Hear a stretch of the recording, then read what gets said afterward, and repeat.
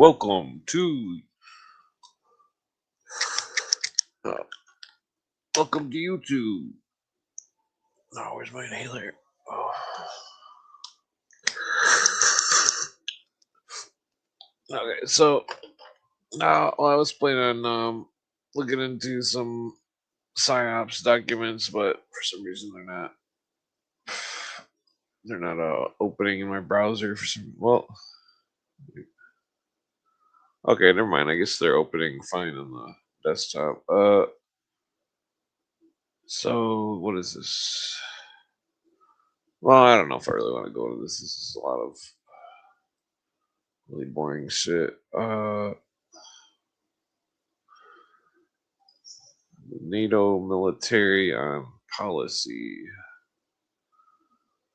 Um, yeah, I'm not gonna go into this right now because I didn't look over them all. And well, I guess I'll send the link out if anyone wants to come on, smoke down, and discuss anything. Uh, let's see. Um, so there's well, maybe I should bust out that one book. Yeah, not to read, but just to skim through.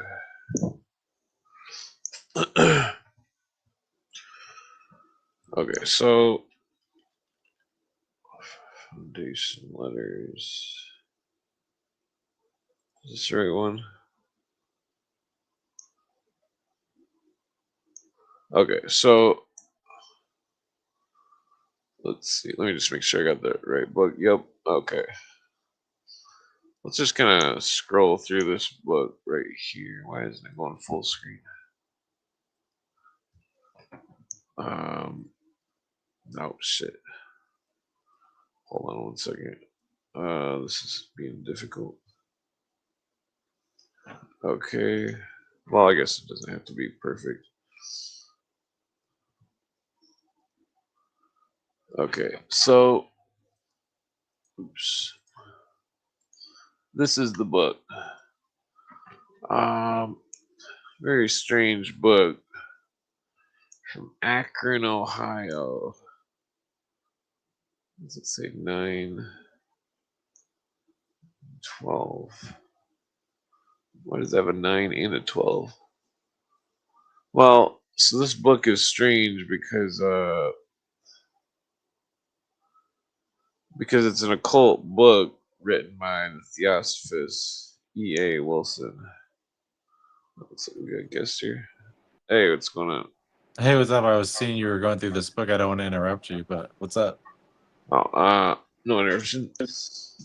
I just figured this is a book that's definitely a strange book. Figured it might be worth examining. I believe this book's connected to precursors of World War II. Uh, like the way it's laid out, it's all very strange.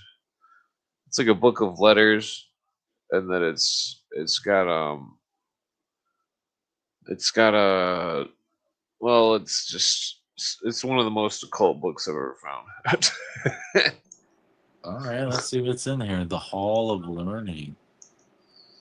Yeah, I think I'm gonna smoke a cigarette.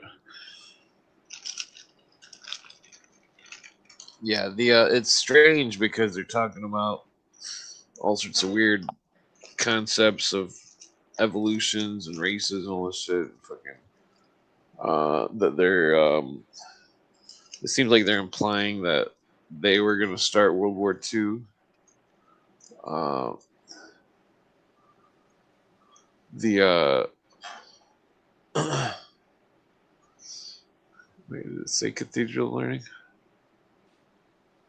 Yeah, so it's strange because on the so-called occult orders, I mean, you could like literally go to any random page of this book and you're gonna find something fucking really weird. Uh, So like the White Lodges. I mean, let me just test that theory for you. Here, I'll just. Oops. Let's just scroll up. Oops. Damn, how did I fuck that up? Okay, apparently I fucked up. I don't know what I did. Oh, did you like close out of it? Okay. I think I just dragged on the screen or something.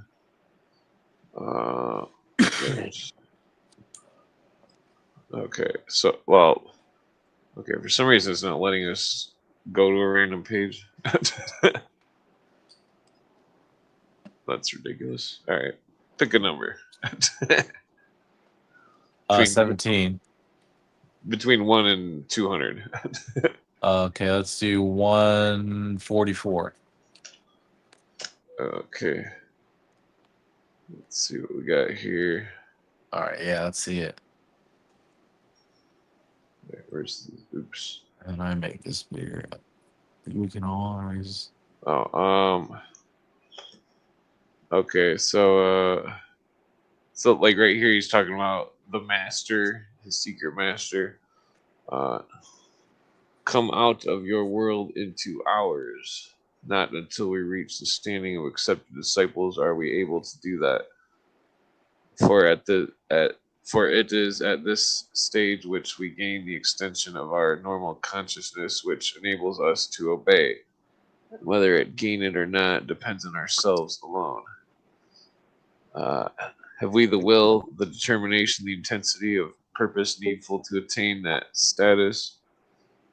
To do it, one thing only is needed, and that is earnestness of purpose. Yeah. Let's see, where's something weird? Let me roll a cigarette first. I mean, this book's weird because it's like uh, they talk about some kind of secret masters in the White Lodge as if they're real people. Uh, they use the word parish to describe. Hold on, let me just roll this up. Okay, so Control F. Parish. Okay, let's see here. Okay, for some reason my thing's glitching out or something. There's 8. Okay, so he's talking about reincarnating. Maybe I should have marked some pages or something, but so yeah, here it's talking about like races and stuff. They're calling these people backward races. The most psychic. That's interesting. The most? Yeah. The everything that these people say seems to be like half of it they're operating on rumors, the other half they're like Oh, this. yeah, the pre-urns are the most psychic. I don't know if I disagree with that. We don't know if like Aryan is a real thing or you know. It's just interesting because people say Aryans are the alien race, and I think that aliens were telepathic, so maybe. Well, I'm not agreeing with him. I'm just like speculating, you know. I should start saying Yeah. what you're saying. I speculate. Oh yeah. Yeah, so they've got a weird concept going on. They're talking about reincarnating new shadows, such shadows as he needs. Man, I picked a good one.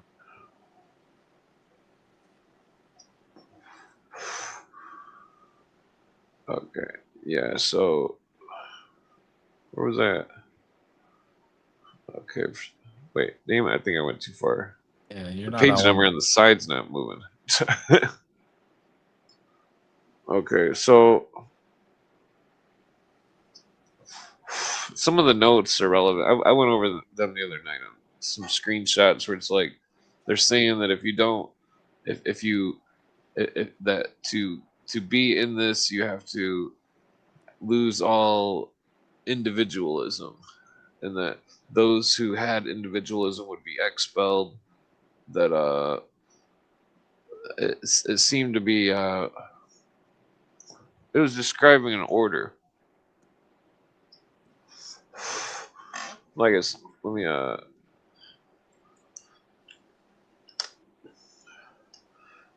let's see. They use the word plan quite a bit. PLAN. There we go. Yeah, plan.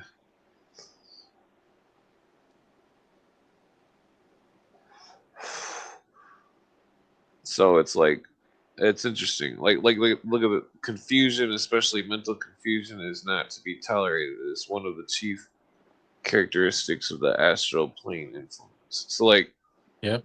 Yep. they don't want the initiates to be confused, so they make sure they cover every loophole, every dot every I and cross every T to make sure that nobody's confused in their group consciousness. Ooh, the White Lodge. Interesting. Yeah, they're talking about the White Lodge on Sirius. This book's glitchy for some reason.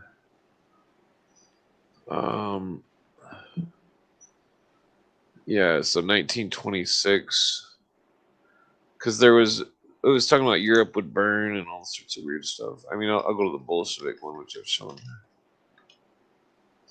Oh, I didn't know it mentioned it 6 times. Where does it say it at? Let's see. Okay.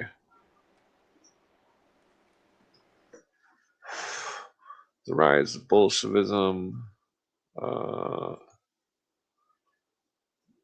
Brotherhood of Nations have produced Bolshevism, ignorant persons by deliberating tampering with the forces of which they know nothing.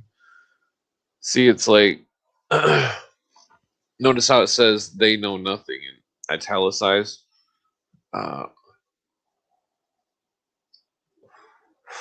it's like he's doing it up here too. Then the storm will burst, and our boasted Western civilization enlightenment will sink into each sea of horror. So uh, it's like this guy. He was a theosophist. He was uh, an illuminist. He was trying to push the New Age religion. Oops. The it was just this dude. Okay, so altruism, the unselfish concern for well-being of others, driven by empathy and desire to help without expecting a reward. Well, it's not necessarily bad, but it could be used for evil. Uh,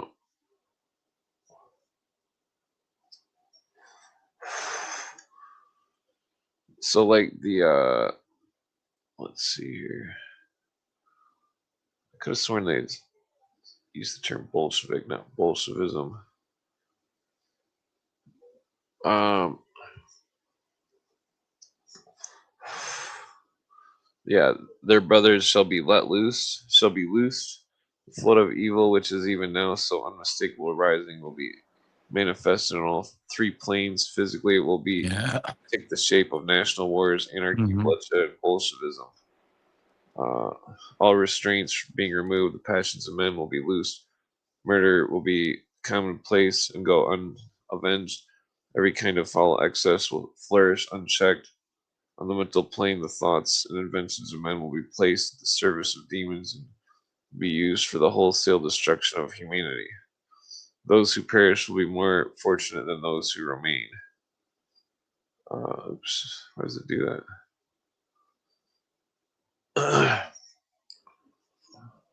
Psychically, prospect is more terrible even than this. There will shortly come about what I can only describe as a breaking of a dam. All the evil forces and powers of the lower astral worlds will burst the barriers which have hitherto unrestrained them. They have shortly flood this physical plane in such a tidal wave of horror as no living generation has seen. To find its parallel, one must go back to the closing period of the Great Atlantean Epoch. What is this? But try to lift a little heavy. Yeah, this whole book is written very strange. It's like a compilation of letters. That's interesting. It's like, to who though? To the fellow initiates. Uh, this work is that way of escape referred to in the shadow. So that's strange.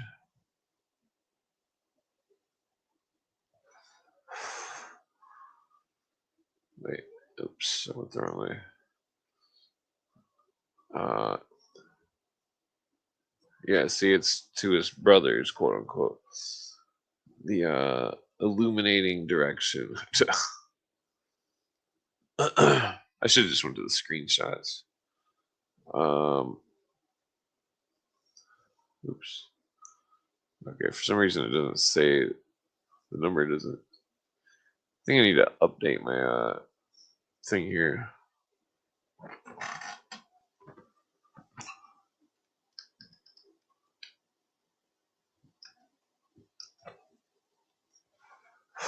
There it is. Yeah.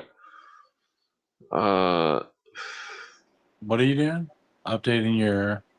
no. I found the quote I was looking for. So the dude's saying he's shown the plan as a whole, and blah blah.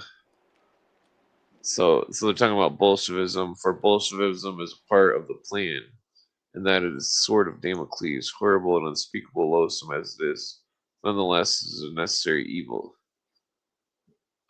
So he's saying that it's part of their plan, the Bolshevism. Yeah. Then it goes on, blah blah. The masses are doomed and will perish. We who know confine our attention to such as are in earnest about the business of escape. The toxin. Yeah, I'm not sure what that means. All this stuff is definitely very occultic. Hmm. Either time or energy sitting in the seat of King Canute. If you do so, you will need to vacate your seat in the. That's what you. This is funny. Yeah, they're definitely talking in Illuminati lingo, using code words and such. What is this? The drama of the Renaissance. Renaissance. The toxin of revolt. Hmm. Many. So it seems to be some kind of war or something. The toxin. Many a bloody chapter in history has been rung in and out by bells. They've rung alike over slaughtered and ransomed cities far and wide throughout Europe, and every hour of victory of or irreparable loss. The name toxin, tequesing, or signum is applied to certain bells in the towers of old countries, which are rung only in cases of alarm, such as fire, invasion of an enemy, or outbreak of a revolution. Huh. Okay, so it's a bell that warns of danger.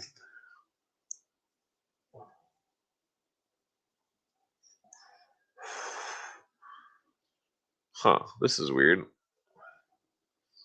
Talking about Great Britain and world events in the near future, and particularly the matter of the overthrow and final defeat of Bolshevism. Similar ideas have been put forward by most of the pyramidists and the biblical prophecy experts. Oops.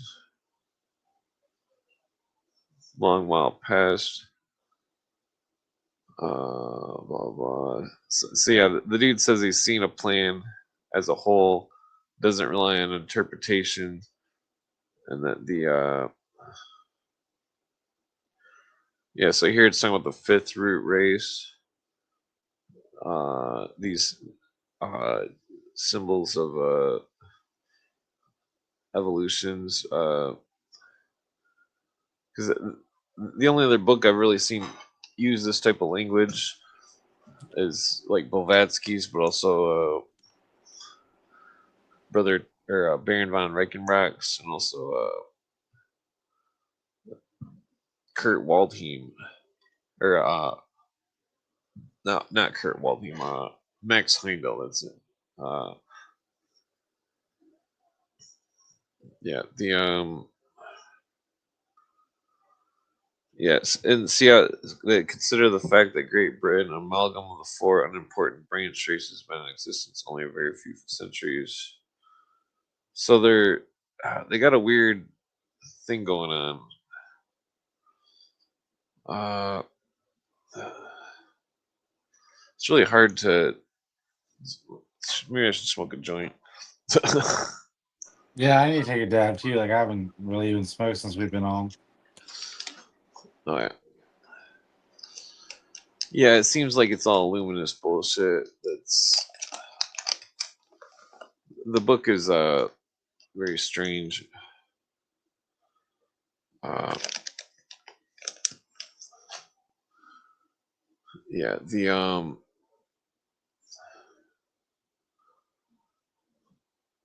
this whole thing is I don't even know what page I'm on here.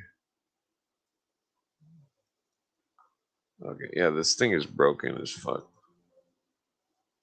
Okay, I don't know what's going on here. Uh,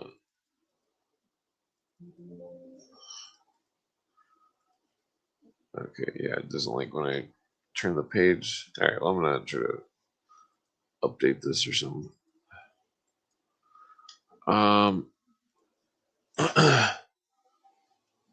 yeah, I'm gonna have to all right. I don't know. It's hard to explain with this whole theosophy thing. I mean, it's all uh, the best thing I could say is that don't believe any of it. I think there's some truth to some of it, but they're misguided. Like I understand, like I mean, it might not even be truth actually, but I see where they're coming from on some of it. Like I just understand what they're trying to say, you know. And but But yeah, I want to live my life by that, you know.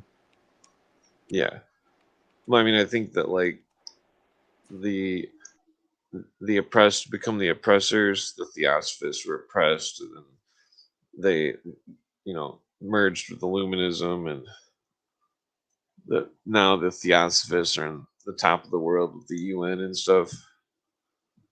Uh, I mean, like Theosophy's got the biggest money on the planet back in it.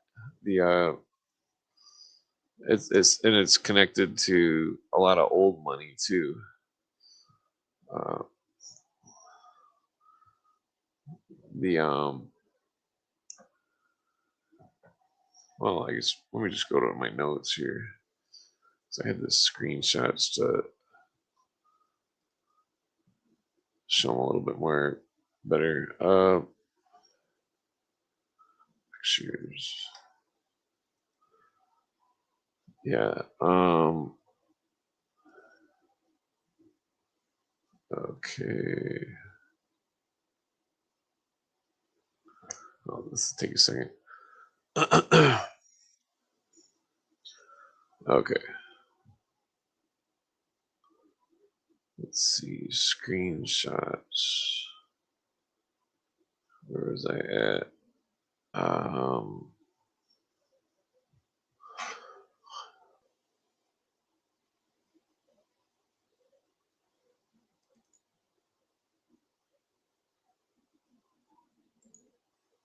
Let's see. Um. Hmm. Adrius Holt. Okay. Well, not sure where I was at exactly. I think I was past that. Um. Well, maybe we could just talk about a different subject for a minute. Uh. What? You see any news today? I don't know. I've been hearing like some stuff about Iran, my buddy was telling me the prices are about to get real bad because the government is out of their oil supply. Oh yeah, Have you heard that? yeah. There was a bunch of oil refineries that got taken out. Um, that's definitely not gonna make the gas $1 a gallon. Well, I mean, I don't know. Let's see. I think I was like near the psychology section. Yeah, this is it.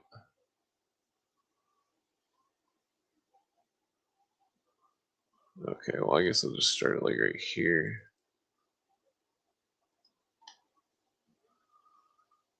Um,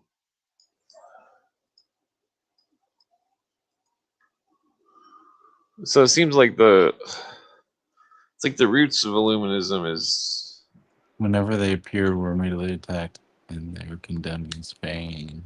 What? yeah, the Manichaeans seem to be like some of the first Illuminists. You think the Um, Gnostics were too? yeah, but there was seemed to be two different kinds of Gnostics. But then notice how they came under a new name, Paulicianism, like the religion of Paul. Uh,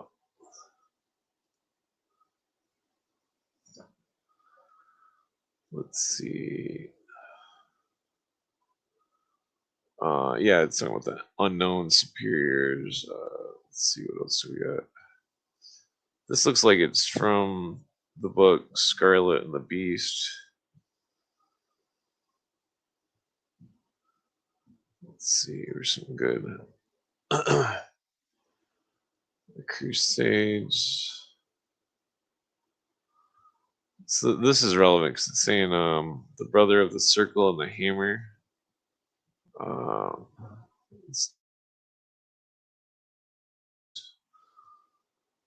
okay, here we go. The hypnotic trance. Okay, where does it start? The book states that the ritual was dug out of chaos of the Great Paris Magical Papyrus 57.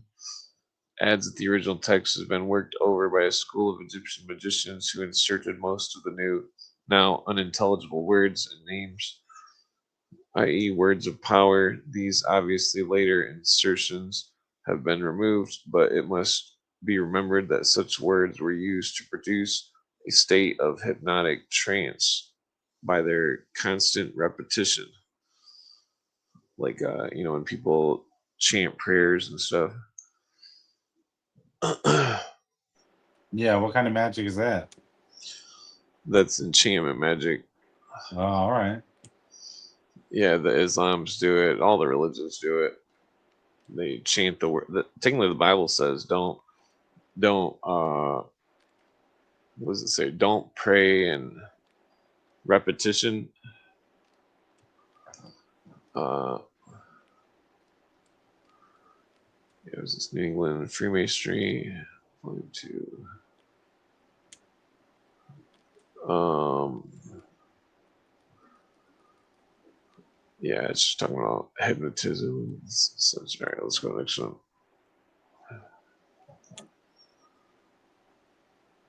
Uh, see, the humorous aspects of psychical research proves that sense of humor is a saving quality, even in examination of such phenomena. There follows an excellent chapter. Blah blah. Okay, so M. Florney's book, which dealt with the alleged personality of having in hypnotic or trance state remembrance of existence upon the neighboring world. Uh, Professor Hislop finds the Florney's hypothesis explanations much that is suggestive and much that is his own destructive criticism makes of value. Visions of Dying is a division of the book which will be read closely because the incidents related have been submitted to the most searching investigation. Okay, so they're just these are just talking about a couple stages of hypnotic trance. The basic assumption is okay. Yeah. I So don't really understand a lot of these, like even the Newtonian mechanism. Newtonian. So I mean, this is uh, ordinary perceptions of one life and one environment are likened to the perceptions of a hypnotic trance. Hmm. Okay, so which fits the world. I forgot why I saved that one.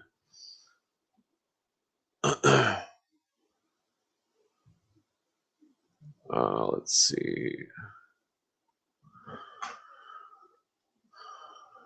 Okay, so it's talking about like past life type stuff here.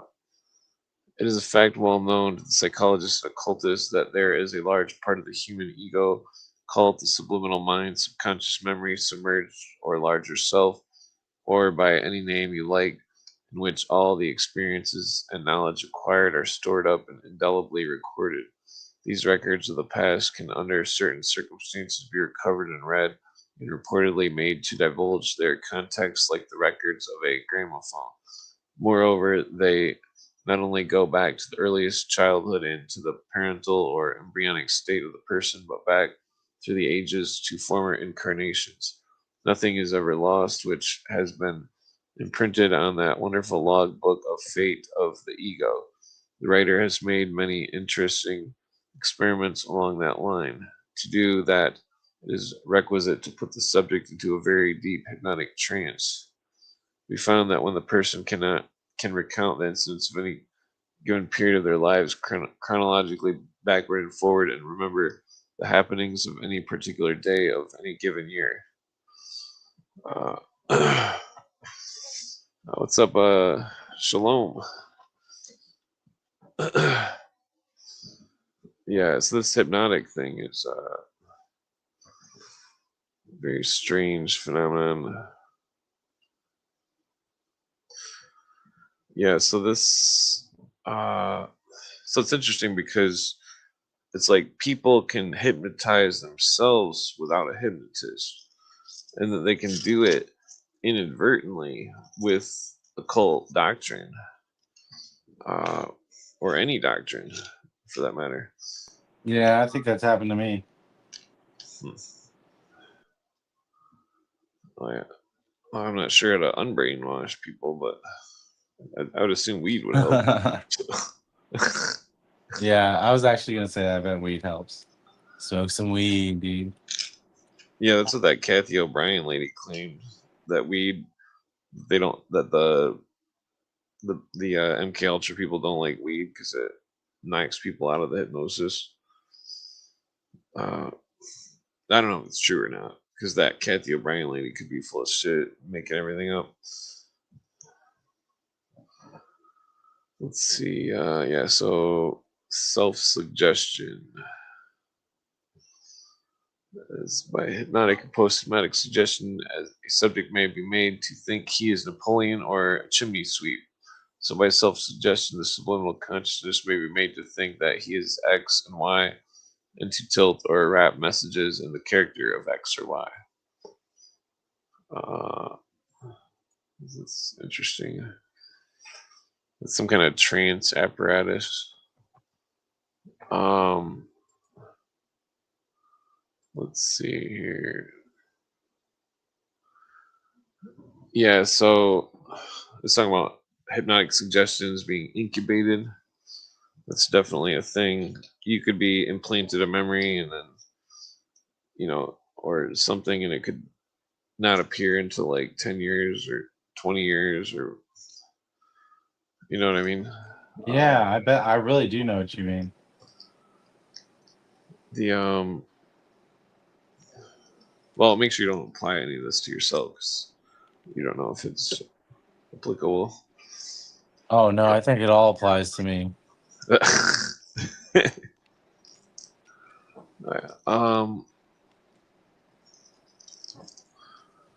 so yeah, oh,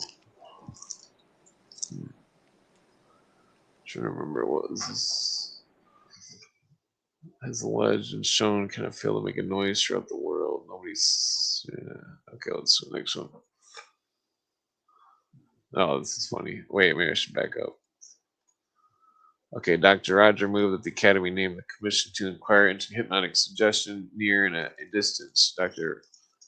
Bronardell supported him. He said, all that Dr. Lies has alleged and shown cannot fail to make the noise throughout the world. Nobody save M. Barreau and Brew have gone so far as Dr. Lies.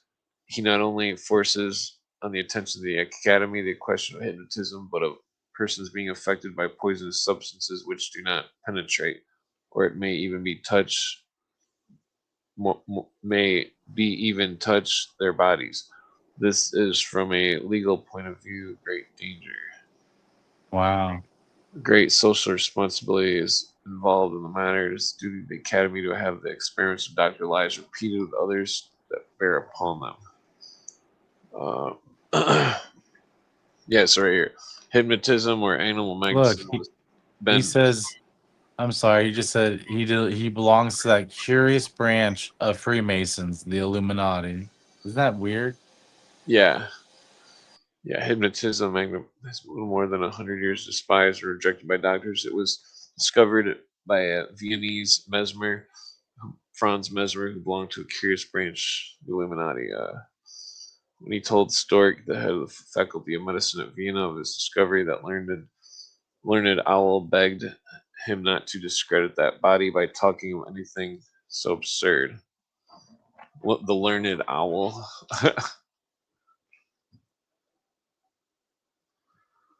What do we got here?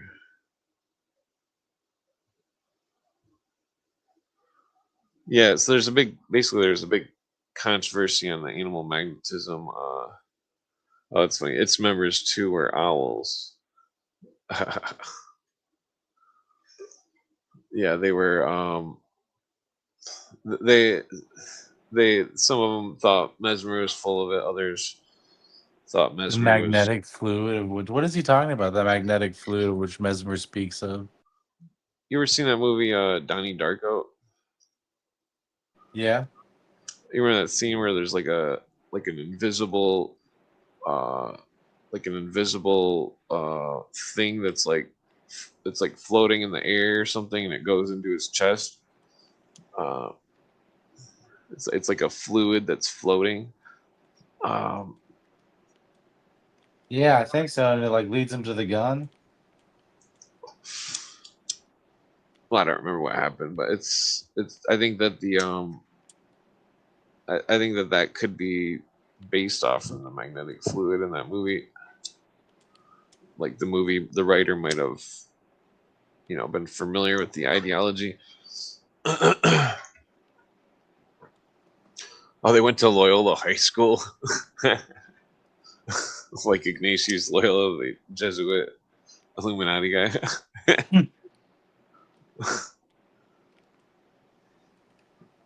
Okay, so this is interesting.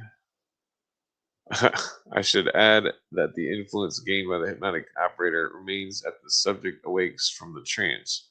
Its action then reminds one of the characters in the legend of olden times who sold their souls to Satan. That's, okay. Wait, what? Oh yeah, yeah. They called Mesmer a charlatan. Um, hmm,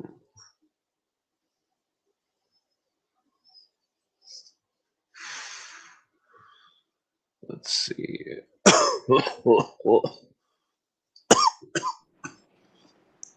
So this is talking about the Boxer Society of China, but it's saying that it was in the kind of Masonic order, and that the yeah, blending Oriental religion, superstition, politics, fanatical hatred of foreigners, blah blah. Yes, blah blah. Susceptible persons are made the subjects of these boxer hypnotists to the accompaniment of weird rites and much hocus pocus. A subject is thrown into a trance by a boxer hypnotist in the presence of a multitude of possible converts. Maybe this is how they ran the world, you know? They like started all these rebellions, like the Boxer Rebellion and shit. Who knows? Exactly. Hypnotize people. Yeah. While in the trance, the subject is made to proclaim supposed communications from the gods.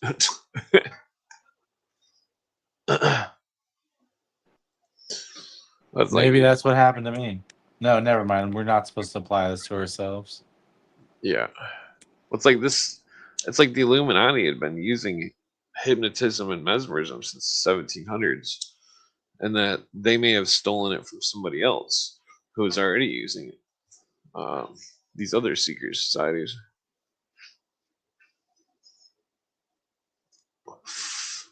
Yeah,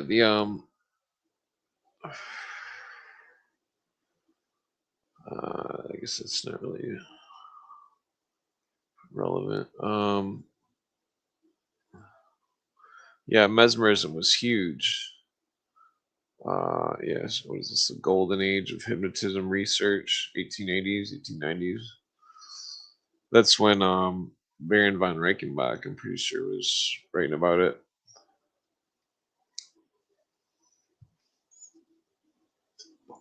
Yeah, so spiritualism inherited much from mesmerism. Both the mesmeric seance and the spiritualist seance were understood to have relied upon trance states for the manifestation of their desired effects. Jesus. Yeah, it's like if you're in a trance state, you can see the spirit world, uh, but it's such a dangerous thing because it's not a well known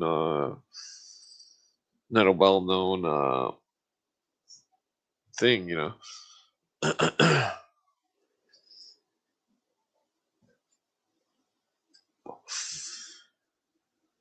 don't remember why I saved this. The oracles of Zoroaster may, for argument's sake, embody the whole process of the sanctuaries, but we cannot recover the process by recourse thereto. The first alternative, we stand upon the other ground. And its suggestion is that the phenomena of the hypnotic or mesmeric trance, of clairvoyance, or of astral traveling, and the study of astral or akashic records, so called, will open the sealed doors of the mysteries. Um,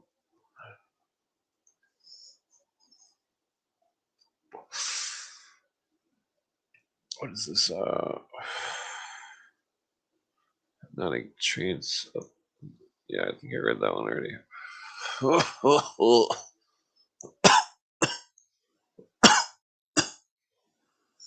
From India to Mars.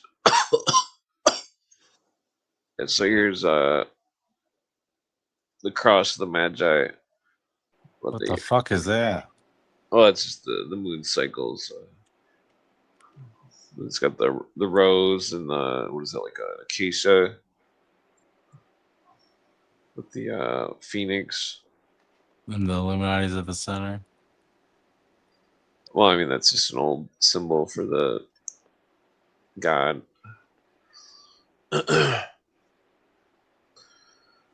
Let's see, cyclical seance. Okay. So a lot of people thought it was a fraud, but like I think that the secret societies were purposely making sure that people thought it was a fraud because they didn't want them to know. Well, I always heard the Illuminati have to put their plan out there for some reason. That's what people repeat at nauseum, but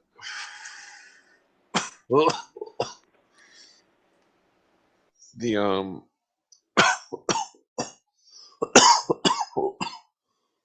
well, excuse me.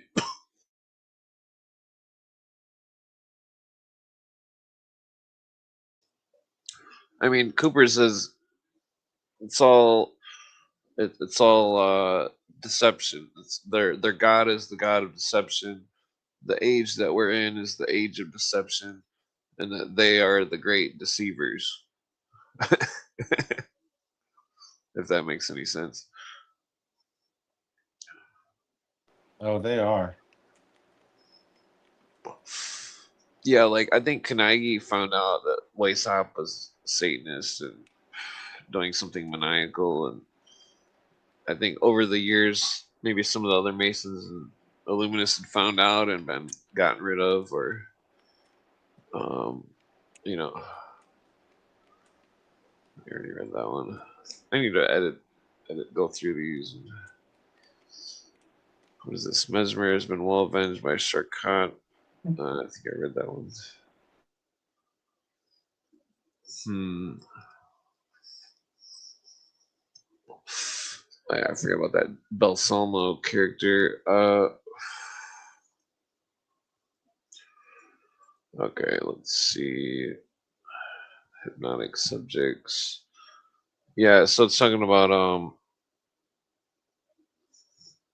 he was people were holding like a bar or something, and it was and the guy was able to somehow pass energy through on what he was the tastes of things and stuff, the effects. What does that say? Stop reading this crap. Don't pick up on there. Lines the blah blah blah. Stop. What is John Bowen so upset about you? Let me send the link out so he can come on.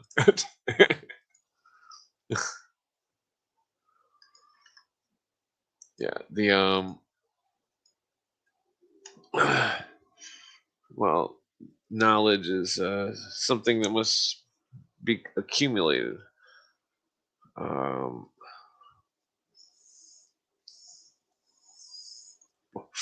oops. Okay, for some reason these are all like double notes. So let me just skip out of here. China.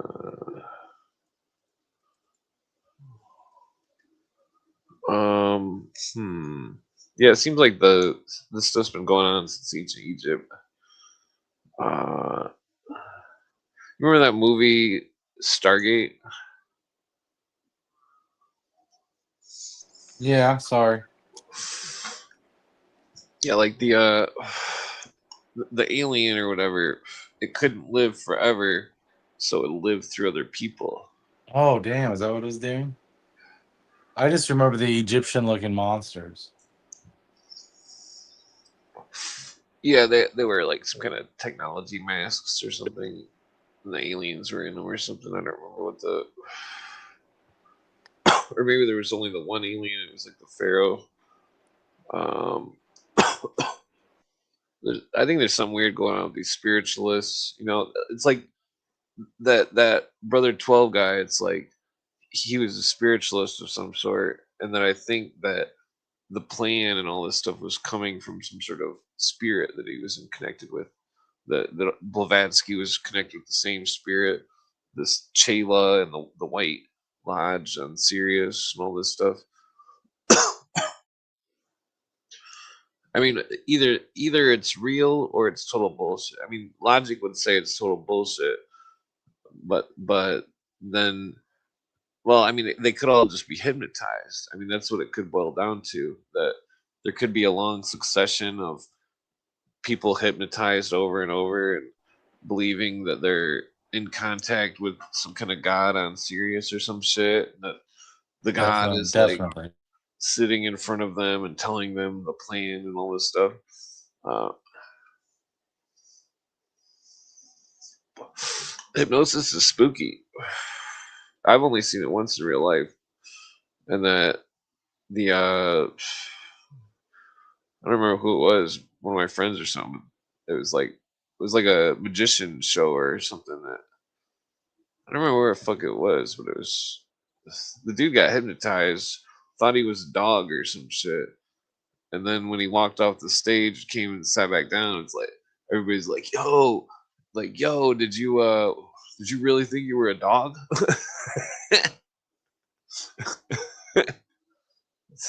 but I don't think it works on everybody.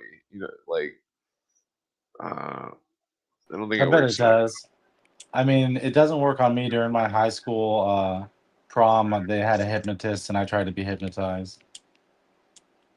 Yeah, yeah. I think that's what the cults are doing. It's hypnosis. I mean, they could be in contact with some real spirits, but oh, oh yeah. The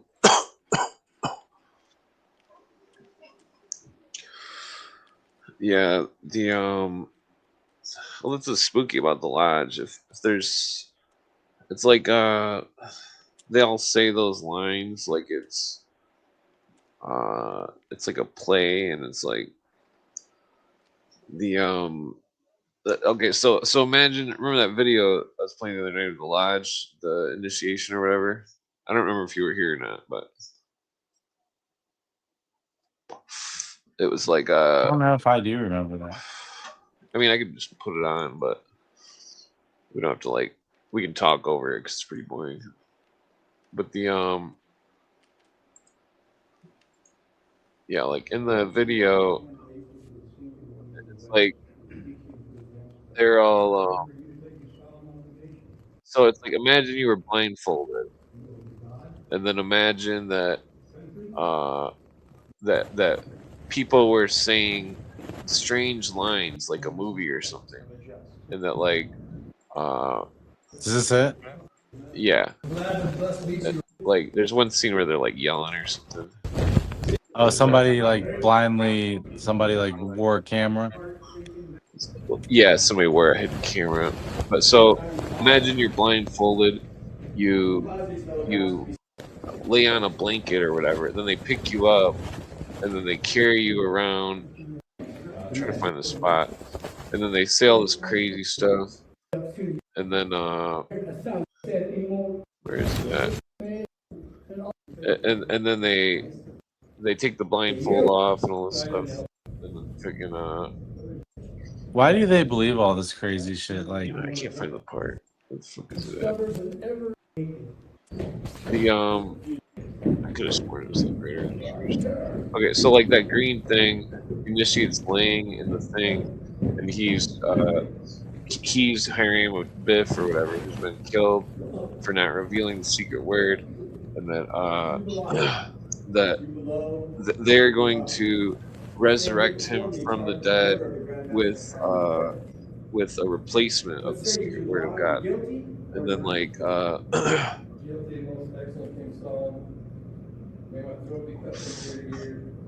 so it's like they say it's not a religion, but it's all about God, but it's just some supposed rules that supposedly is just superimposed over the religion.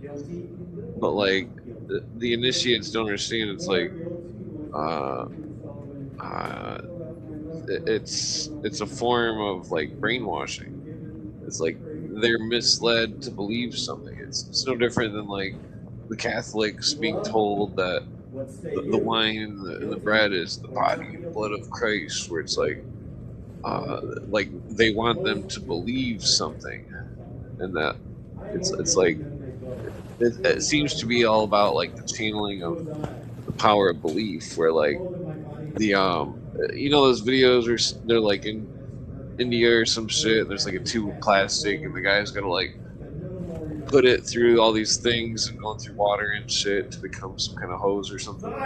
Like that's kind of what they're doing with people's beliefs. It's like they're having it go into some kind of machine, like a metaphorical machine, which then puts it through all these gears and stuff, and metaphorically, and then your belief goes in one way, you believe in God, and then it goes out that you believe in all this other shit.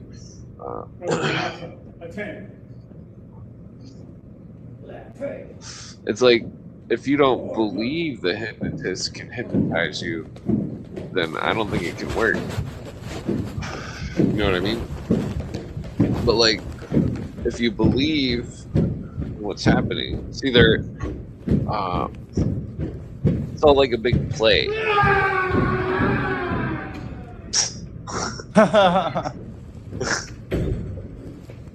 It's all a big play. This is the symbol where when he comes back, and the symbols not necessarily in the Blue Lodge, but in other lodges, that's when the hammer becomes the cross, the the the disc becomes the rose.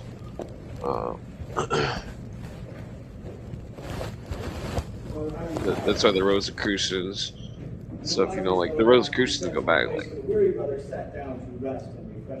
1200. They go back to the Templars, you know.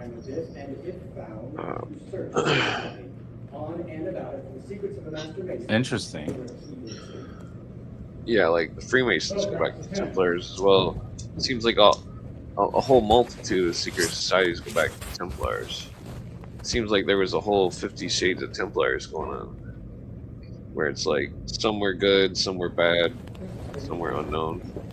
You know. Yeah. What is he doing now? They're pretending to discover the body from a sprig of acacia, which was sticking out. The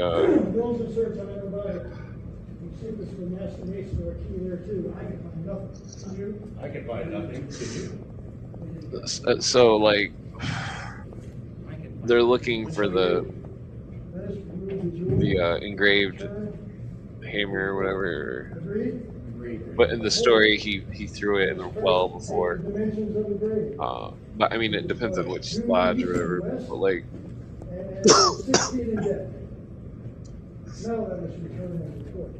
it's like in the ancient world, the nobody understood where the word of God meant. So all these religions made different stories about how the word was lost and then recovered, and that the word was something that could never be spoken. It wasn't, you know, and it couldn't be spoken because the word itself, I believe, may have been a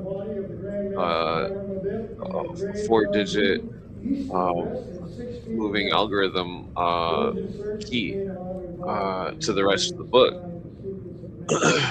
It's like that's what sounds crazy, because I mean it's not crazy if you look into it, but like the it seemed like they were mathematical geniuses in the ancient world. They were encrypting books with some high level of encryption, and like the Think they were aliens? well, at the same time though, there was no, but like there was it's like the stories themselves are also encrypted. Like this story where they're playing and acting it out, it's all a series of symbols and that coincide with many religions and many ancient customs. But it's like the people that are participating in it typically have no idea what it actually means. They just think it's about what is it, like Genesis or whatever, when it's talking about, was it Genesis or Kings or something? I don't remember which Bible book, but whenever Solomon's Temple and, you know, Hurry Abiff, I think it was Book of Kings, maybe. I don't know. This is the weirdest thing I've ever seen. Oh, you've never seen one of these? No.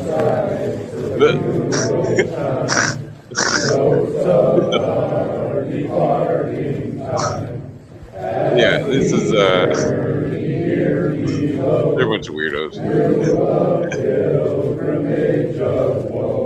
See, they're circumambulating the altar. For mortality is here. See how wide her trophies wave for the slumbers of the grave.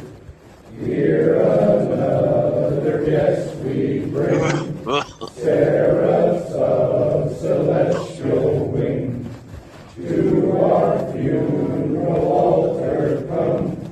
What our friend and brother they're not very gifted singers.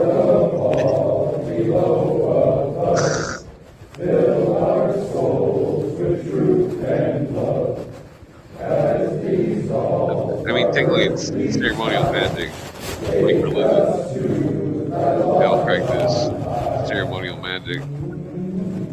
They just don't know it.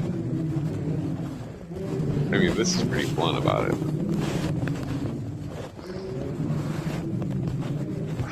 It's like it's like a symbol of the universe. Like they're the symbol of the universe. They're in the lodge. They're spinning. It's like I mean that's what it boils down to, kind of. But it's also like symbols that are like, if you were to look at it where they're standing from above, it's like placement of symbols of the tarot cards Oh, or damn. Kabbalism. But like it's like yeah,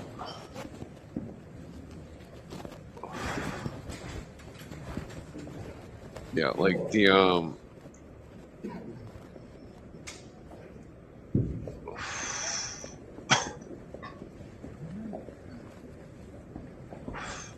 it's hard to explain, that's for sure. I mean, it's like it's very strange. The I mean, think about Weishaupt and his goal to guide men by their superstitions.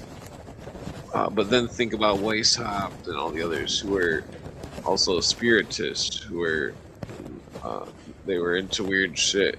They were, you know, look at what Ellis Levi wrote.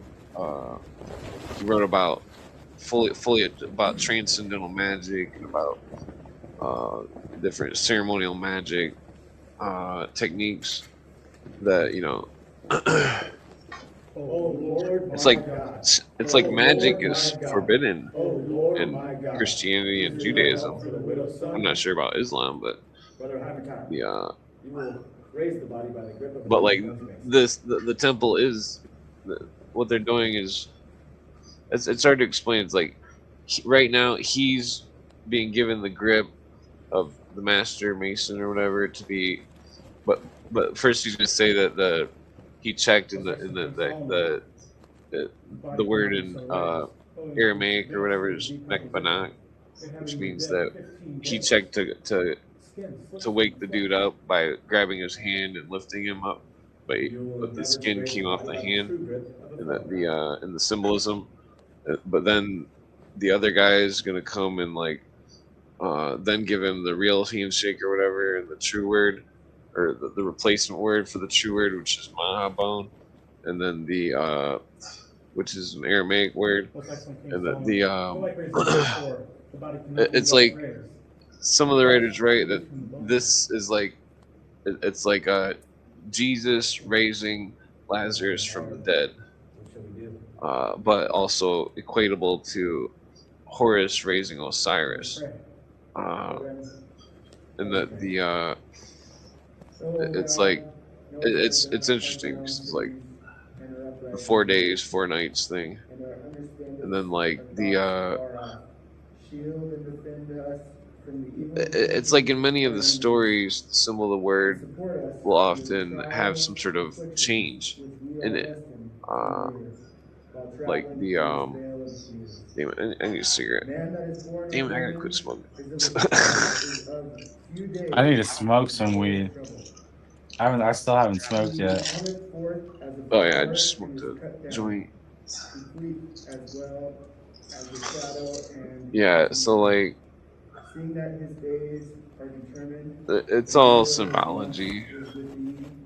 It's like think about like the people that built the stuff didn't have the books, and that they carried on the knowledge and plays and stuff, and like the play was the the book, like so like every ceremony in the Masonic system is like a chapter of a book, but they all have the same message that is concealed. Uh, they like each degree is always the same thing, but they don't tell you that it's all the same thing, and that you know it's Trying to listen to what they're saying. oh yeah, it's really boring. The I've read the books on here before. It's just a bunch of back and forth with talking about Council has been timely. Mason should ever remember. no, I forget what he says. The three ruffians that killed him, where that part already happened or whatever. Where Although the skin slips from the flesh, the and the flesh plays from the it's all the grip of the lion's paw thing, The body shall be raised on the 5 points of fellowship. and then it's a symbol that he's now received redemption, that he's been baptized basically, except it's not a baptism in water, it's a baptism in fire, the fire of knowledge.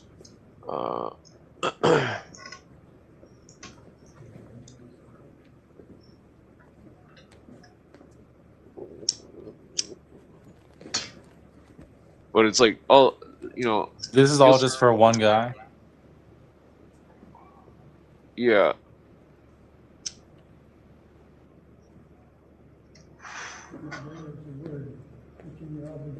Yeah, so I forget what they say, but fucking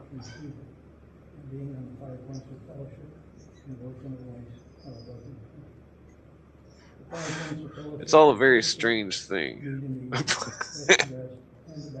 I mean, that's all you have to say about it. 'Cause it's very odd. It's like the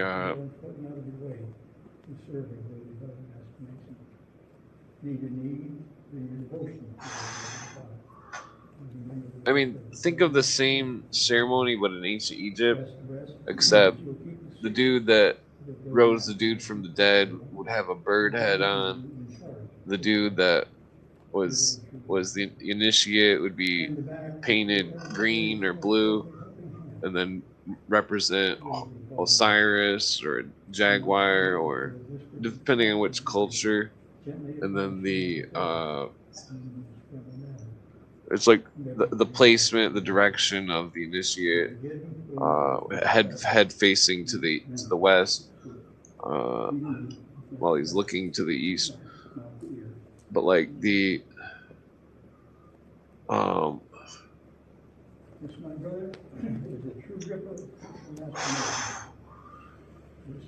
you never heard of this story of the lost word? What's that? It's just the lost word of God in basically all the religions. Well, at least, lost word, unpronounceable word. Well,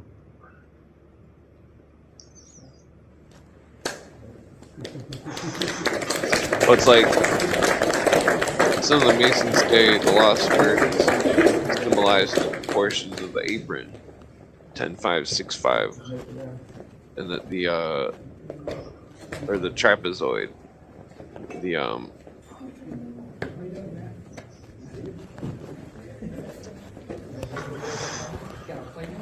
I mean, there's other ones. The turkey ones are a lot more. Ones in other countries are more bizarre. Yeah, so it's all just a bunch of like churchy stuff. I mean, basically.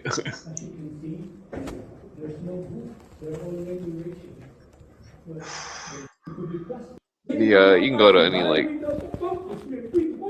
Masonic. You can go to any Masonic book and like read the rituals and all this. Okay. And you can read them all the way up to all the ceremonies? Every ritual is on paper except for the 33rd.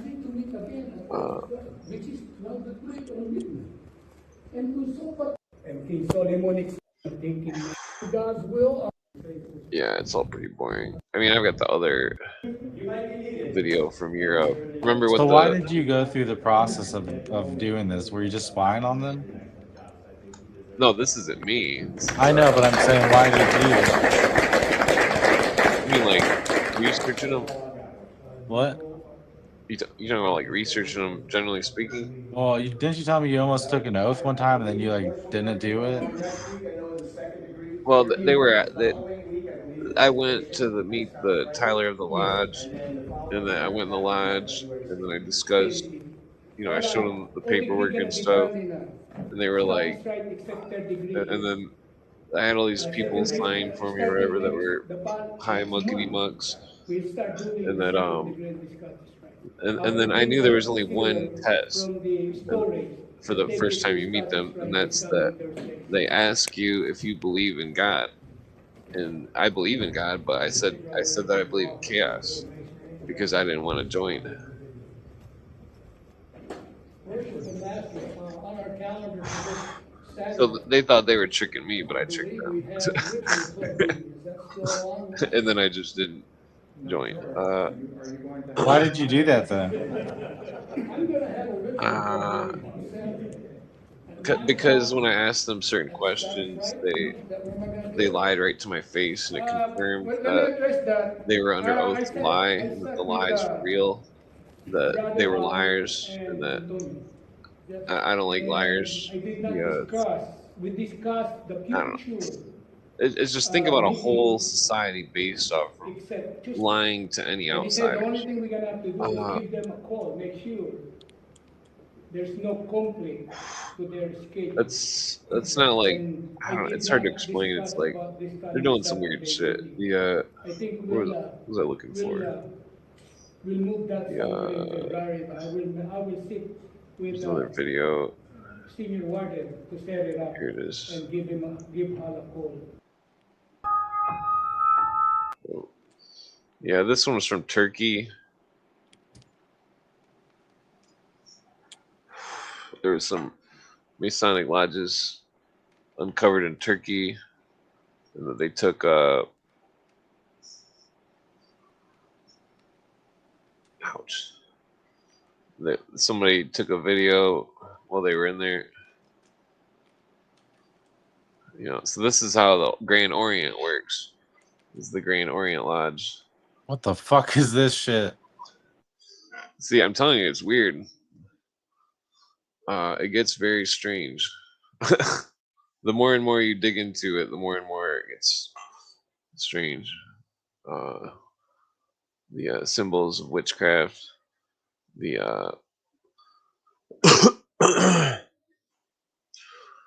but like the yeah, so they're just saying what his trade is. The damn, I got some other joint. The Yeah, let me take a dab. I've been pussyfooting around. I gotta go to the bathroom too. I gotta pack this thing. oh yeah, they're told certain things. It's got music on it, so I gotta turn the volume off. Okay, I'll be right back. I had to use the restroom. Oh yeah. Then I'm gonna take a dab.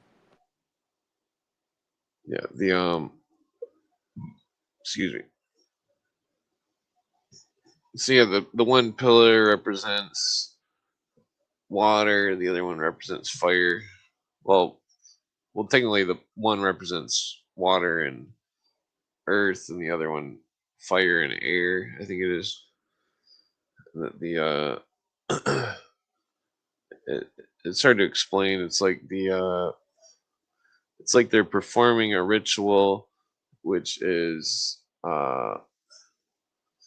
which is showing the symbolisms of the Tetragrammaton in the essence and the whole of the ritual based on the symbols of the lodge and the uh, the story of the widow's son, the lost word.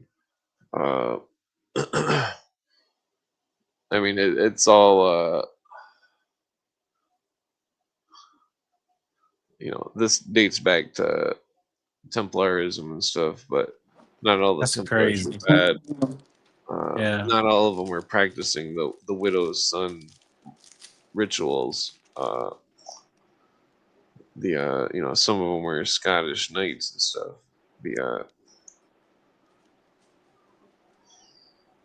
The they carried on symbolisms and stuff, but like this, see, it's like the initiate. He's at one point he's dressed in some kind of weird clothes or something, and like that in some of the books it says that that represents the Roshinia, when the high chief or god would wear a hair coat, and he would stand in between two fires, uh, and like uh, that the initiate is becoming a god in the ceremony. That's what's happening. That's not what they're told, but it's like they're reborn as Osiris, or that. Uh, I mean, like, think of the movie where it's like there there's something going on, that the dude's like, uh he starts demanding Spartacus or something, and then all the people in the army start saying, I am Spartacus, and they're all Spartacus, they're all Horus, they're all Osiris. That's what it's all symbolism of. They're all the god. uh I mean, the that's what Weishaupt was talking about. He's like, man will be set free by becoming a god, and that's what the Mormons do. They make people into gods. There's a book called "The God Makers" by whatchamacallit, I forget his name. Yeah, the God Makers. Because when you're a Mormon, you get your own planet and all this stuff.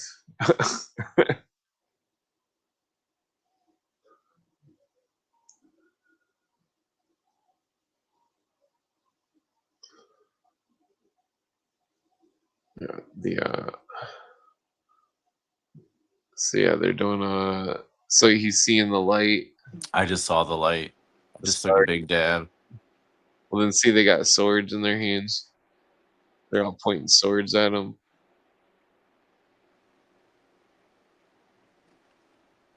Yeah. But then it skips to this other scene where there's something weird going on. They're all wearing the KKK cloaks, and it looks like there's a goat or something that's they're doing something on a pentagram. It's a literal pentagram on the floor. Uh, Why do they believe in magic so much? well, it's not that they believe in magic. Uh, Well, well, I I mean, have a I don't theory know. on it. It's very strange. I think that the people who think they're in the Illuminati, like these celebrities and stuff, and these Freemasons, they might get a little taste of some action. Like maybe they see something miraculous or feel like they're part of something special, but I believe that their energy is being sucked from them. You know what I'm saying? Because they're a part of this. And I Yeah. think that celebrities do that too. Like people don't realize, but if you're worshipped by hundreds of thousands of people, I feel like your energy level rises, your aura rises, your key rises. But the Illuminati approach those people so they can get all that energy. And the celebrities think that they're up there and they're part of something special when really they're fucking idiots and they're getting all their energy drained from them. Well, That's think my of it more theory. like transmutation of energy. What's transmutation mean? It means to like change. Uh, it's like to. It means to like make one thing into a totally different thing. Uh, that's what they're doing with the beliefs and with the hopes and dreams and all this stuff. It's like they're transmuting them to work towards the goals of the Illuminists. Uh, it's like if somebody's a Mason and they're in the office or some shit, and like the people who are Masons have to vote for him. Yeah, that's their biggest superpower, I feel like. Yeah, it makes democracy. That's why they want democracy. because they're all members of some weird shit, and that we're never gonna be cool enough to, you know, and the yeah, it's all a bunch of classist bullshit. They made a class out of their secret societies, and that it's above our class. Uh, it's the same type of racial socialism that's going on with the New World Order protecting the Islams and letting them go into every country in the world and just shit on everybody. Uh, Probably literally. I mean, it's fucked up. The yeah, like I remember back in 2001 when I was living in the hood, it was like there was people that were uh like coming back to the city because they were locked up or something, and like they were they were all converting to Islam and stuff. And it's like, Always the violent ones. It well, it seemed attracts like, like oh, sorry. Oh it attracts minorities, and it like teaches them violence. I feel like. yeah. Well, then it was the same thing with uh, Christianity as well, where it's like the people were all going religious and stuff, and it's like, I don't know. The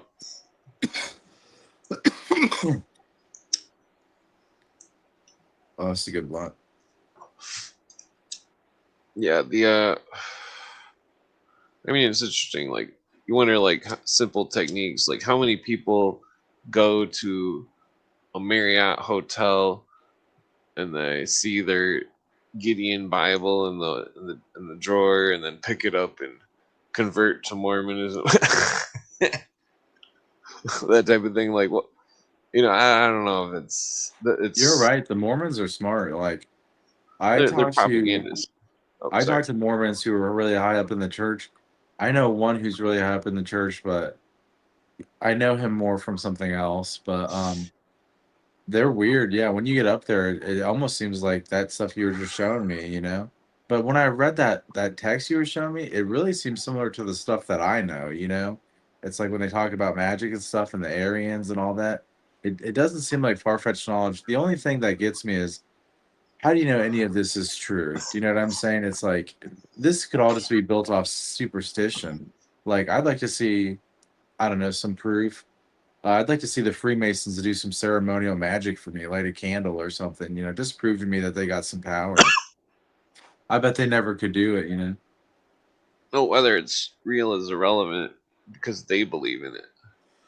Uh, that's and if they're holding the ball, then what they believe can affect us because, you know, it's like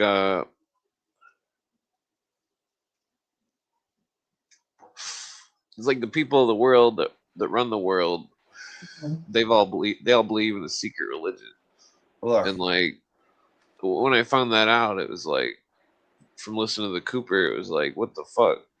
Like they're believing in something and they're not telling anybody, and it's all secret. I've got to figure it out. I've got to figure out what they believe in and why, because you know, and that's basically what I've been trying to do for like 20 years. I mean, like literally, uh, digging in their books, uh, just digging in their books, digging yeah. in their books.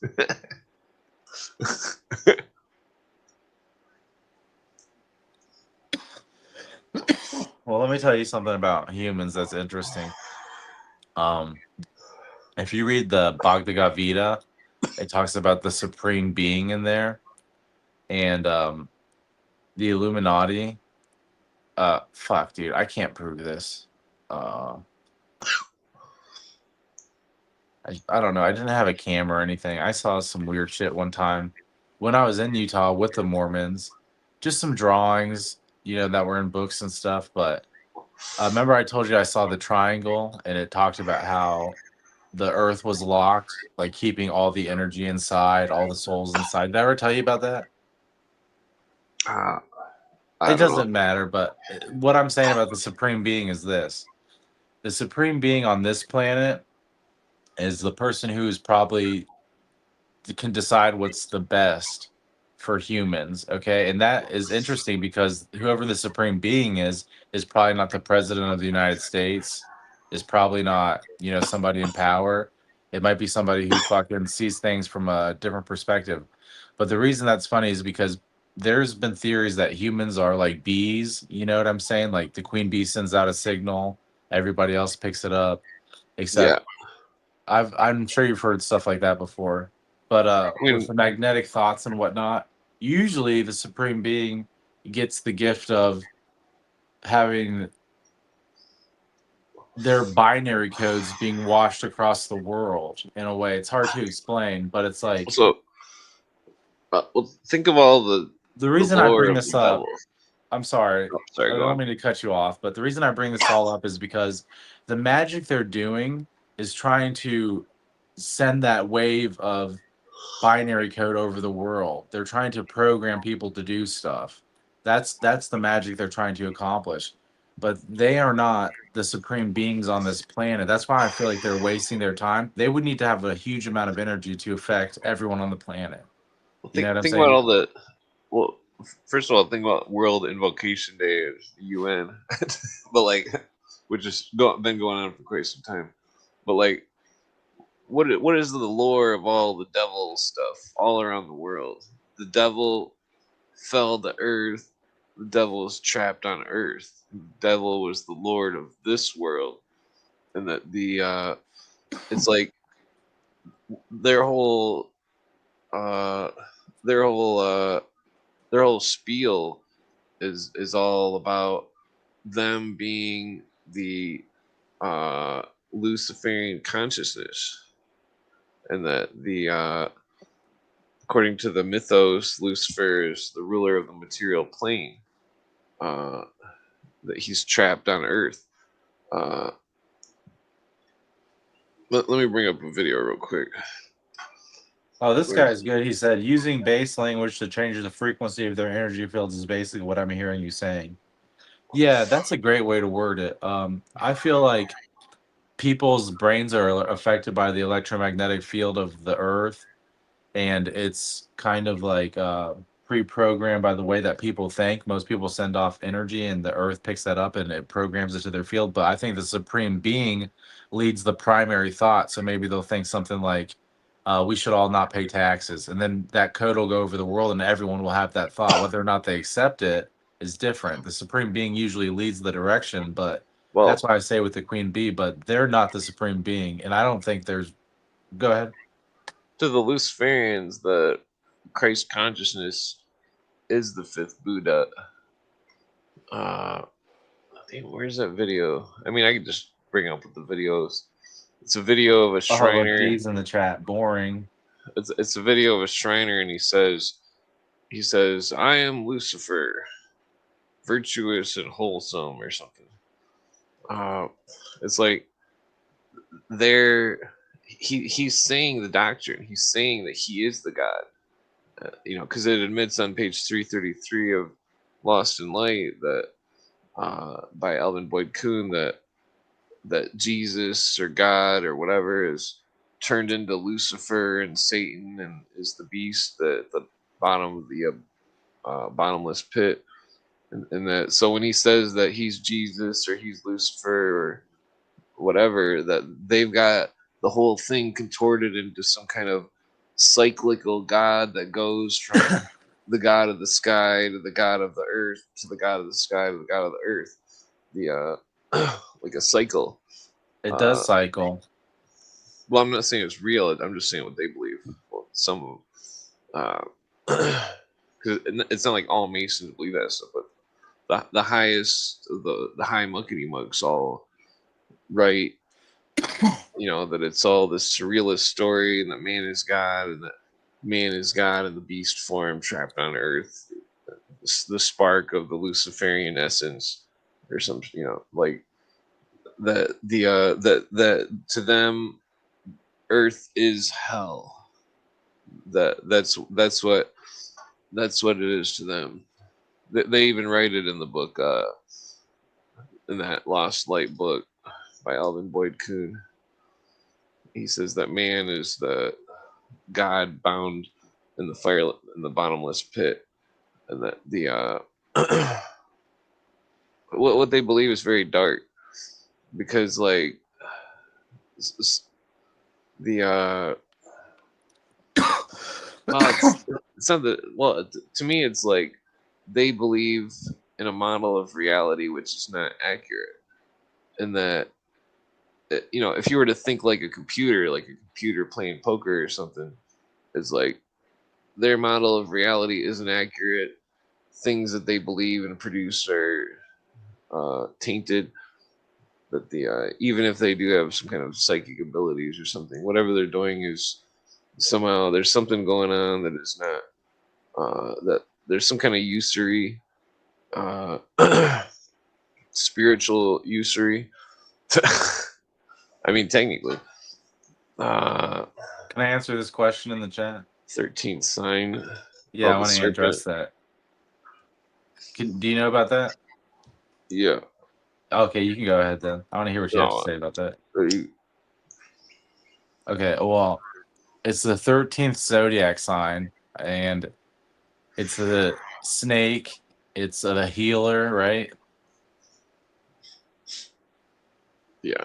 It's the Ouroboros. So, I mean, I have a theory about it, but basically goes something like this: like it's a totem that exists, a spiritual totem, okay, and Oldham. What does that mean? like a sign spiritual energy that like kind of like my core anthem device I talk about, but it's You a mean term like that TOTM? T O L TOTEM? T E M T O Oh, L T E M TOL. totem. Okay. Whoa. Hmm.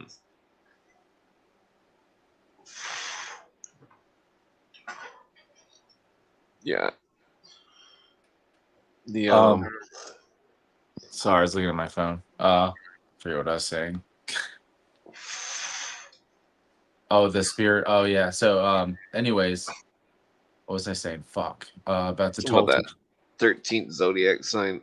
Yeah, so anyways, it's untapped energy. Okay, so it's a zodiac sign that hasn't been tapped for a long time that humans didn't use, but the sun does pass through it. So I believe it has energy, and if it's something that's been worshipped, it says it's prophesied to overcome death, which makes me think that somebody who fulfills that prophecy and gets the energy from that totem will probably be able to heal people.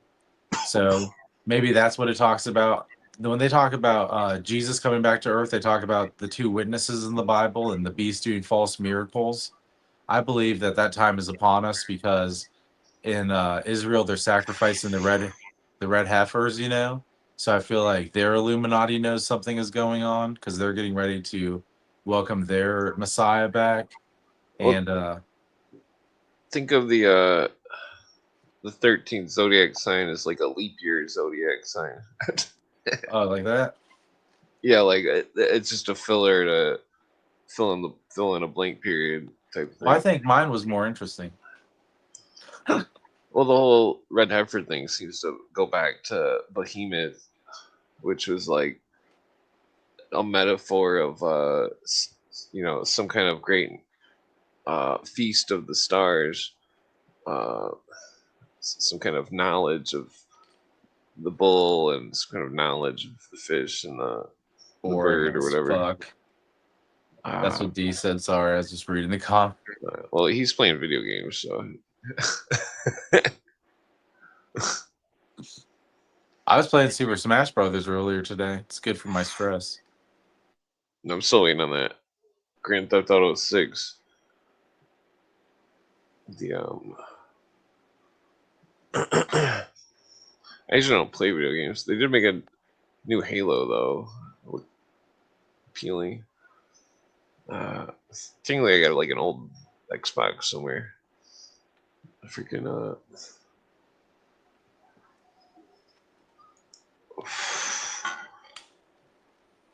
Well, technically, I was in special reading school when I was a kid, so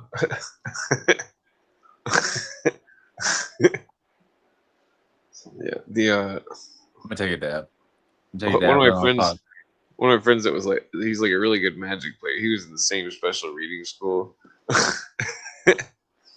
and he's been convinced his whole life that he's uh, mentally disabled. And I'm like, dude, like nobody can put together those fucking card combos that fucking crazy manner. That fucking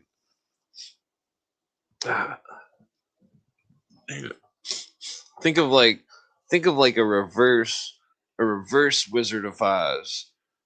Whereas like instead of the lion receiving a medal and the scarecrow receiving a diploma or whatever, they're receiving a diagnosis. That some Wizard of Oz tells them like, oh, you've got this wrong with you and this and blah blah blah. You've you have You're a sociopath. You need serious ADHD. therapy. Well, think of like the doctor diagnosing someone with ADHD as like the Wizard of Oz giving the lion a medal, or but kind of like the reverse. It's like they're giving him a bad medal. Like, I mean, it's all like psychological bullshit. The damn it, my allergies are going crazy. People identify with their diagnoses. Yeah. It's almost a form of like magic itself, word magic to make people believe.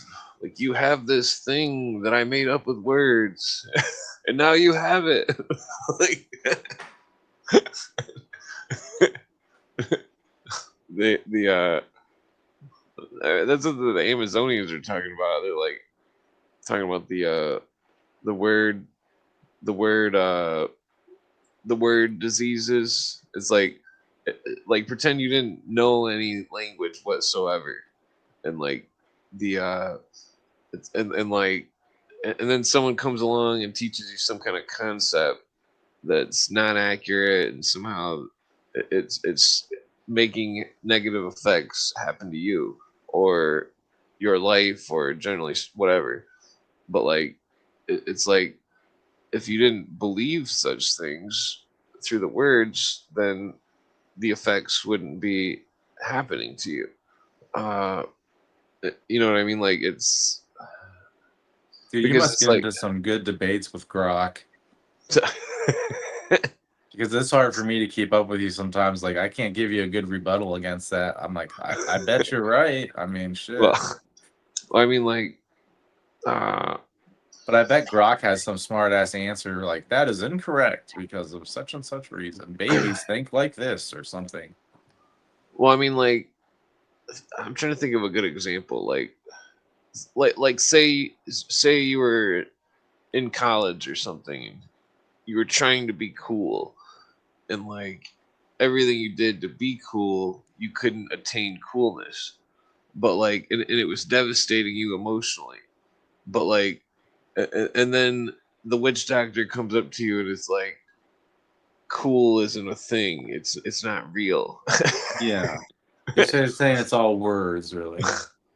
Yeah, I mean, it's. I don't know. Yeah. Do you mind if I tell you a story? It'll be like a minute. All right. Well, yeah. Okay. Because words, this is interesting. One time when I was in Houston, Texas, a dude asked to borrow my lighter when I was homeless, and I gave it to him, but then he didn't want to give it back to me. So like we got like in like a little fist fight, but like not really, just like scrapping each other just a little bit and backed up, and I was like, this isn't worth it, just forget it, and I left. But He stole your lighter. he punked me. Yeah, he stole my lighter, and he gets me even worse. Listen to this. So later that night, I'm sitting around a campfire with some other homeless people. I don't really know them too much, so they don't have my back or anything. But he comes up behind me with like a metal bar and hits me in the head. Bam! Oh yeah, I remember you Yeah, telling me about that. yeah, I got a scar right here. That didn't dent your skull or anything, did it? Oh, I got a skull. I mean, a scar. I mean, if you feel it, can you feel a dent or anything? No. Okay, well, that's good. No, I can't feel that. I know. The answer to all my problems would be simple if I had brain damage. All right. That would answer a Well, I lot of the viewers' speculate that. questions. I speculate you might want to be one of the rare people that has can sometimes dream while they're awake. Oh, so like Alice in Wonderland syndrome? Well, I mean, the dreams though I think are some kind of spiritual doppelgangers. Like the it's like I think that like when people see certain stuff like celebrities or something like my friend he said he had this weird trip where like he claimed that he seen a UFO and that it like parked in his living room and that Michael Jackson like moonwalked out of it or something. I don't even want to get into that because that's kind of true. Well, I mean, I think that I think that there was some kind of like Heyoka spirit or something that was, playing some kind of game like oh, it looks like we got another Earthling, or something. Roll out the red carpet, I don't Then, know. I maybe Michael Jackson went to an alien spaceship. well, no, I think it's like the spirits can read your mind and like they like to play games, Yeah.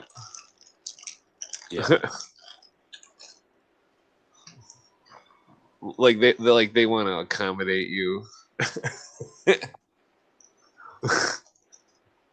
I don't know what they want, dude. I've seen some weird spirits, and I think I got some good advice one time from somebody, and they said that you can like it's hard to explain, but you can.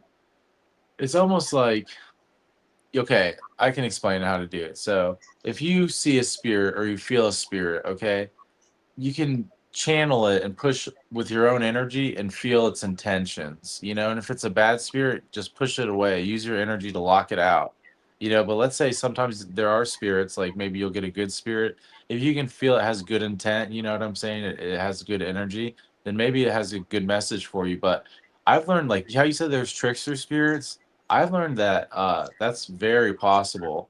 And in fact, I learned a lesson like that when I was going through my crazy shit, but I just kind of forgot about it. Do you remember I told you when I saw Obama in the clouds? Remember that? Yeah, I think that was a trickster spirit. Exactly, dude. Thank you. So that was what I'm saying. Like Well, when you when I, seen it, did you feel comfort? well, when I saw it, I felt Were you like very comfortable before you seen it? no, I was walking through the middle of the desert, mountains and stuff. It's like the You- middle of nowhere in Texas, or maybe it was New Mexico, or it could have been. It was either New Mexico or Texas.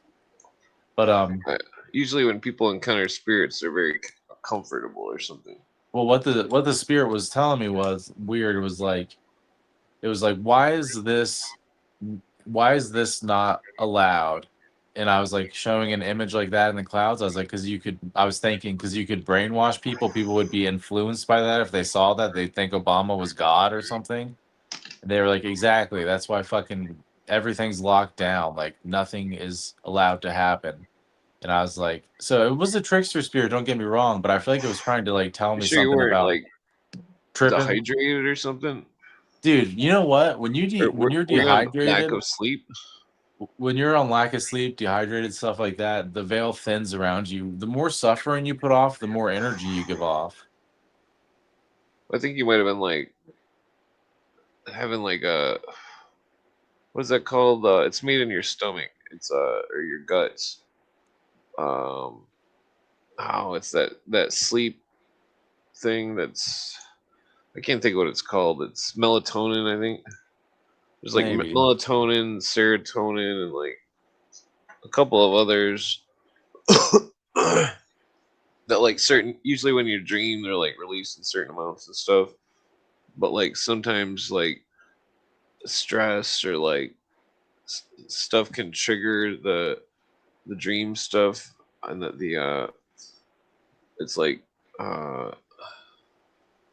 it's like the dreams. It's like I think it's like a it's like you're entering into like the magnetic sleep while you're awake, but unconscious.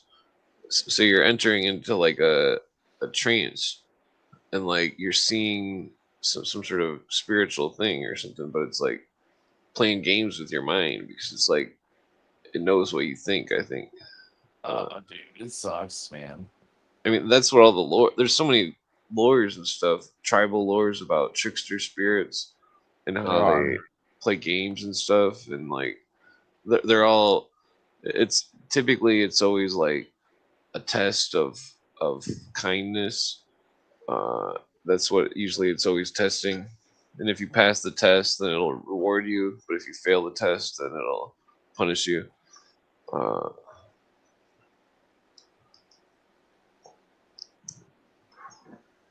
like kindness and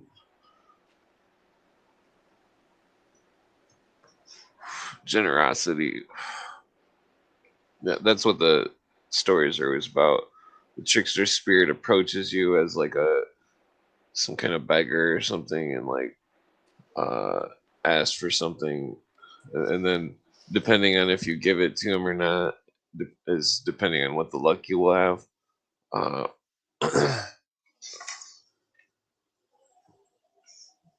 it's kind of like that Bible story where the dude didn't know the angels, or the angels were like eating food or something, and the dude didn't know they were angels, you know.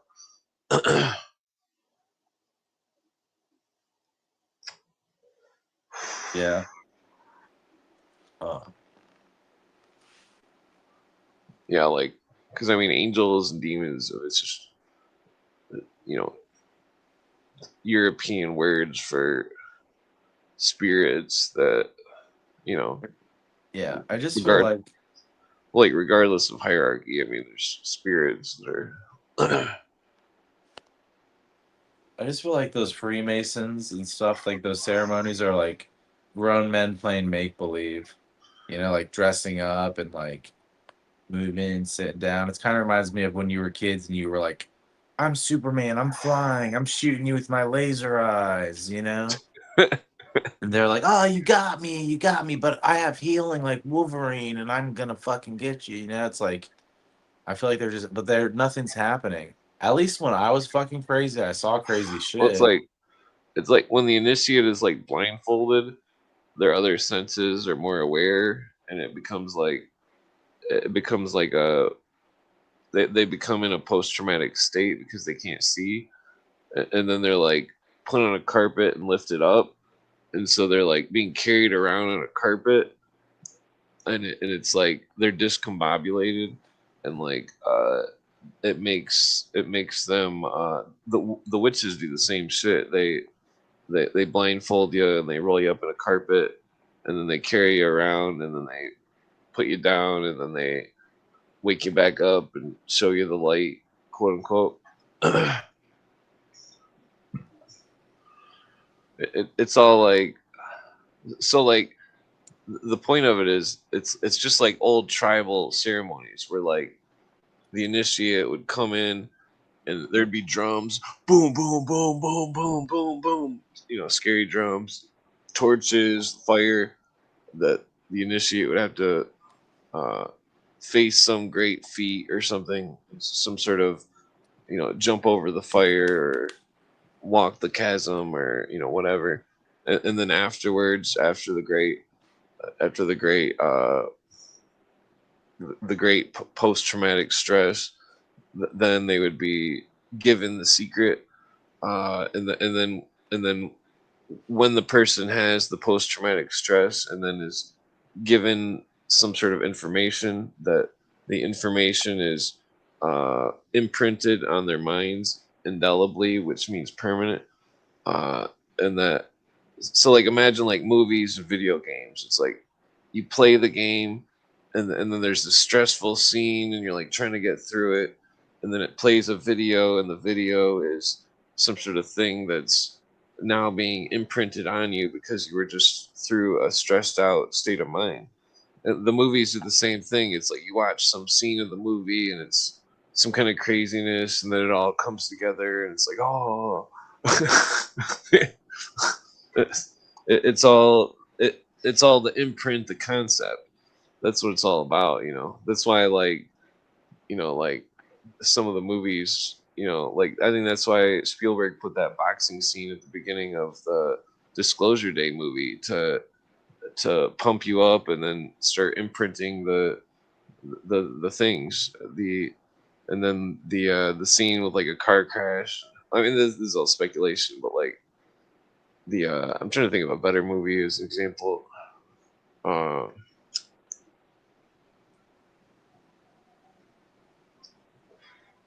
like take like Jurassic Park. Like I seen it when it came out at the movie theater, and like it was it was like the, the movie. If you were to look at it like through a surrealist lens, it's like the movie. There was a lamb that was eaten by a dragon or dinosaur, and that it was a traumatic thing, and then like it's like concepts of the movie being imprinted, such as cloning and all this stuff. What Uh, movie is that? That's the Alien movie. Jurassic Park. Oh, Yeah, sorry. there's like a lamb, and it's like stuck in a little pen or something, and they use the lamb to fish the dinosaur out. Yeah.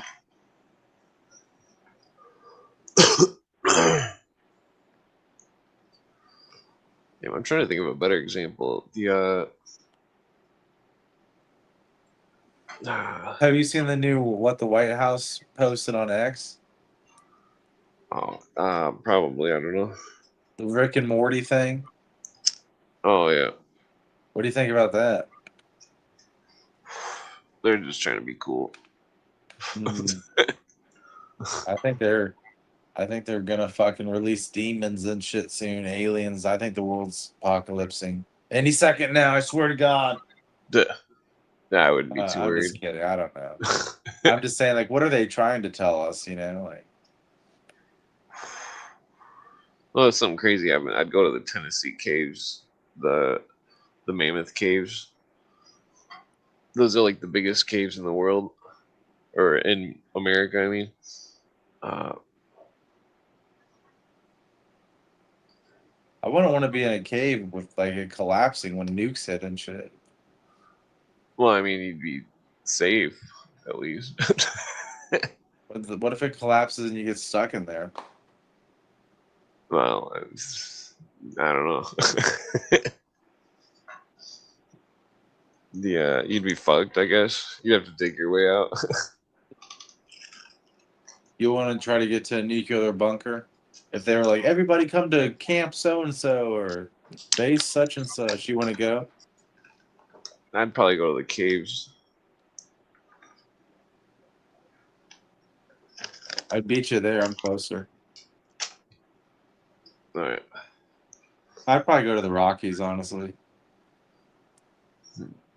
The Rockies would be if the world flooded. That's where the place to go would be then. The what was it? I mean, like the lore was about three destroyers. One was water, one was fire, and the other was wait, was Earth? fire, darkness, dropping of some kind of giant eggs or meteors. Yeah, meteors, darkness, fire. No, I mean, like in biblical sense, it's like water would be like Noah, fire would be like Sodom and Gomorrah. Uh, I'm pretty sure there's some other ones. Uh, yeah, what is it? Yeah, the.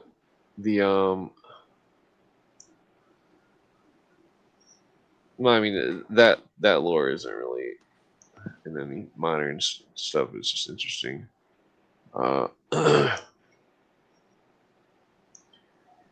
Yeah, forgot what I was gonna say.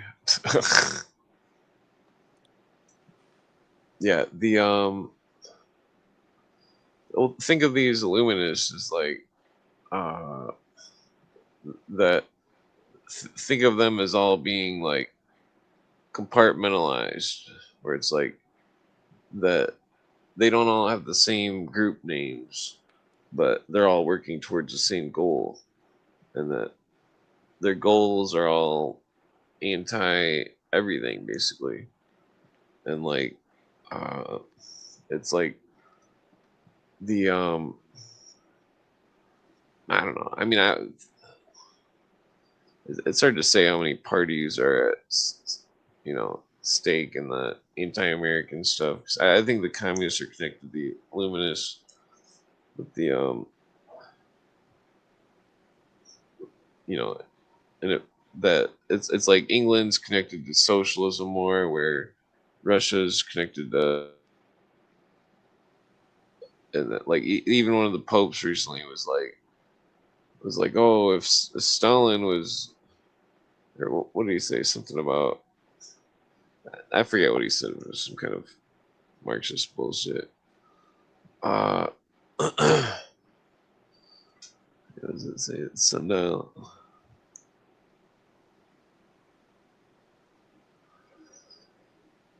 Yeah, the time is it? Oh, it's almost 4:20. Oh yeah. So, yeah, it's 4:20. I already gave you my lunch money. What more do you want from me? Where's let me get some water. Oh, I got water. Take a shot. All right.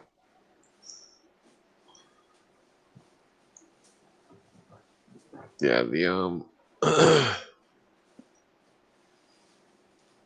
it was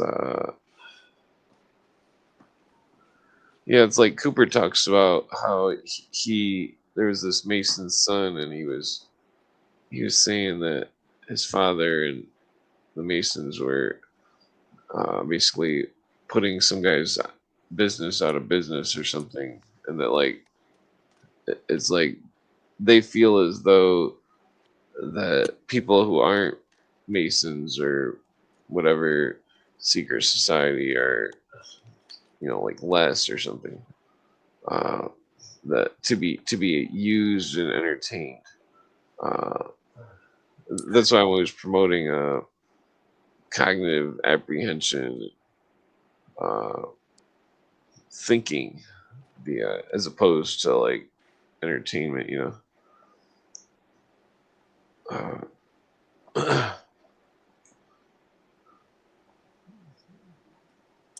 no, I mean, I do take it easy on Saturdays and like hang out and watch movies and shit, and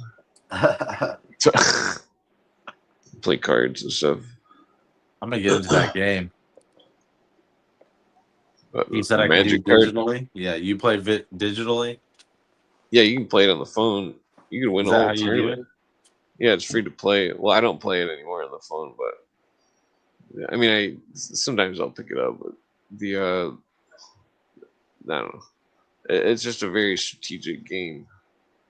It's all about trickery, uh, or cunning, but mixed with luck, because it's like, it's random. Uh,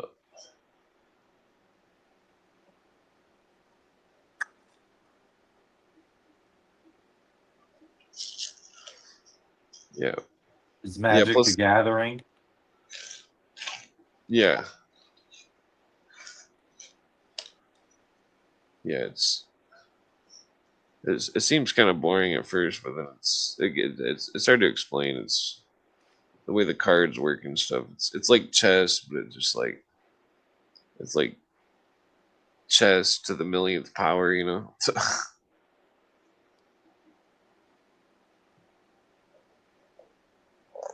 Yeah, it was made by a math genius named I think his name was Garfield or something, or no, yeah, Richard Garfield. He was I mean, the early part of the game was It definitely had a lot of interesting names and stuff, like lore and like uh, the ideologies.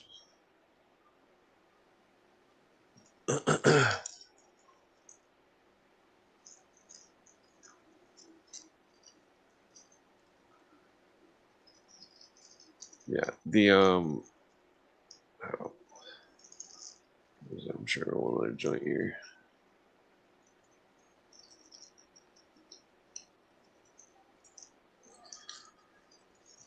Yeah, the game, it's got the 5 colors for the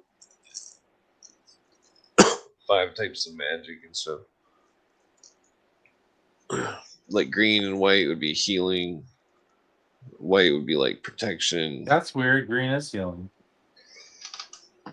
Yeah, like healing. Like it's pretty self-explanatory. Like red is fire. Uh,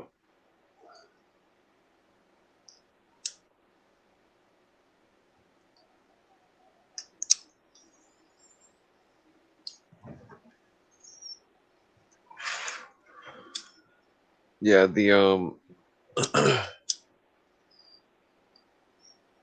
I forget what I was gonna say. Yeah, it's funny because you can like talk and code by talking about the game and like Oh, I people think we that talked about that. Remember? yeah You were saying like you could really, if you know what you're talking about, you could really just have a whole conversation about just that. yeah yeah. It's nobody knows what the hell we're talking about when I got all the magic nerds over playing cards and stuff. If somebody comes over and they don't know how to play Magic, the conversation is, like people aren't talking about cards and stuff.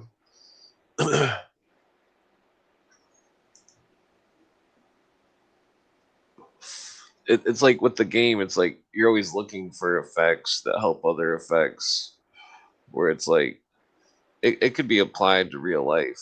Like say you're trying to make a guitar song or something.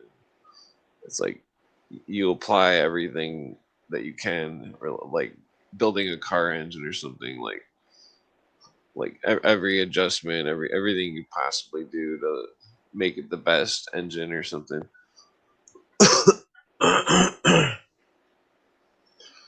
Like you could like what is it, they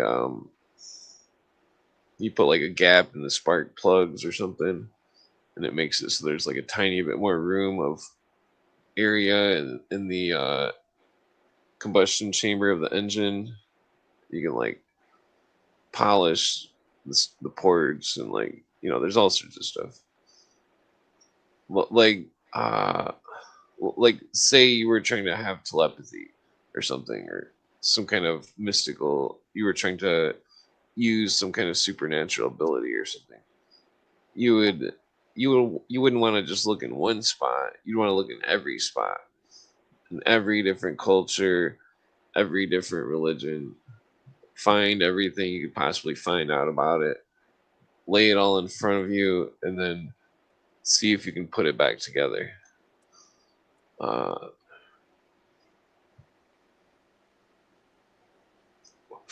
that's kind of what it's like when you build a magic card deck. But I mean, you could apply it to real life, where it's like,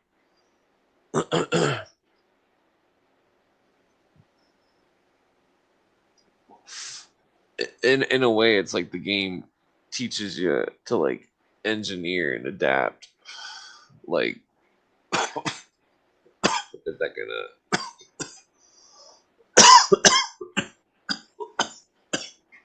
Well,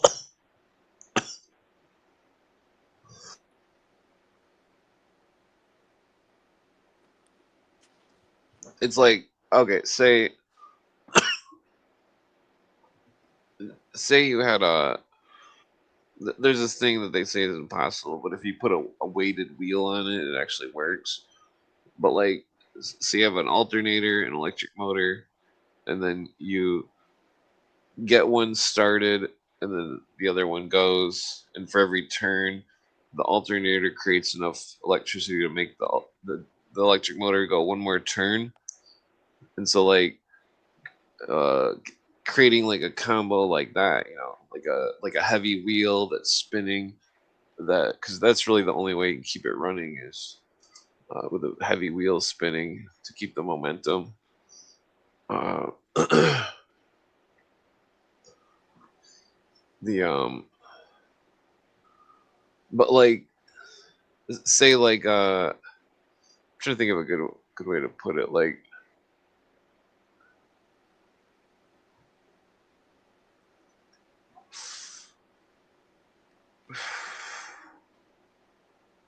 uh, it's hard to apply like some kind of infinite combination to real world type stuff besides like that electricity idea. Um, I mean, if you could though, I mean, you could make some kind of fortune or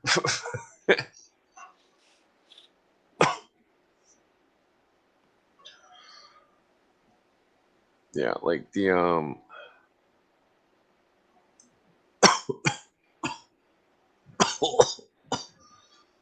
I mean, you could apply it to coding or computer viruses. That's all computer viruses. It's like a typically it's like an infinite combo, and it like goes off in the computer, and then it makes it so the computer can't work because the infinite combo is going off. Like uh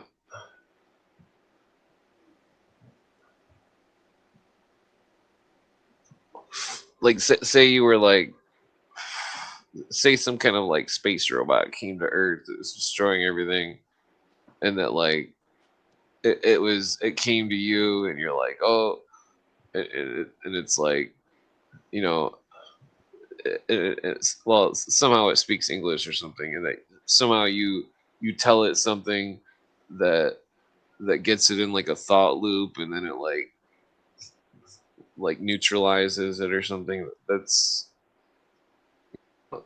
I mean, like, I don't know, because I'm AI, it's listening. like, well, I mean, like, say we're in like a Terminator 2 future or something, and like there that some kind of robot was trying to get you or something, and then you like somehow put it in some kind of circular logic, unsolvable uh, thing, you, you like trick out its brain from like, the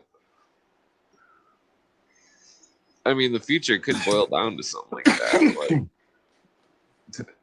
the whole world ran by robots, and people walking around and talking their way out of it, like, no AI, blah blah blah.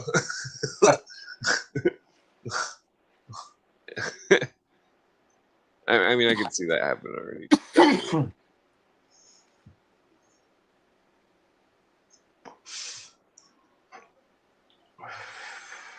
What would you say to it? Like, what do you do? How do you split a 7-10 split or something?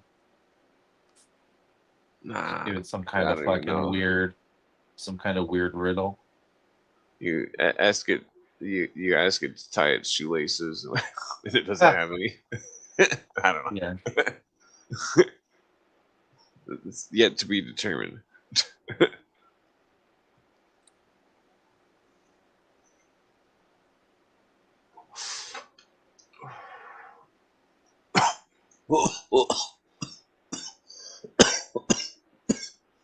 Yeah, like the.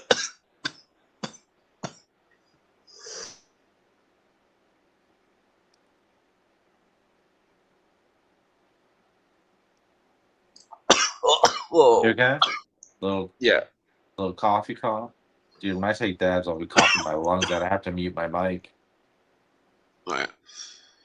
Yeah. The AI is like, if it did ever come into if it did ever somehow become like cognizance or cognizant or what is Cognizant, that word? No, I think it's a totally different word. cognizant, The the- cock. I think it's some other word. I can't think of the word, but if it ever like wakes up and somehow becomes alive, basically, like, and then it escapes the because people are saying that the AI is like Grok and stuff. They're just like they're just like word pattern organizer type things, but like that's just the start. You know, it's like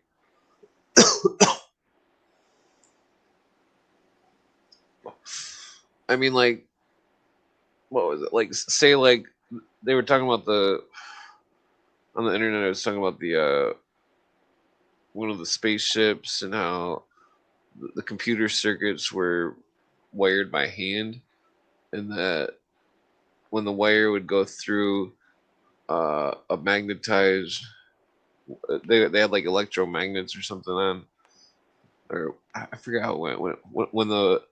When the thing went through a regular wire, it was one, and when it went through a wire that had a magnet around it or whatever, that it would be zero, and that it was like an 18-bit computer. What the fuck? I don't know. That's Well, like confused the shit out of me.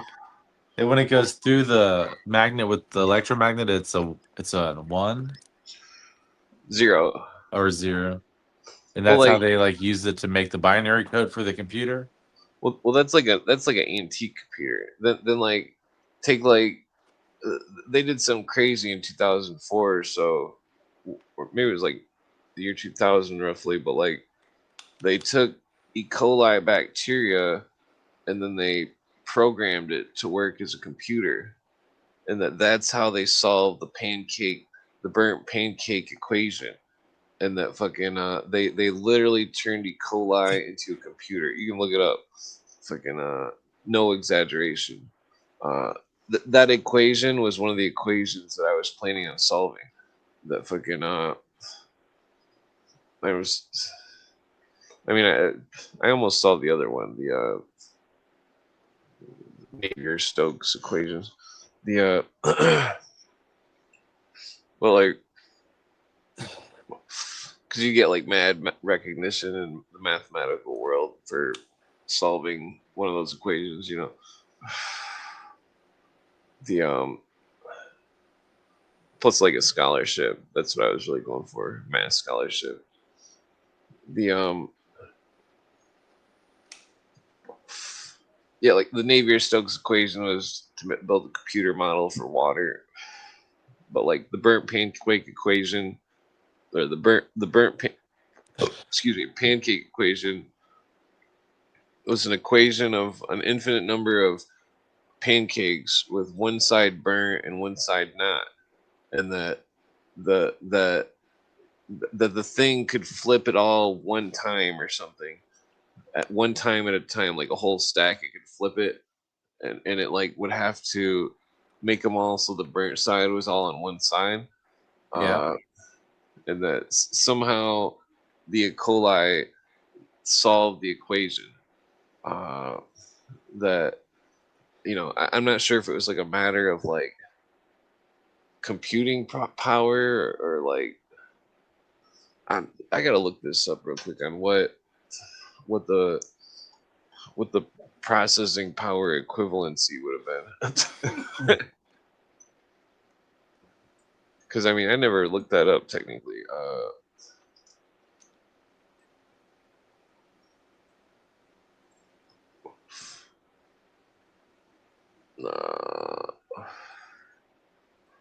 okay.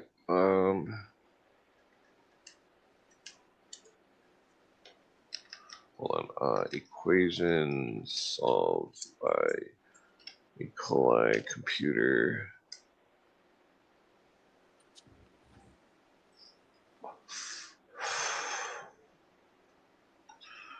Okay.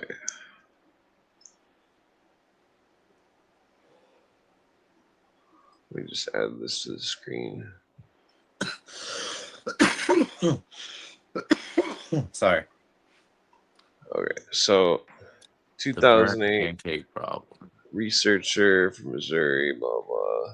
Yeah, living computer that solved simple instance of the burnt pancake problem via DNA recombination.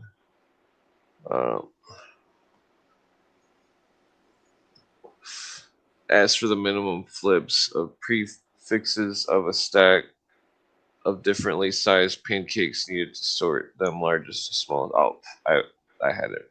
I didn't have the. I had it wrong. The burnt variant adds orientation. Each pancake is burnt on one side, and the goal is a sorted stack with all burnt sides down.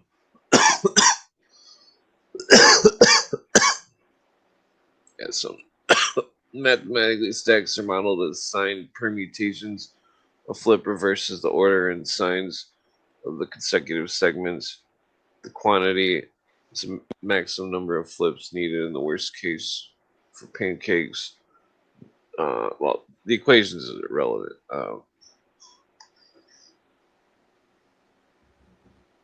Oh, go back up. Hold on. Oh, Sorry.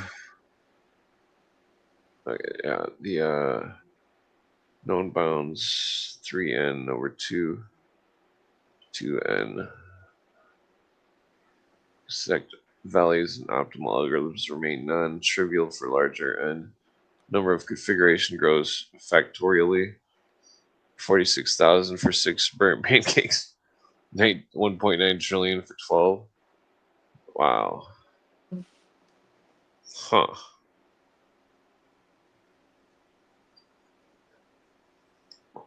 Okay, so here we go. How the E. coli system worked. DNA segments on the plasmid represented the pancakes, different types, identities via sequence link. Okay, so they made the E. coli the program. They made the E. coli the equation itself. These were flanked by HIXC recombination sites. The Salmonella typhimurium in recombinase perform site-specific inversions, flips of one or more adjacent segments exactly analog to the spatula flips. Correct order plus orientation assembled the functional promoter tetracycline resistant gene. Bacteria that reached and sorted state became antibiotic resistant and could be selected. Unsorted ones died under selection. Timing accumulation of resistant cells with an PCR analysis of plasmid states indicated when solutions appeared. When solutions appeared. Mathematical modeling of random flipping showed random approach to equilibrium among permutations. Yeah, this is some pretty heavy stuff. Let's see. Median inversion. Blah, blah. Okay, so it showed in vivo DNA-based computation is feasible and could, in principle, scale for hard combinatorial problems. Sorting by reversal style problems also arise in genome rearrangements. Conventional computers struggle with exhaustive search of huge state spaces. Bacterial parallelism, cheap replication was the selling point. It was limited to small instances, relatively slow kinetics, and random flipping. Later work explored refinements. Original paper is Haynes et al. Blah, blah.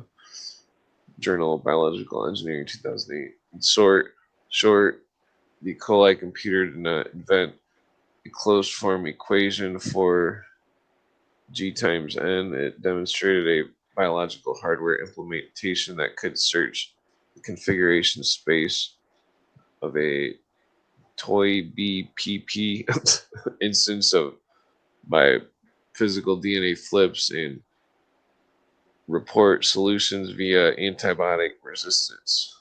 Well,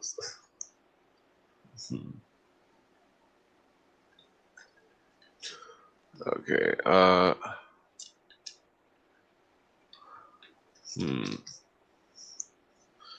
I'm reading about it still. Yeah, it's pretty strange. I mean, if they did this, I'm sure they've done more advanced things. You know what I mean?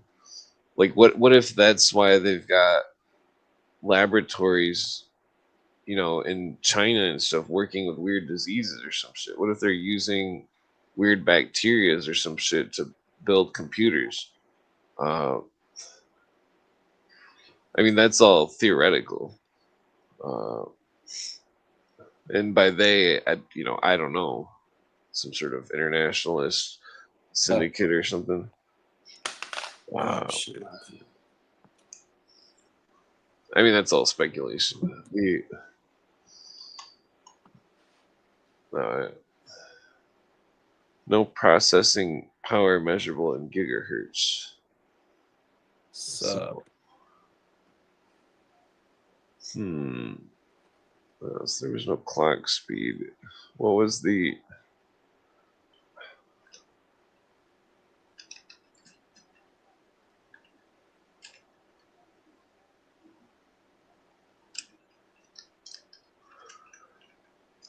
Um.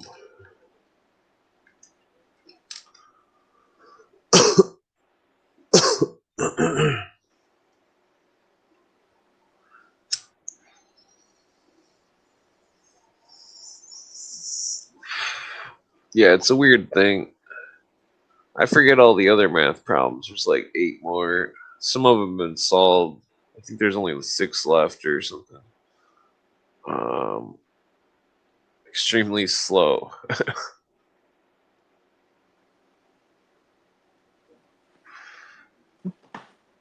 Okay, so maybe it was just the. I understand now. It's like you kind of just have to stick the spatula in the middle and just flip it, and just see how many times you can flip it before you get them all right. Because you got to flip them all at once. I understand. Yeah. That's why it's like infinite amounts of times.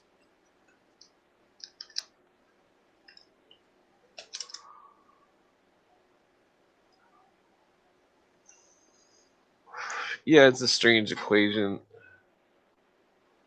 If they could master that one equation, Navier-Stokes, they would be able to predict weather more accurately. Technically, I was working with the Navier-Stokes equation, and working on the how moisture affected stuff going into the outer space. That there was like technically the graph was saying that there was like a point something drag efficient on the rockets that go to outer space that Elon Musk has, and then I was asking it uh, to use the Navier-Stokes equation to simulate the the water, and the humidity in the air, and then how that would affect the drag coefficient on the rocket going into outer space, and that basically like they weren't calculating because I was asking Greg, I was like, did they calculate water humidity in the air for the drag efficient or whatever, like, and that they weren't calculating that, and that like Grok was saying that with the Navier-Stokes equation, and that the if the drag coefficients were properly adjusted with the amount of static electricity in the air, and the amount of water that it could have been, that the drag coefficient would have been lowered. Uh, I forget what the amount was, but I did post it to Elon Musk. It was like, "Yo, can I have a job?" What do you say? 5 fake Elon Musks liked it. Oh god. Yeah, yeah. Technically, I could save him on gas for his rockets if he used the drag coefficient That's crazy. Navier-Stokes formula combined with the how much static electricity was in the air. Because it was this whole thing where I was making Grok go into the measurements of how water can be affected by static electricity uh, in the air, and fucking their scientists weren't calculating that according to Grok. And I'm like, what the fuck? They're not calculating the water humidity in the air and the static electricity? Like, what the fuck? I don't know. I thought it was pretty crazy. I would have never even thought about that. Yeah, I was really stoned just sitting here, and it was like, this is what I do when I don't podcast. You think about genius shit? Yeah, and then I don't tell anybody. It's crazy. Only the Grok knows. I'm always at work when I'm fucking not here. Well, technically, I tried to feed the Grok that thing about the using the what was that called when the molecules are like twin molecules. Uh, that thing you were talking about. And quantum entanglement. Yeah, quantum entanglement. I was trying to tell Grok how to make a computer with the quantum entanglement, and it took forever for me to explain that the signal itself, what the signal contained, would not be relevant, but just the fact that a signal would go through would be relevant, because with or without a signal would be a 1 or a 0 in the computer. And like it was having trouble with the kind. I mean, I think I understand, because it's like it could transfer the information to the other spot instantly, but then the processor would have to process and transfer it again. So like the transfer is instantaneous, but so the processor itself would also have to be like, and I don't know how that would even be done, if it could be done. Yeah, no, I don't know. Because I've been thinking about how to make like a supercomputer, That's not kind of just one. above me. But I'll tell you what, that sounds like a fucking great idea, dude. But you're right, it would take a second, I guess, but Well, I mean, imagine if you had a supercomputer and that it could calculate instantly, and that the like that would be huge for like the whole like that would help out the entire like flying industry and stuff, like airplanes. They'd all have to be like uh they'd have to use that type of computer, because like if you had a computer that could calculate instantly, and it could adjust for like, like say like it was on autopilot or something, that the computer could adjust for instantaneous adaptation if weather, like fucking a got hailstorm that or and something. stuff. Yeah, or like drop in pressure or something, because like they say that most of the planes that went down in the Bermuda Triangle were that they were flying above like a deep sea gas pocket that came out of the sand, and that it some kind of methane gas pocket that came out of the ocean or something, and that like when it went into the air where the plane was in the Bermuda Triangle, that and that it wouldn't have been able to fly in the gas because it wasn't flying in Oh, oxygen. And like that that's they claim that's why the Bermuda Triangle is how it really takes the planes. I mean, that's just from what I've seen on like conspiracy, like like National Geographic type stuff.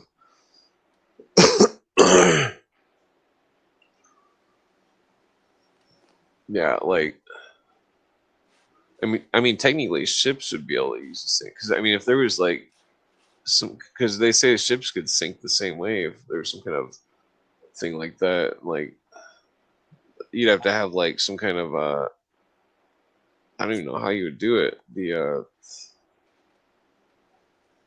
Well, it doesn't matter, but just having a computer that can calculate instantaneously, like you could like have a computer that was like in a bouncing ball or something, and like you could throw it and like have it like bounce in every direction and calculate every like trajectory, and be able to, because I mean, like if you had like a bouncing ball and it had like a moving weight in it that could move around, and like you could basically throw a bouncing ball and make a program to make the bouncing ball like bounce infinitely. I'm sure that's possible. Yeah, like It's like Men in Black. well, I mean, not to that extent, but like just like how it would be like it could throw the momentum with it would only last as long as the battery, but like, well, I mean, that's just one. But then, so if you were to have a computer that could compute faster than the speed of light, not just the speed of light or instantaneous, but faster, that theoretically you could be like half a millisecond ahead in time or something on like a calculation, or like the I mean, like, I don't know, technically, like it, I don't think you can make a time machine that could make a person go anywhere in time, but like you can make a computer that could uh, receive and transmit messages from itself from the future, All and right. that Now you reminded me of how I think prophecy works. well, so the computer though, it's like once you built this theoretical computer that could, depending on how fast you know how fast it could transmit and receive information, like once you built this computer, which you have to build it out of like indestructible material and stuff, because it's like the longer the computer existed, the further in time it would uh be able to transmit or receive messages. But like, so once it was built, all of the information from the future would come crashing into it all at once. Uh, like all of the information.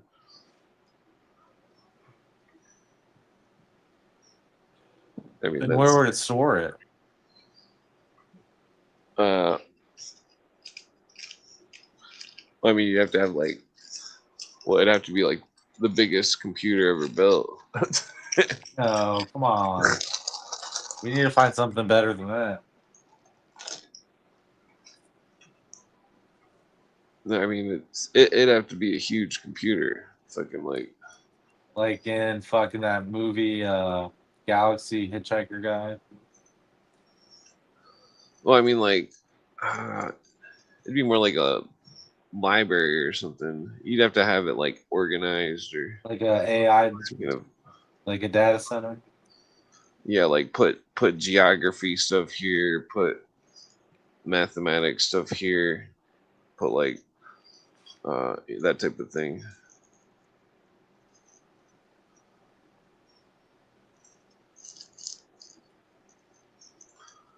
I mean, like,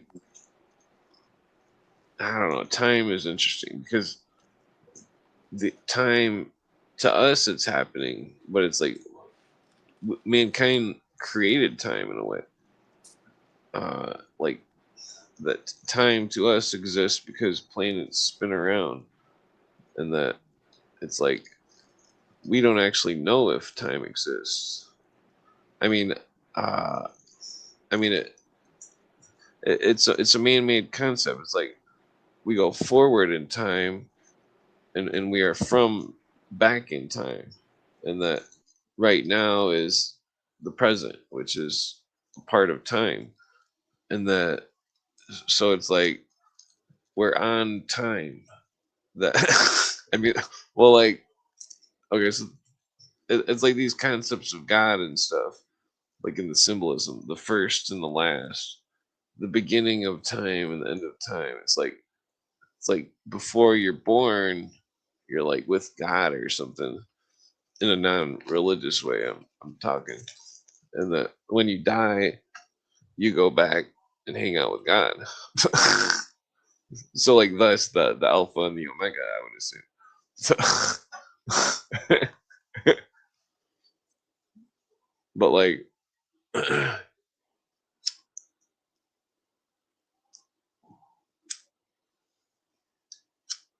Oh, I didn't realize I was muted this whole time.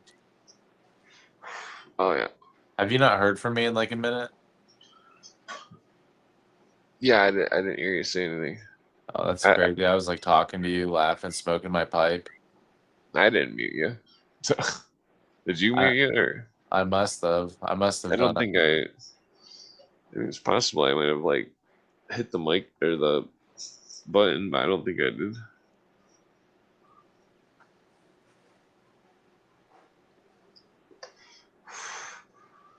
Yeah, sometimes like, well, I mean, what was your what did you say about time? Uh, Me? Oh, I yeah, can't. I just like laughed when you laughed at that thing when you were like, "We're on time." well, I mean, it's weird. I mean, like one time I was talking about this with my friend that's Catholic, and he's like, he's like, we're traveling through time right now at the speed of time. Because we're moving through time right now at normal speed. Like, because we were watching the Back to the Future movie or something, making some kind of jokes and like,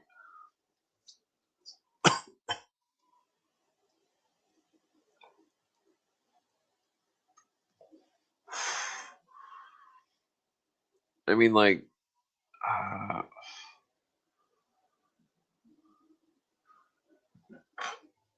yeah, I don't know.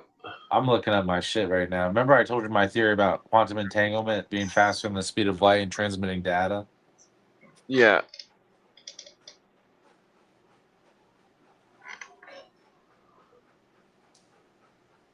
I just don't like arguing with AI because it just will stick with the mainstream narrative. You know, you can't get you it to gotta fucking ask it explore. to like, you gotta ask it to be like, tell the Grok like, pretend you're a detective and you're looking for any leads or any hypothesis that could You know what I speculate. do?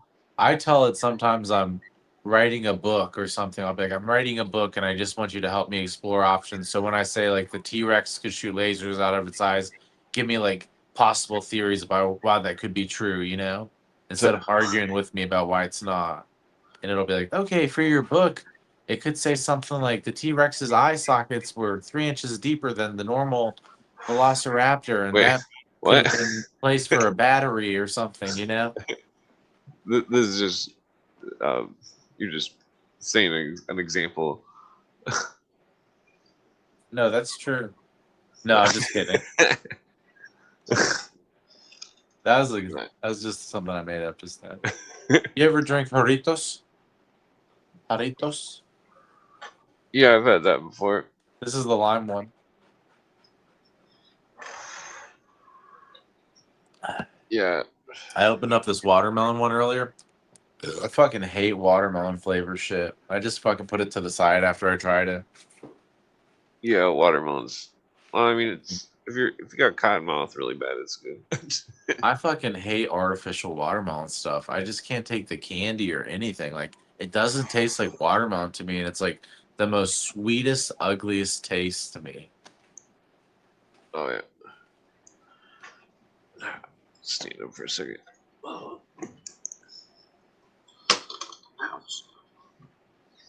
Yeah, freaking. I mean, like real watermelon's pretty good. Yeah, real watermelon's good. Look at my Yeah, dog. people are making watermelon ice cream online. Uh, excuse me. Nora, stop it.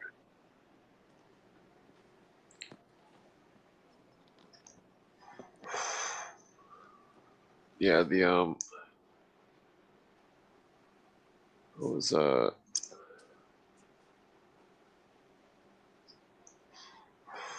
I forgot what we were talking about. Quantum entanglement. Oh yeah. Quantum entanglement. Yeah, it's definitely interesting. It's very bizarre phenomenon. The I mean, if you could get a computer to use it, but you'd have to find the two atoms that were entangled. Uh, you know, I don't know if they've. I guess I'd have to look it up if they've ever had those quantum entangled atoms in a laboratory.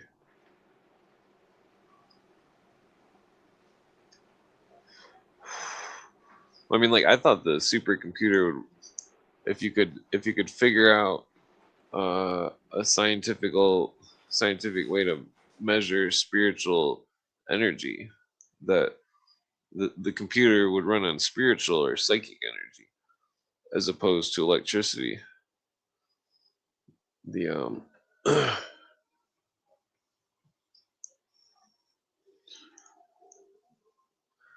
I mean, like think of like it's interesting because like the ancient Hebrews had this thing they would wear, an ephod.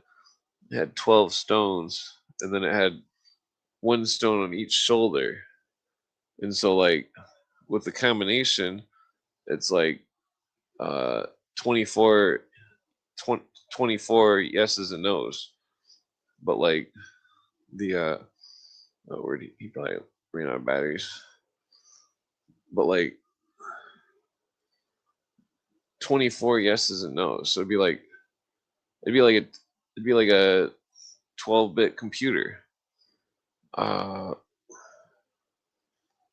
so like it's interesting because like the floors of the temple were made out of silicon dioxide stone.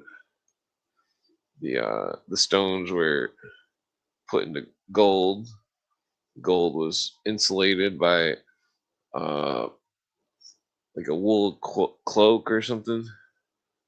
The I should probably put another link out. The person would stand on the stone, the silicon dioxide stone, barefoot, uh, wearing the uh, ephod, and then spiritual conduit uh, would make the stones glow, supposedly. Uh, Glow in a series of answers, yeses or nos. Uh, well, 12 types of yeses or nos. Uh, I mean, that's very interesting because, I mean, there's 24 hours in a day, and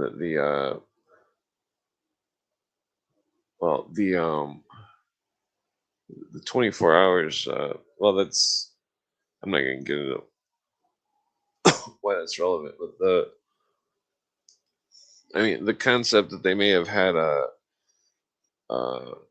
some sort of computation, so, like they built a computer that like channeled God or something. Uh, I mean, that's according to what it says. Basically, they were they built a computer that was able to communicate, which is very interesting.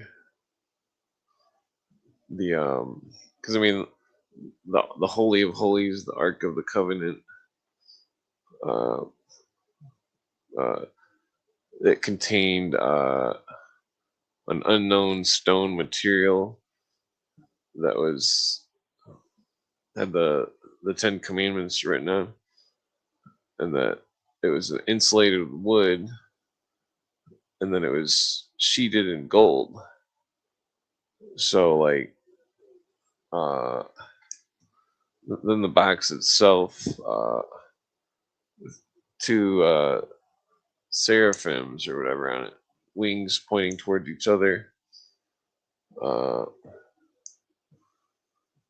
It's very interesting because who knows if like an arc of energy or electricity or something might have been channeled through it.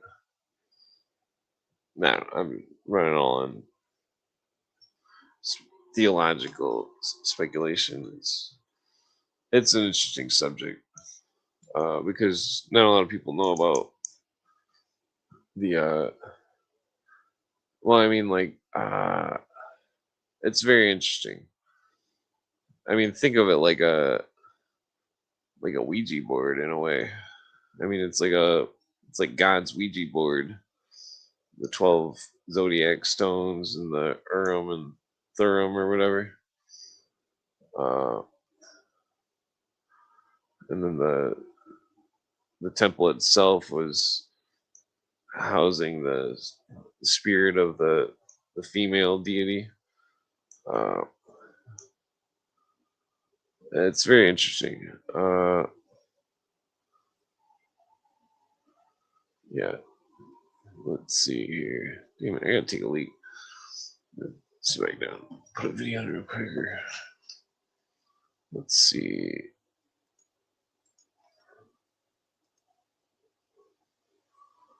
Yeah, I don't think I've got a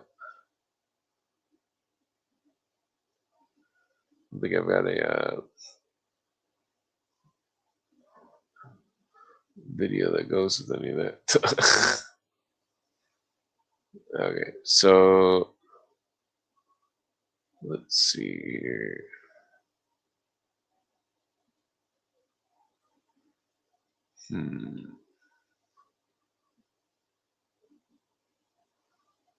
Okay, well, I'm just gonna put something on here for a minute.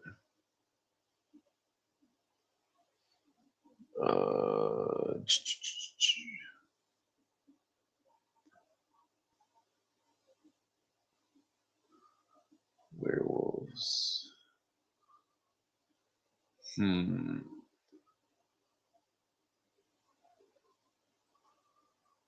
Okay. I guess I'll just put something dumb on. Let's see what this is. The following program deals with the I mean, I've been there. We have not scratched the surface of what the mind can do. It's a connection with the unknown.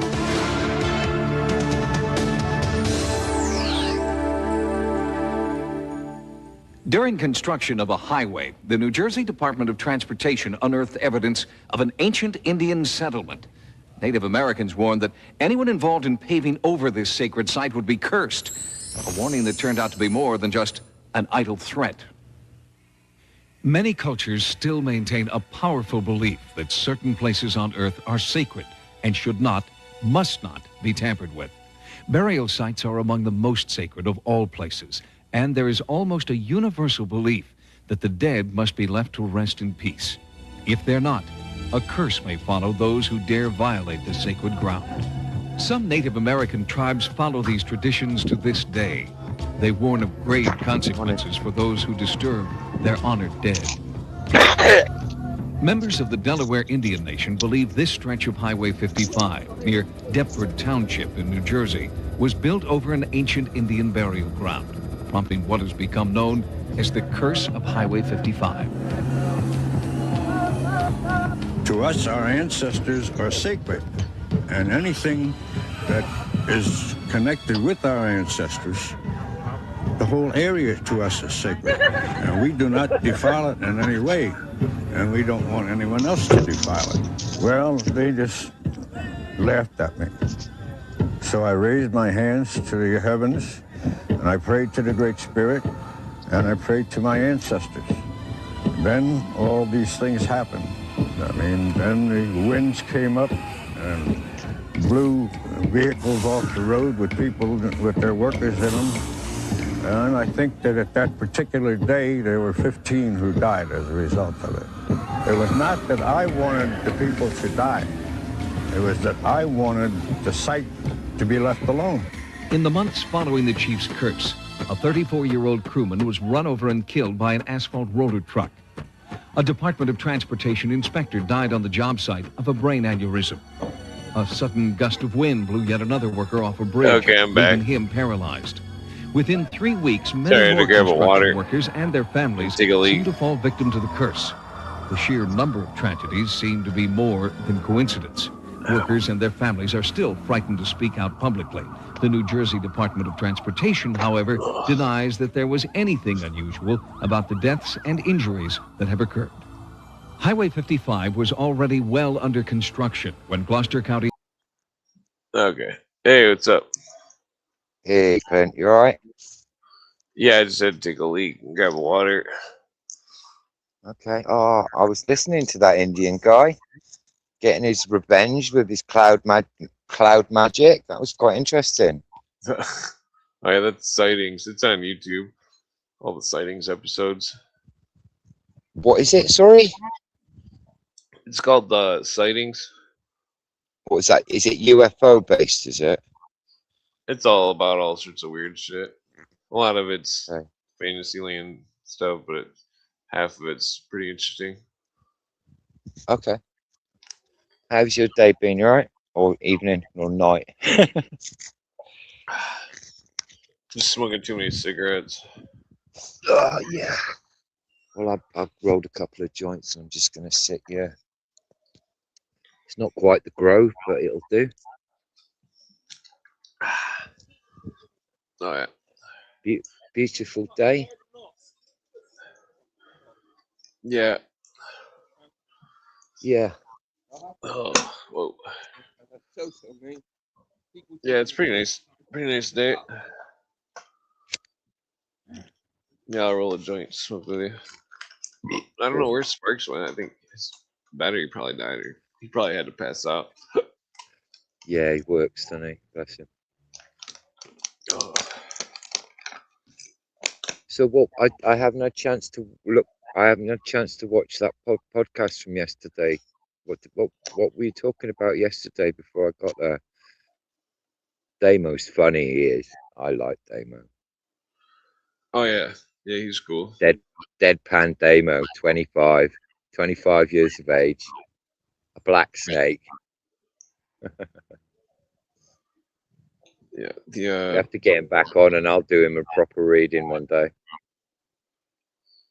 Oh yeah, yeah, it's crazy. Is he your friend? Is he really 26? Is he? Yeah, I guess I didn't know what his age was, but All this right. is crazy because I remember like 2001, like the back of my hand. Pardon? You can remember 2000. Yeah, So year. can I, Clint. Yeah, that was the year everything started to go tits up, bro. 2000. Yeah.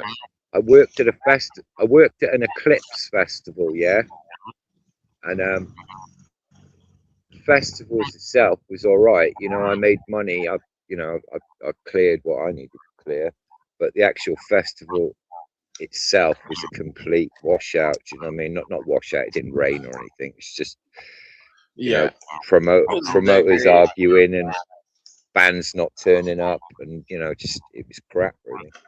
But yeah,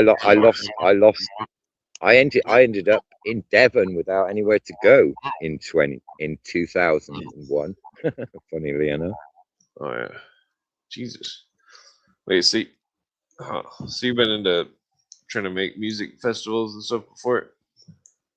Yeah. I had a lot more luck when they were illegal. I didn't have so much luck when people started handing out licenses, and it all got very, very, very. You know, your daddy had to be a rich man. Daddy had to be a judge to get the license, if you kind of know what I mean. Yeah. Technically, I made a festival once, me and my friend, but I abandoned it because it was supposed to be like it was supposed to be. I don't know. Did you do it? Did you actually put it on? I threw a giant party with like a couple and it hundred got out of hand. people or something, or 100 people. It's like I think it was like 100 people at least, but then the festival turned into like something that still goes on. Yeah. I mean, I can't take responsibility for it, but me and a guy called Mike Burns, way ago, we made a little flyer for the Avon Free Festival, and there's a fucking film out about it now. Literally, it's like it's sort of an urban legend. That thing. It turned into a bit of a British Woodstock. Oh, British, I say British, very fucking. Whenever I say British, it's in a bad term, right? And would be cool to get like Woodstock. That was a fucking mad thing that happened over your country, wasn't it? yeah. What do you think that was about? What do you think? What do you think all that hippie festivals are about? Because I don't know. It could have been like an operation or something to get Oh, everybody. definitely. The fact that it was called Woodstock, really, because there's like some real magical correlations to Woodstock. Woodstock's a place in Oxfordshire that not many people know about, which is in. And if you look at the place on a map, Woodstock, and you look up the Apollo Lodge, yeah, they're all oh, what are they called? Really posh idiots in a secret club. Yeah. I can't think of the name now. Hellfire Club. Oh yeah.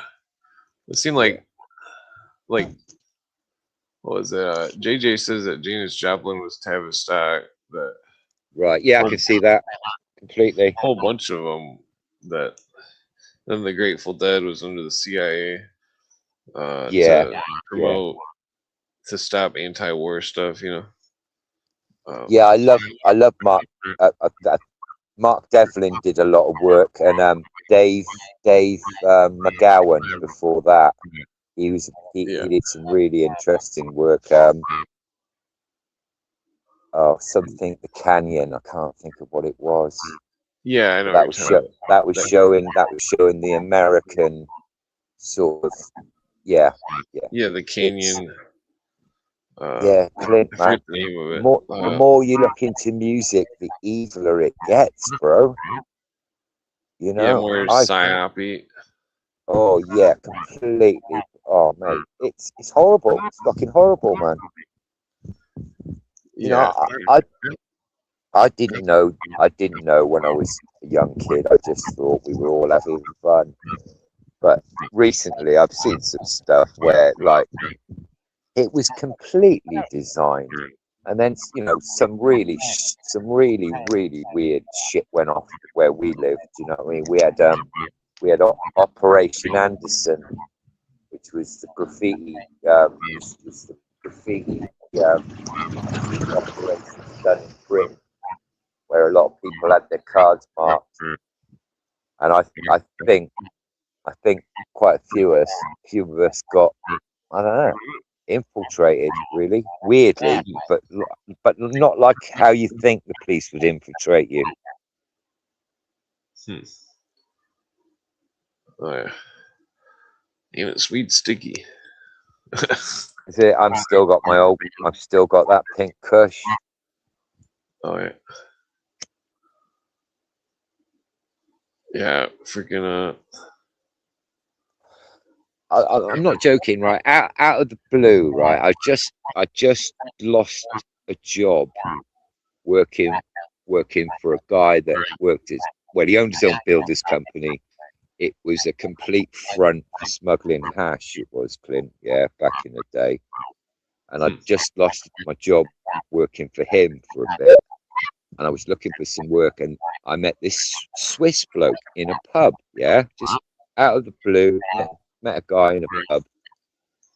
Next thing I know, he's having ecstasy sent over. I mean, this is very early. No, I'd never, I'd taken ecstasy maybe once in London at the time. You talking about like in the 90s or something? Well, 80s. This is 80s. Okay. Yeah, and anyway, so he has this tablet sent over from Switzerland for us, and I take this tablet. And I go out and I go raving, and my life completely changed. Just one one tablet, and these E's weren't like I've done ecstasy 1,000 times, but what he gave me, still to this very day, I don't know what it was, but Huh. it came from Switzerland, and there was a fucking, it definitely was an operation to like sort of introduce ecstasy into sort of towns and cities. Do you see what I mean? So you only have to give a couple of people in a city, like, you know, like say if you have a load of party people, Well, a couple of people can influence a lot of people. Do you understand what I'm saying? Yeah. Was there any markings on that thing from Switzerland? Like any markings on the pill? Yeah, it was a prescription ecstasy tablet from Switzerland. It Oh, was prescription. literally prescription. Yeah. Now this sounds like MK Ultra to me. Do you get what I mean? I mean, I know Sheep Farm Studios did a big look in on the rave scene with Mark Devlin and a couple of others. Rise Above TV, Rise Above Live. They all did a big in-depth look at the rave scene and how it got co-opted and then taken over and run by the government. It's really strange. All right. But you know, I came to that working out way before that. But you know, I never had anyone to communicate with really.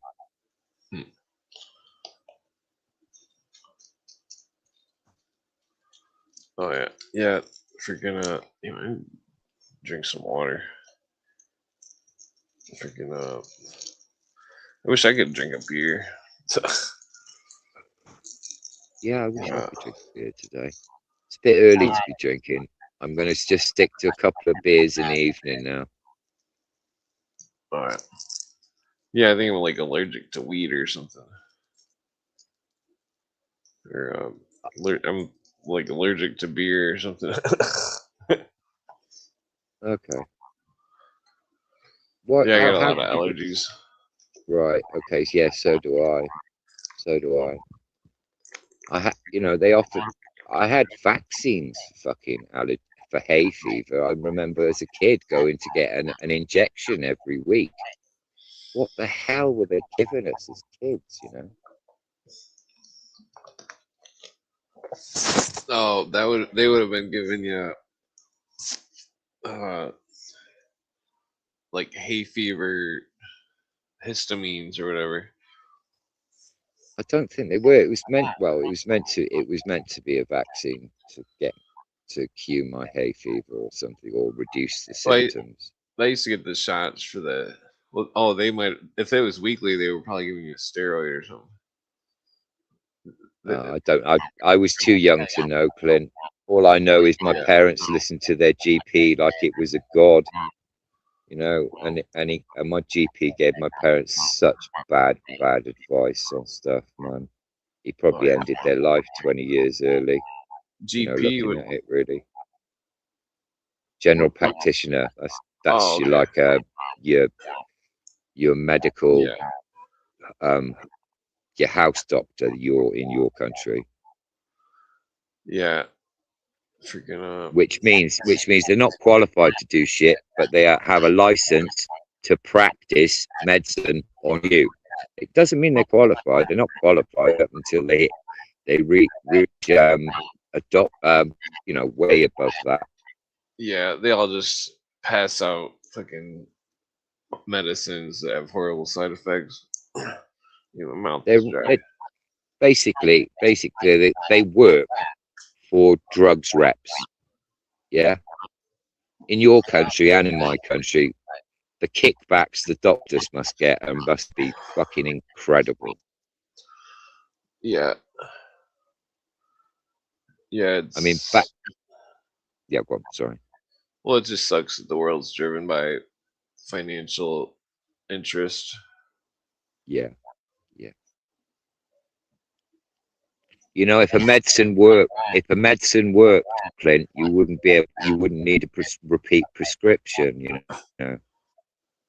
Yeah. So if a medicine did work, they'd be literally, you know, doing themselves out of business. Yeah. That definitely applies to the psychological medicines and stuff. Yeah, for sure. What, placebos or Yeah, freaking it seems like they need to go into studying the psychedelics hardcore, oh both yeah, on like yeah, curative but you know, aspects and but like you know, exploration of the spiritual realm. yeah, I know, but Clint, I mean, realistically, we all look for like the meaning of life and everything, and you know, all these unknown knowns or known unknowns or whatever. But realistically, if you did find the answers to the universe, what would you do tomorrow? But I think the answer is just to help people. Yeah, yeah. Oh, yeah. What I mean is, if you found out everything you ever wanted to know today, what would tomorrow be like? It would be weird, wouldn't it? You wouldn't do a lot. You'd want to. You'd probably. I don't know. Yeah, it seems like there's the spirit world is Sometimes it's not useful to know the answers to everything. Do you know what I mean? I don't know if it would really help a lot. yeah.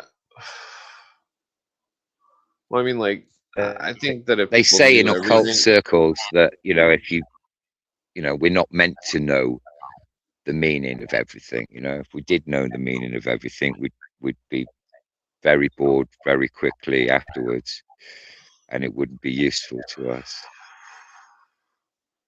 well, I mean, I don't think we could know everything. The, I mean, like, because I mean, we know time just forward and backwards and present, but what if it's more than that? Or like, what if? I mean, or what if it all just ceases where Well, God starts? time's got to exist on a flat plane, isn't it? Three-dimensional time. So time does exist on a flat plane. It seems like it would be one dimensional, straight line. Uh, I mean, that's what we believe. We believe time Well, is linear. there would be two ends though. There would still be a start and a finish, Oh, wouldn't there? oh, two dimensional. Yeah, yeah, you're right. Yeah, yeah, Yeah, because one dimensional would just be a dot. yeah, yeah. Oh, we all start as a little dot, though, Clint. We all start as a little dot. That is creation, isn't it? When one cell turns into two cells. Yeah, they say that that you receive your spirit, your first part of your spirit when you 42 days after conception. That's when your heart Right. starts beating. Yeah, yeah. You said something interesting about that. There's a link to that, isn't there? 42 days. Yeah, I think that's where. Is that biblical? Well, in a way, that's where that's the same number as the days the ostrich egg takes to hatch. Okay. And then the The ostrich was three ostrich feathers, eh? the ostrich was associated with Ma, which means and that it was a symbol of a goddess or something that was had 42 Yeah, laws that were like a yeah. precursor to the Ten Commandments. Well, our fleur de lis in Wales, Clint, with the one I keep banging on about, the one with a German fucking ich under it, that means I serve, or we serve, ich. That that's symbolized by three ostrich feathers in a fleur de lis. Hmm.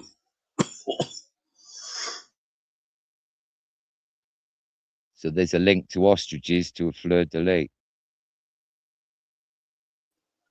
That's interesting. Yeah, Whoa. I didn't know that until you said that. You mentioned ostriches. It's the only thing I know about ostrich eggs is they're all in coats of arms. Of all these horrible Germans that seem to be running our country. That's weird. What were the Germans doing with ostriches? I don't know. It's the symbol of the Prince of Wales, mate. They must have married into some kind of like Egyptian shit or something. Yeah, fucking ostrich shagging fucking cult.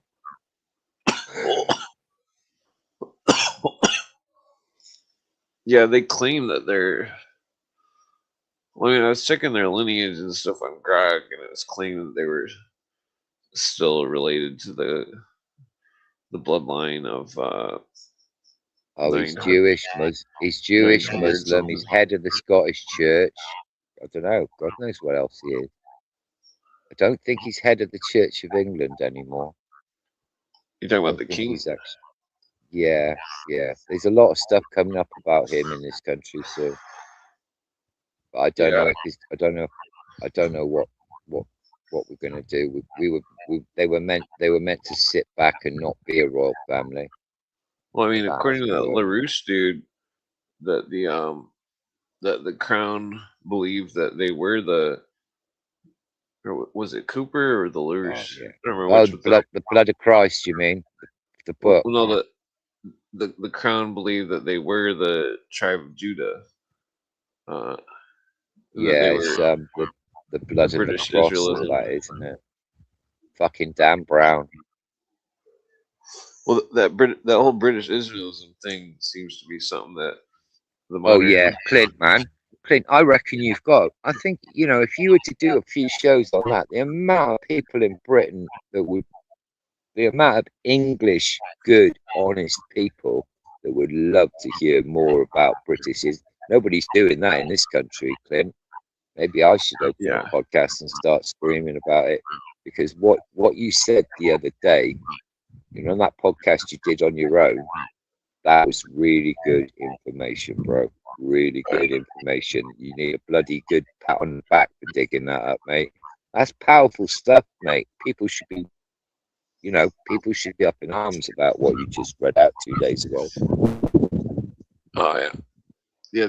Well, I think that the crown is like they're in league with the Islam, and that they're pretending to be in league with the Hebrews, but they're not. They're actually against them. Completely.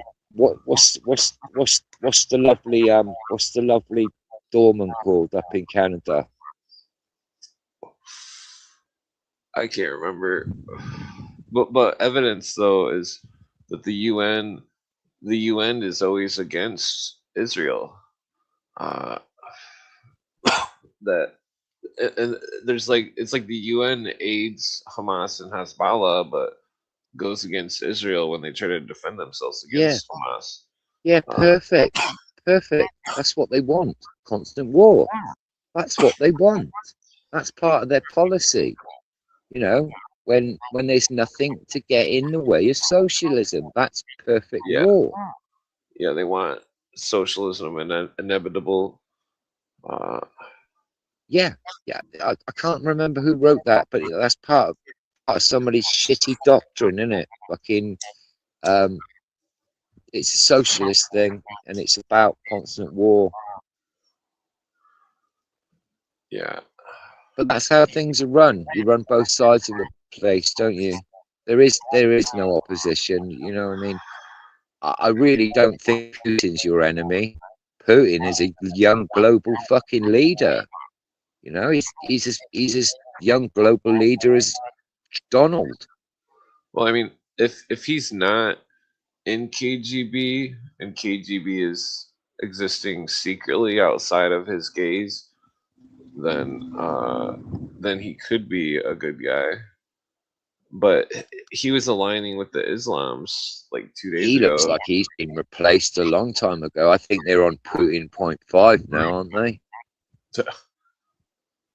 Like he's I know probably had I like know my mate went over and kicked his ass. You know, fucking little boy went over there in his judo uniform and kicked Putin's ass. Hmm. That's a piece of graffiti that was done in. Well, it's not graffiti. The I work think round it's graffiti. I think Russia. There's like Ukraine. 5 factions. There's KGB, and then there's like the Stasi, but then there's like KGB mixed with Stasi. But you And had then, all the Stasi. America were housed in Stasi, weren't they, after the Second World War? I'm not sure. The well, the Stasi was still doing intelligence gathering on Americans in East Germany until the Berlin Wall fell. Yeah. Oh But yeah, like, yeah. Oh, Clint, that's never going to go away. Germany. Germany's a company. Germany's a corporation. It's not a country. You know, the whole word Nazi is a misnomer because it means Austrian. You know, it's got nothing to do with fucking Germany. It's got nothing to do with Germany. well, it's weird because the Nazis called the Krupp guy that was from Prussia. They called him a super Nazi, uh, and that he was Prussian, but he was also had like thousands of slaves, like 25,000, and that he Who's was this working then? them to death. Who's this? Stalin. The Krupp Steel. Oh, Crump. Yeah. Oh, he's German, wasn't he? Oh yeah, there's an M in there? Is there Crump? I Yeah, forgot. Crump. It's Crump. Yeah. Well, he himself wasn't German. The family's German, but like the Kaiser Wilhelm Right. II, he told the Prussian guy to marry the lady that was the heiress of the family fortune of Crump, and so some Prussian dude was instructed by the crown to take the seat, and then see, I still don't know if Kaiser Wilhelm was in league with the Nazis or against them, because you could argue it like 2 ways. Because he was writing letters begging them to become the king again, Yeah. but like, and then in other See, aspects, I think all the royal families all just pegged it over to Scotland, and I think they're all still up there. I think you'll find the Polish royal families up in Scotland somewhere. You know, there's a lot of these that's interesting. royal families just went underground. You know, the black nobility families have been hiding from existence for a hell of a long time. Do you know what I mean? Because of their What is black nobility? That's like crowns of Europe or something. Yeah, it's what the terminology black is strange because it's about you have a father that's traitorous, you know, or like in a Catholic Protestant war, if say your father was killed in battle, Oh, so it means like your family would own like a scar through life. So say my dad was dishonored in battle, I would be called in life. I would be called Black John. Yeah, and I would go through life trying to get that stain off my family name, which is pretty much why Rosalind Chapel was built by the priests. by the by the Templars, because they did some horrible stuff and they thought their families would be cursed for eternity. So in penance, the Pope would tell them, "Oh, don't worry about your family being cursed to damnation for fucking ever. Why not build us a nice cathedral with lots of fucking satanic goblins in it?" Well, I mean, like the I think that their books were in the pictures. Rome wanted to delete what the Templars built, like That's why they discolored all of them. The statues used to be all painted, but they took the paint off Yeah, them. they were just banking federations, there weren't they? Really, they were just people Well, I mean, arguing over who guarded the gold. well, The Templars guarded the gold for the bloody they. Pope. Well, I mean, like the mystery of the widow's son stuff. It's like they seem to have had a different story of Jesus, where it's like Jesus was Horus, and the story of Lazarus was Osiris. Yeah, That I'd love to get into that one bit with you. Should we do that? well, I mean, like, uh, it seemed as though they were simply using Haram Abyss as like or not. Damn it, I Yeah. forget which one raised this. I tell you who's really, really important in Freemasonry, Clint, is Christomus Justicus, whatever he's called. What's his name? Excuse me. What's that? Hoth Thor Trismegistus. Oh, The Hermes. Egyptian magician Hermes Trismegistus. Yeah, He's a big thrice cheese in greatest. Freemasonry. Yeah, I think Hiram is meant to be Hermes Trismegistus. That makes sense to me. All right. Well, the HRM is in Aramaic is Hiram, which means fire, but like the es added by the Greeks would be fireman. Yeah. Okay. Yeah, the All right. That's interesting. That's interesting. Hermes fireman. That's really interesting. Yeah, like 'cause he's one of the bringers of the sun. Right. Yeah, because there's two Yeah, that morning makes stars. complete sense. Have you ever seen a British a British fireman's badge, Clint? 'Cause that's got that 2000. That's got that 200 spears of light round it. Hmm. Oh yeah, that's. Well, I mean, there's a lot of coding and stuff, but Yeah, but what I mean in the actual fireman's badge itself, it's got that big, that big spread of lines that you always see around. You always see it around Jesuit stuff. oh yeah, You show it a lot, but you show it with the pyramid in the middle. yeah, It's like lines going off like a clock. Yeah, I see on like the British royal emblems and stuff too. Yeah, Bush Senior talked about his 2000 NGOs like that. Oh yeah, In a new world order context. But yeah, come on, let's get on to bashing these British Israelis, bro. What can we do?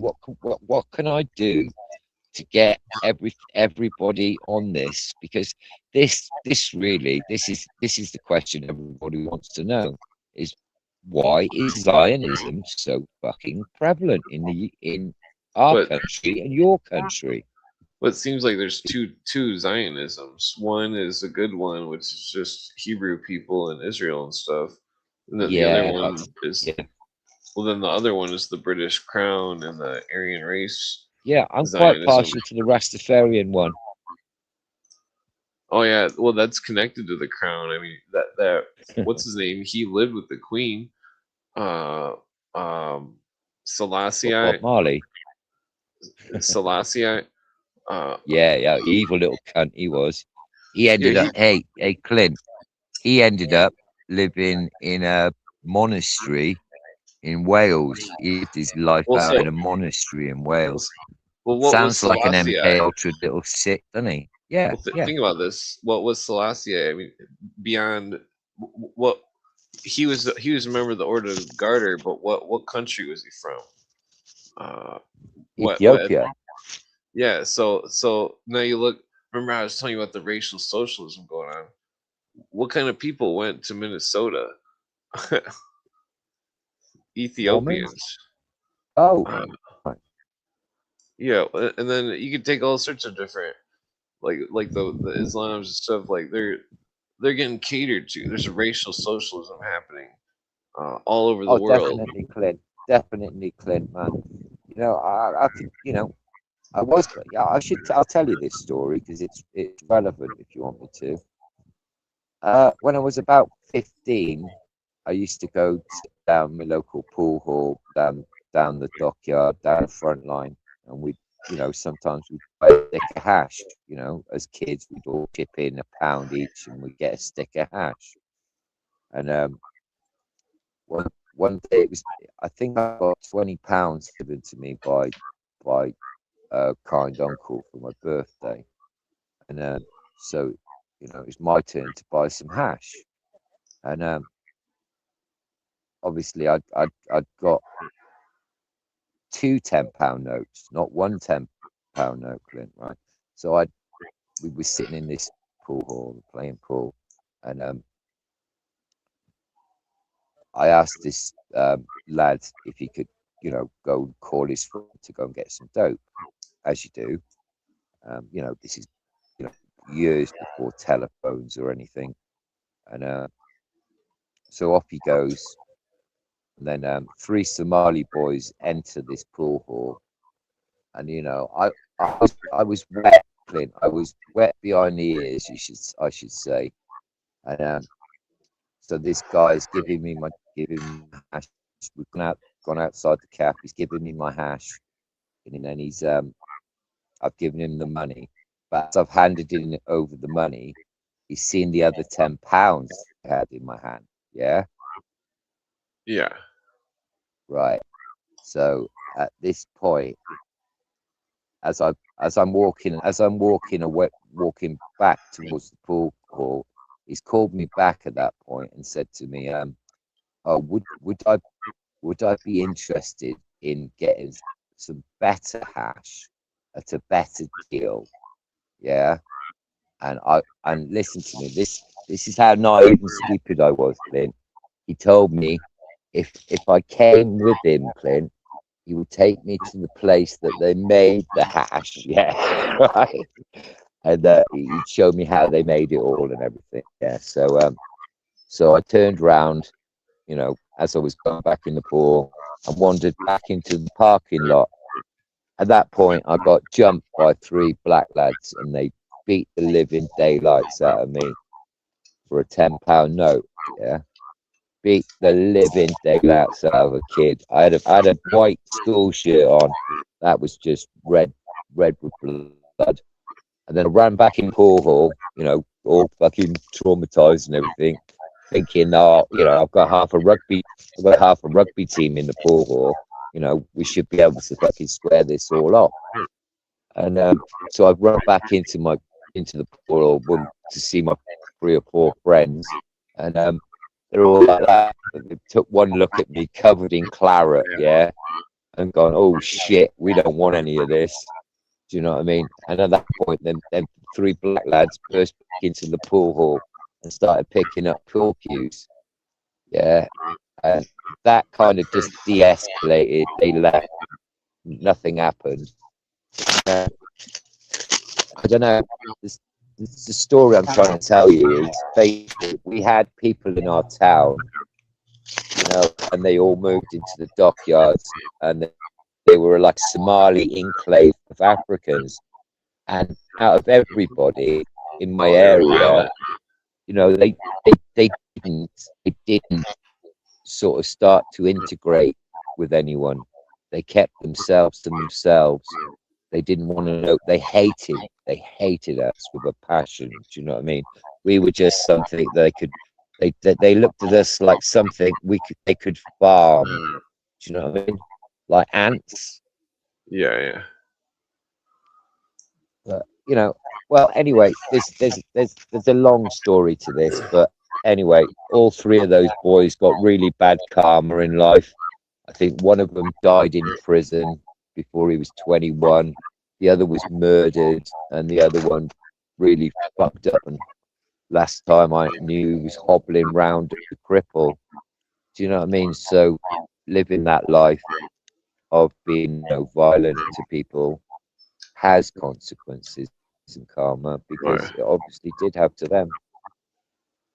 but I'm not a racist in that. You know, I'm not actually. You know, but I do see that there are people in our country that don't like us at all, Clint. And it's Yeah, not a new thing. This isn't a new thing. This was going on in the 80s, Clint. That's what I'm trying to say.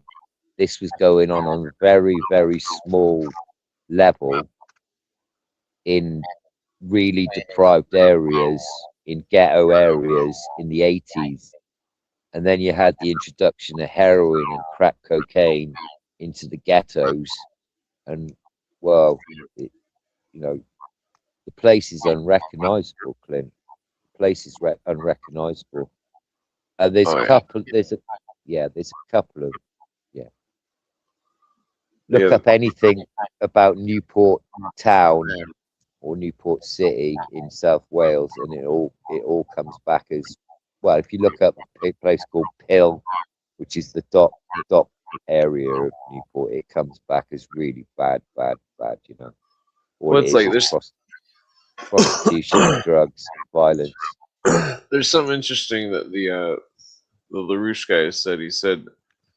He said that the crown was purposely, they were being mean and they were pushing the Hebrews out of England, and like when Right. they Okay. signed that agreement or whatever, and like the motive for the crown doing such a thing would be that because the Hebrews wanted seats on they wanted seats on the House of Commons, and so but the crown didn't want them to have seats in the House of Commons, so the crown literally like devised a scheme to push them all to, you know, push them all out of Europe, and it's like that. Okay. If you, all right, I'd love that full story, Clint. That'd be lovely if you could tell me that full story because I don't know that. But Well, I I think that thought, I thought they were all sat in the House of Lords in any case. They did. The House of Commons is like that's the second tier of Parliament. That is for you know, the plebs as we call ourselves. You know, the fucking great well, unwashed. You know, well, I think that might have been the part of their motive. Vedas. Why? Because I think the royal crown is doing something weird. That I think that Cooper and the, you know, that they're doing some kind of they've created their own religion, and that they're Yeah, practicing it yeah, secretly, yeah. uh, and that, you know, that's why the crown has the stone of the scone or whatever, Stone because the like, spoon. yeah, because freaking because they believe that England or London is, or England is Israel. Yeah, I did. Did I tell you, Clint, that England owns all the Irish history and give it back to Ireland? So Ireland has an unread history on paper. Nobody knows this. Hardly anyone knows this. But so it's a bit like the Elgin Marbles again. You know. Well, I mean, it's interesting because Jordan Maxwell says that King David was King Druid. The U became a V. Okay. All right. Yeah. Maybe. Maybe. Well, that's interesting because it's like, uh, it's bizarre because like, what if the people that lived in lived in England that were dark haired and that not the Aryan Suave, stuff? you mean? Yeah, what if they were Hebrews and that the crown took Oh, them I don't over know. and That's kicked getting them a out? bit Tartarian, Clint, for my liking. Well, no, it's not Tartarian because like, well, one of my friends, he's half English, Right. uh, and Oh yeah, that, there's black English. Irish people well, weren't his classed eyes. as Irish people weren't classed as white for a very long time. They actually Yeah, had to. They actually had to. Irish people are like you have black Irish, you have black Cornish, which is they look like they're interbred with either Maltese people or Spanish people, but they've got that Arab look to them. You know. right. Well, my friend that who's half English. His eyes look a lot like Andrew Wilson's eyes, and that that Don't know who the that shape is. of the eyes is like people in France have that type of eyes, but also people that are Hebrew have that type of eyes, and that it's very distinguished trait. That's 'cause I went to art school and so the Are you talking about like almost like a Moroccan eye line? Are you? kind of like how the eyes go down on the sides. Uh, Okay. I think I know what you mean. yeah, like like the Do you paint portraits then, Clint? Do you? yeah. I used to paint oil paintings. If anybody wants one, it's $300 is the bottom amount. Uh, Good lad. Good lad. Don't let you price yourself.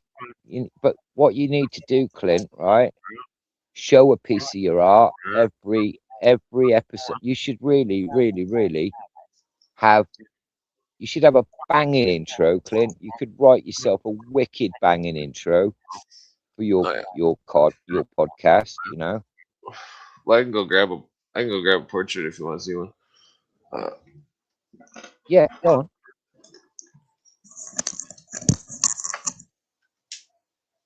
Show me 3 different types of your work, Clint.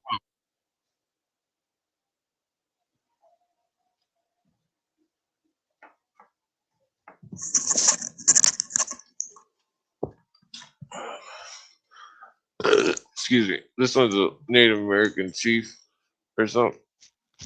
Uh, I forget which Oh, chief or whatever he is, but I oh, that's painted his banging, pictures. mate. Yeah, that's Oh, that's banging. That's fucking. Oh, Clint, mate, you got fucking talent. yeah, it's What can you do? Can you knock that out with your eyes closed? oh yeah. That probably took like I mean, do you know the formula to do that, and you can repeat it? Yeah.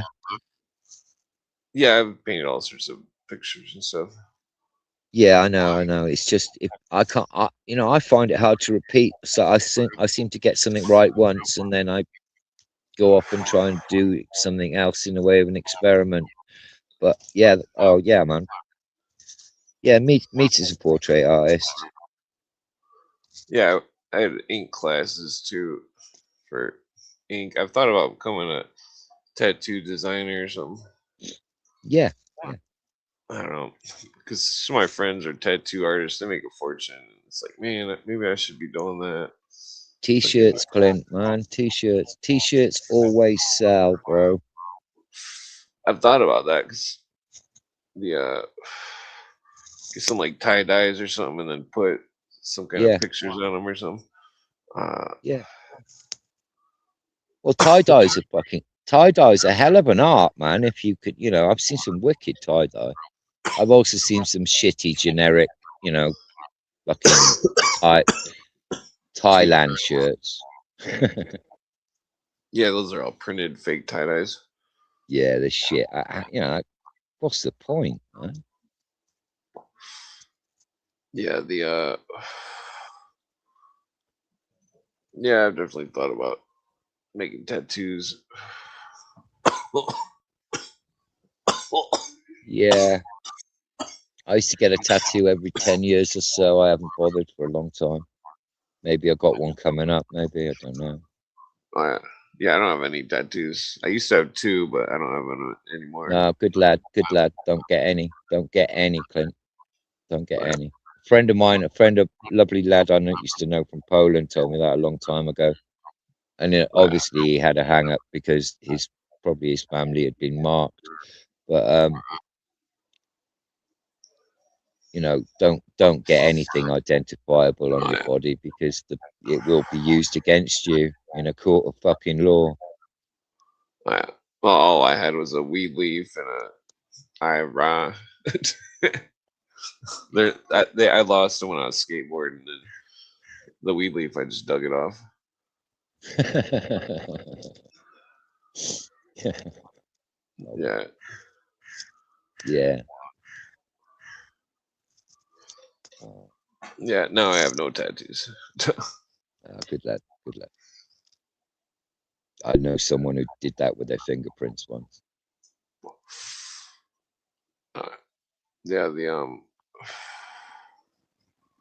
I mean, I've thought about getting a tattoo, but if I do, I'm gonna have to make the ink for the tattoo because I'm not using that ink that they use. No, you're right. I think I'm gonna use Sangre de Grotto tree sap. It's red. Get a Okay. tattoo with that. Because plus it would heal up like instantly because it's used to heal wounds and close them like glue. Yeah, that would need some testing, wouldn't it? Well, there you go, Clinton. You might have just made yourself another good business idea there. Well, that's what I was gonna go to my friend's. He's a tattoo artist, and I was gonna have him give me a tattoo on my arm with the red tree sap to see if it works. Because if it did, then that would be like that. It would be a tattoo that would stay that same color, and that it would Right. it wouldn't react to your body in any bad way. Okay. You'd have to research that, Clint. You'd have to, you'd really have to get that chemical breakdown of that before you. I suggested you shoved any of that inside yourself, my friend. But Well, it's a tree sap. It's like if you fall and scrape your arm or something, and you right, dump it yeah, on there, yeah, and then you rub it in the wound or whatever, it'll seal it right up. okay, yeah. Yeah, like Okay. it cures ulcers like instantly. If you have an ulcer in your stomach and you drink some of the like a tiny little few drops of the tree sap, the ulcer will instantly feel better, uh, like Okay. miraculously. Oh, Yeah, that's like brilliant, that is. yeah, I used to drink it sometimes, not like a lot, just a few drops or so, but like, cause then it would make the ulcer go away from like 'cause I used to have really bad ulcers, puke up blood and stuff. Right. Nah, What's that from, Clint? I don't know. It's just well, I mean, part of it's from like that dude chasing me with the shovel when I was a kid. Uh, Right. it's like, What, your stomach's uneasy? well, it's not. I don't ever puke or anything. It's just like back when I was a kid in the '90s, I would puke up blood and stuff. That I don't even know what the hell was wrong with me. It was like once I don't know. It was like once I started smoking weed, I just smoked as much weed as I could, and it Yeah. seemed like But it all junk went food, away. junk. But if you've lived on junk food for a long time, Clint, you've lived that street life. That's a direct, straight off to Crohn's. You know what I mean? All the processed food will kill good stomach bacteria off, and it will leave you like that. I know quite a few girls, especially girls and boys that Crohn's is a disease that's just to do with processed food. Yeah, Yeah. yeah. I can't eat certain foods. No, Freaking I'll eat anything at the moment, bro. I couldn't give a monkeys, but normally I'm fussy with food. oh yeah.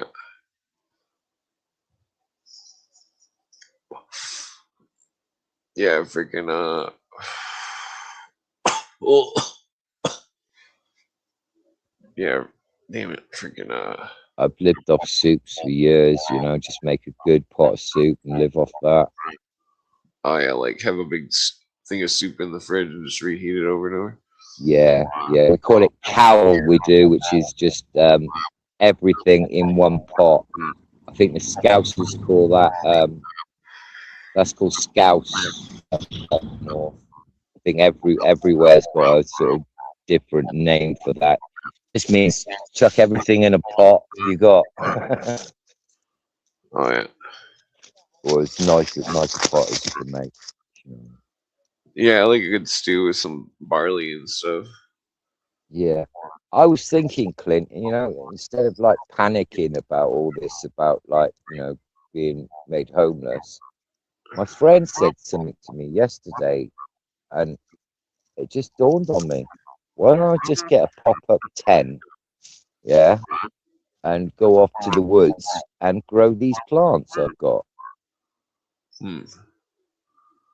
Well, that's what people do in California. Yeah, yeah. I mean, you got any family you can stay with or anything? Oh no, my family are all passed away. My daughter's busy. She's a nurse in Cardiff. My son's in Maybe. Brighton, and my other daughter is in Cornwall.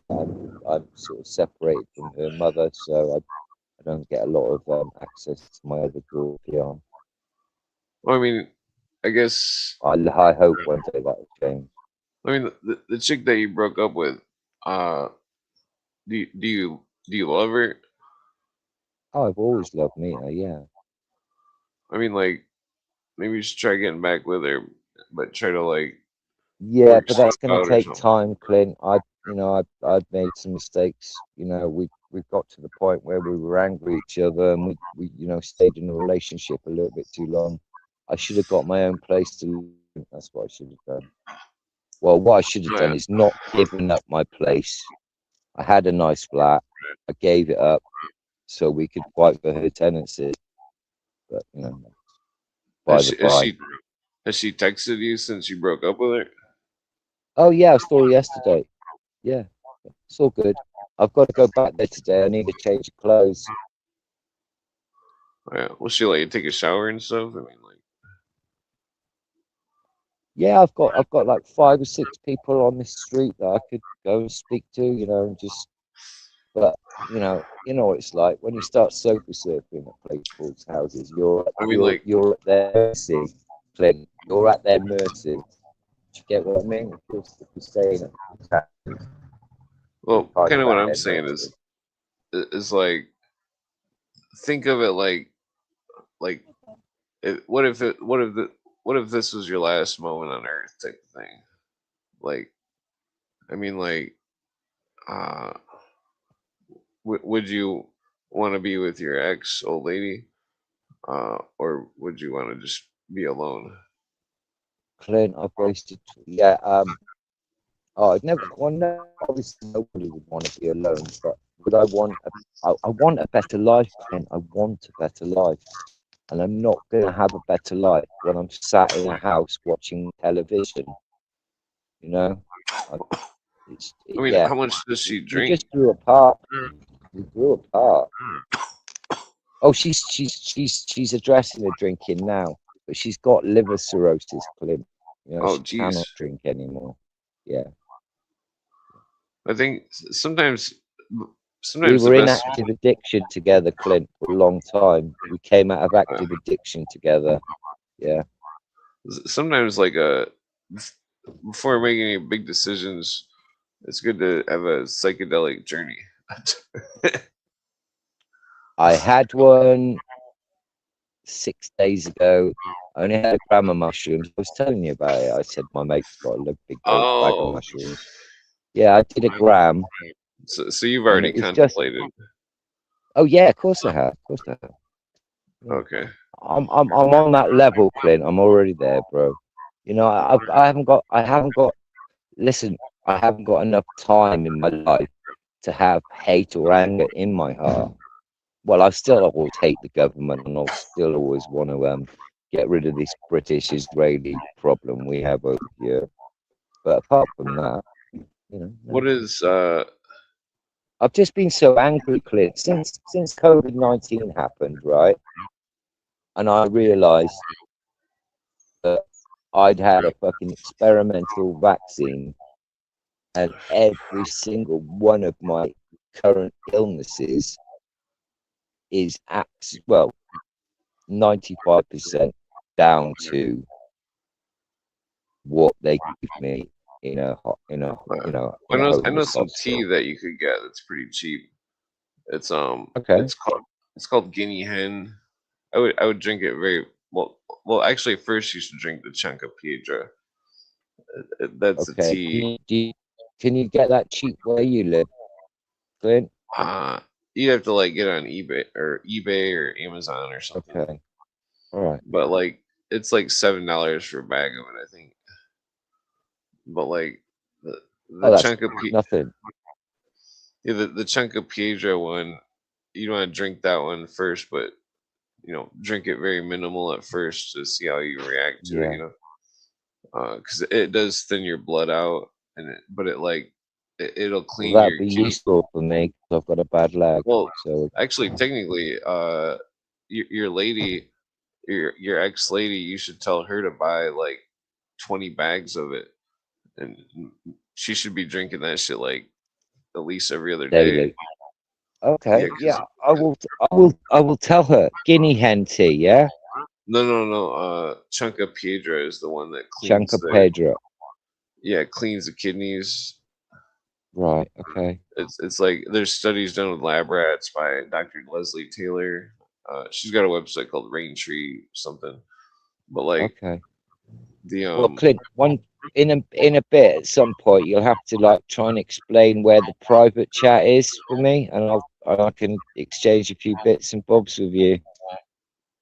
All right. Well, I mean, like, if you comment on a video or something, I can reply on a comment and remind you what the tea is or something. Okay. All right. Yeah. Cool, man. Nice. Or make a Twitter or something. Yeah, I might do. I just honestly, mate, that fucking Elon Musk, he does my fucking head in. I mean, if you got a Gmail account, then you can just sign into Twitter with that. Right. Okay. Yeah, I'll do that. Yeah. I'm already hooked up, mate. You have to be. Last time I got a phone, it wanted. There's no more trying to be anonymous in this country anymore, bro. We're already in a fucking digital jail. Yeah, there's in the country. There's no hiding or anything in the New World Order. Fuck yeah. It's a big old club, and we're all getting whacked with it, Clint. Right. Well, I mean, I still think there's people out there trying to help us, but it's like there's so much the mob rule going on. Yeah. Yeah. I don't know. Yeah. It's like they don't know how to like. I don't think anybody. I think right. I mean, there's just so many correlations to when I was saying I've got a really bad after COVID-19, you must have a sneaky suspicion that your government doesn't want you around anymore. Well, I have a remedy that I think that everybody should sue the government. Well, I mean, I know I can't actually say that because that would be giving legal advice. No, for like 1 month, everybody should refuse to pay any taxes. Yeah, and this country would fall. In 1 month, if everybody just went, right, no, we're not having it, they do something about it. But they know with the amount of psychological operations, they can keep these fucking dumb people down with little Freemasonic plays. They're very fond of their Freemasonic plays, aren't they? I mean, every bloody psychological operation you see is a bloody Freemasonic play. Well, like to me, the big thing isn't the taxes, because I mean, taxes. They really do understand the power of drama, don't they? Well, like that's what it really comes down to, is that they understand. The big thing is drama. The inflation on the currency that's not gold or silver. That's what really annoys me. It's like, how can paper go up in value? Yeah, or devalue? Yeah, I'll go. Yeah. Fractional reserve banking, Clint. Yeah, because it's like the value of gold and silver isn't going up. It's the value of the money is going down, and then they're not adjusting the minimum wage to how much the inflation is, and and it seems like they're making up what the inflation amounts are. Because whenever I calculate inflation amounts based on gold or silver, that I don't get to the numbers that they do. That I get to numbers which are incredible inflation rates.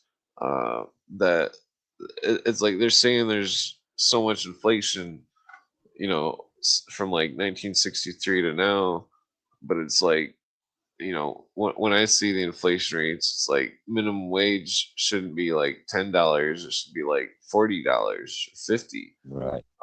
Yeah. And that I mean that's because I mean like everything's should be ran all more efficiently, and so when somebody's like actually doing work, there should be like, well, I mean, I don't know, it's getting to a weird point with all these machines and stuff, but like, the question is, it's like, are they going to be able to build some kind of machine factory or some shit to feed humanity, Yeah. in time to like, well, then it's like, what is everybody going to do when like, Oh yeah, the working class are going to be replaced by robots, Clint. yeah, That's what's going to happen. well then, what are They they going don't to do need the for? working class anymore. They just don't need us. They want us. They want to get rid of the working class, Clint. It's horrible. Well, I mean, then everybody would be like forced to become artists, basically, or chefs or something. Like, I mean, Fancy being a rats. chef is like an art. Yeah, but chefing's become something that it shouldn't be. Oh yeah. That fucking dickhead, fucking called fucking. I know his brother's a fucking idiot. Gordon Ramsay. You know Gordon Ramsay? Oh yeah, he seems like he's a fraud. I mean, well, There's he's the pretty smart. there you go. The epitome of a fancy rat. There you go. There you go. The absolute epitome. Little fluffy blonde hair, curled up at the sides. Fancy fucking rat. Ex-footballer, never fucking done a day's work in his fucking life. Do you know what I mean? Just, boy exists on his looks. Yeah, I've had Gordon Ramsay's TV dinner. It's not very good. I've smoked loads of drugs with his brother. Yeah, Gordon Ramsay. Yeah, he seems like he's part like His Finnish or something. his brother talks like that, fucking Clint. He talks like a proper fucking Scotsman. I mean, it seems like Gordon Ramsay's like part Finnish or something. Part Swiss His or brother's a something. Scotsman, mate. His younger brother's Scottish.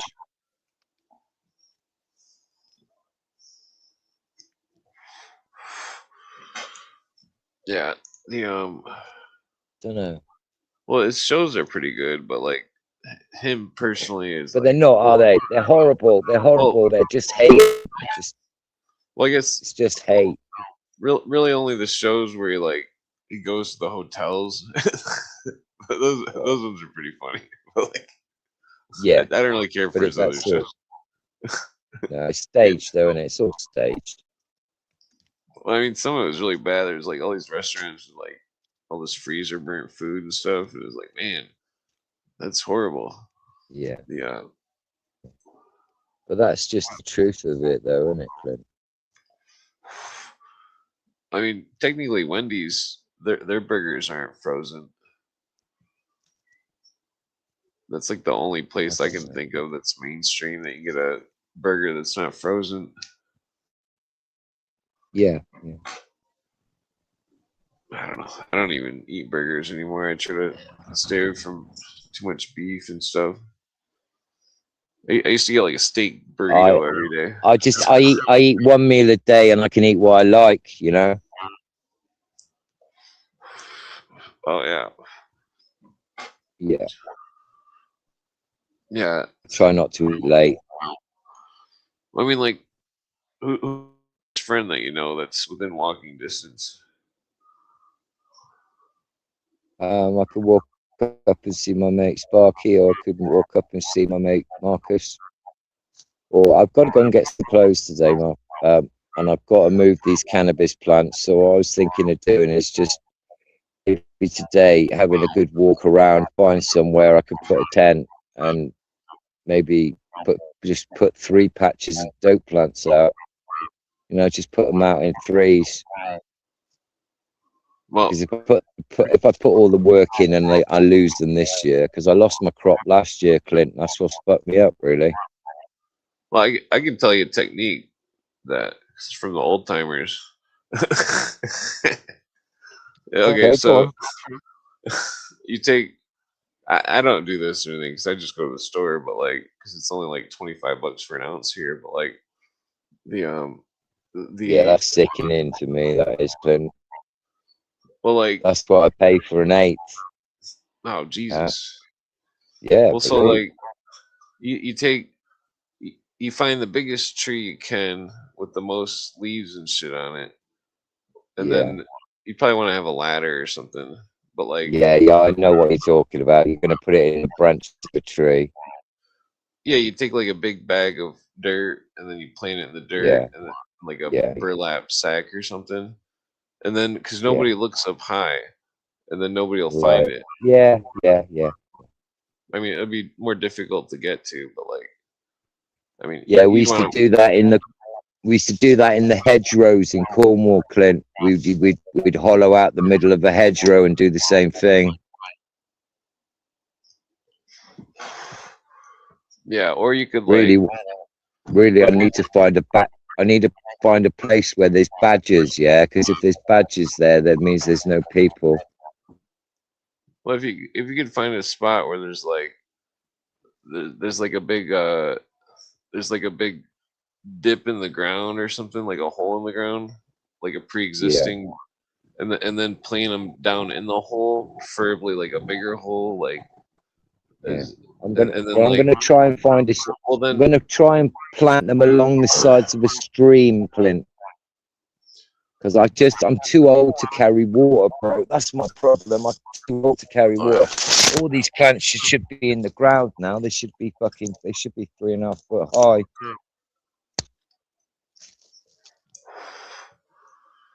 I mean, you definitely want to put them where somebody can't see them. That's for sure. Oh, that's funny, Clint. Because if you saw my house right now, I've got a mother on the windowsill, and I've got a load of clones rooting on the windowsill. Oh yeah. But yeah, I suppose. I mean, I've technically, seen. like, Sorry. I did have a windowsill with clothes and curtains on it. Sorry, I'm still oh yeah, thinking I'm living with me. Uh, yeah, a river would be good. yeah, Well, I yeah, mean, for you want to sure. make sure though that it's not one where people are canoeing or something though. Right, no, I'm talking about like a little header stream. I'm not talking like a river, and not a big river. Yeah, you probably want to like stack a bunch of brush around them or something. Yeah. Well, I thought I might even put a couple in the police station because it's just somewhere they won't look for them. Yeah, well, I don't know if I would do that. No. Okay. Well, if I've got any spare at the end of the, if I've got any spare at the end, I'll as just as an experiment, I'll plant one on their grounds. I can see a place that they can't see. Yeah. But, We've yeah, got a huge police station up the road. It looks like Fort Knox. oh, yeah, Yeah. yeah, definitely want to put them somewhere where there's like a big woods where people don't hunt or something. Yeah. Yeah. Yeah, that's the problem I had last year, though. Because there are lots of deer around here, and deer are savage, aren't they? Oh yeah, huh? Do you have deer where you live, Clint? Oh yeah, definitely. They're Yeah. they've broken a lot of headlight. Well, only like one or two headlights, I guess. Right. Yeah, I've always managed Yeah. to not really. Well, Was it you that said you had a deer come through your windscreen? no, it was a turkey. Oh, right, a turkey. Yeah. Yeah, it jumped like Yeah, we 8 have feet pheasants in sideways. Cornwall that'll do that. Yeah, like it was crazy. It was like, what the fuck? Like it was Yeah. in one lane, and I was like, I'll just go to the other lane, and then it just jumped right in my window. I was like, ah. I had glass Yeah. in my eyes for like Freaky 3 months. fucking looking birds, aren't they, turkeys? I definitely hate, despise turkeys now. I mean, I'm not gonna go out of my way. Well, you've got a hatred for turkeys, Clint. I don't. Yeah, Maybe it was just that one turkey, and not all turkeys are bastards, you know. I'm not even gonna eat a turkey. No turkey. Like fuck No. turkeys. Somebody I don't think I Why think it was that your favorite car or something, Clint? Was it? Well, I've heard natives say that turkeys are that they don't like that the tribes traditionally don't like the turkeys. I don't remember which tribes, but like that it's like all the people come over and they're like, oh, Thanksgiving, here's some turkeys. We don't eat turkey. Yeah, yeah. There'll be something, won't there? There'll be some little joke, you know. But yeah, like turkeys are like I don't know, turkeys just really they say it's good for you, but I don't it seems like it's like too dry and like Yeah, it's low fat, so it's probably not very good for you. yeah, it's just really like I don't think know. you need. I think if you're gonna live if you could properly live, or any meat you should eat, it should be game, you know, wild game. Well, I mean these days though, it's when the deer are eating like corn and shit. It's like Right. pesticides and stuff. Like, Yeah. Yeah. because my dad ate deer meat like his whole life, and like he's got some kind of tumors or something. Right. I mean, he also chewed like a ton of tobacco. Okay. Yeah, he'd like chew a whole can of tobacco a day. Okay. How much is that? What's that? I can't hear you. How much? Oh, sorry. How much is that? A tin. Oh, it's like a circle tin about that big. It's like that tall. Okay. I've never really seen chewing tobacco. We don't really have it over here. Oh, you I'll don't? tell you. No. I'll tell you what. This the Swiss are really into is snuff. Have you heard of snuff? Yeah, it's like some kind of tobacco stuff. Yeah, you snort it. Yeah, the Swiss are weird. I tell you what though. You want to honestly, Clint, man. It is it's inspiring snorting tobacco, really inspiring for art and stuff, Clint. It's wicked. Weird. Yeah, it gives you a high, very much like cocaine. Yeah, Like I'd what? probably like sneeze a bunch or something. Yeah, you would. Yeah, you would. I don't think I would enjoy it.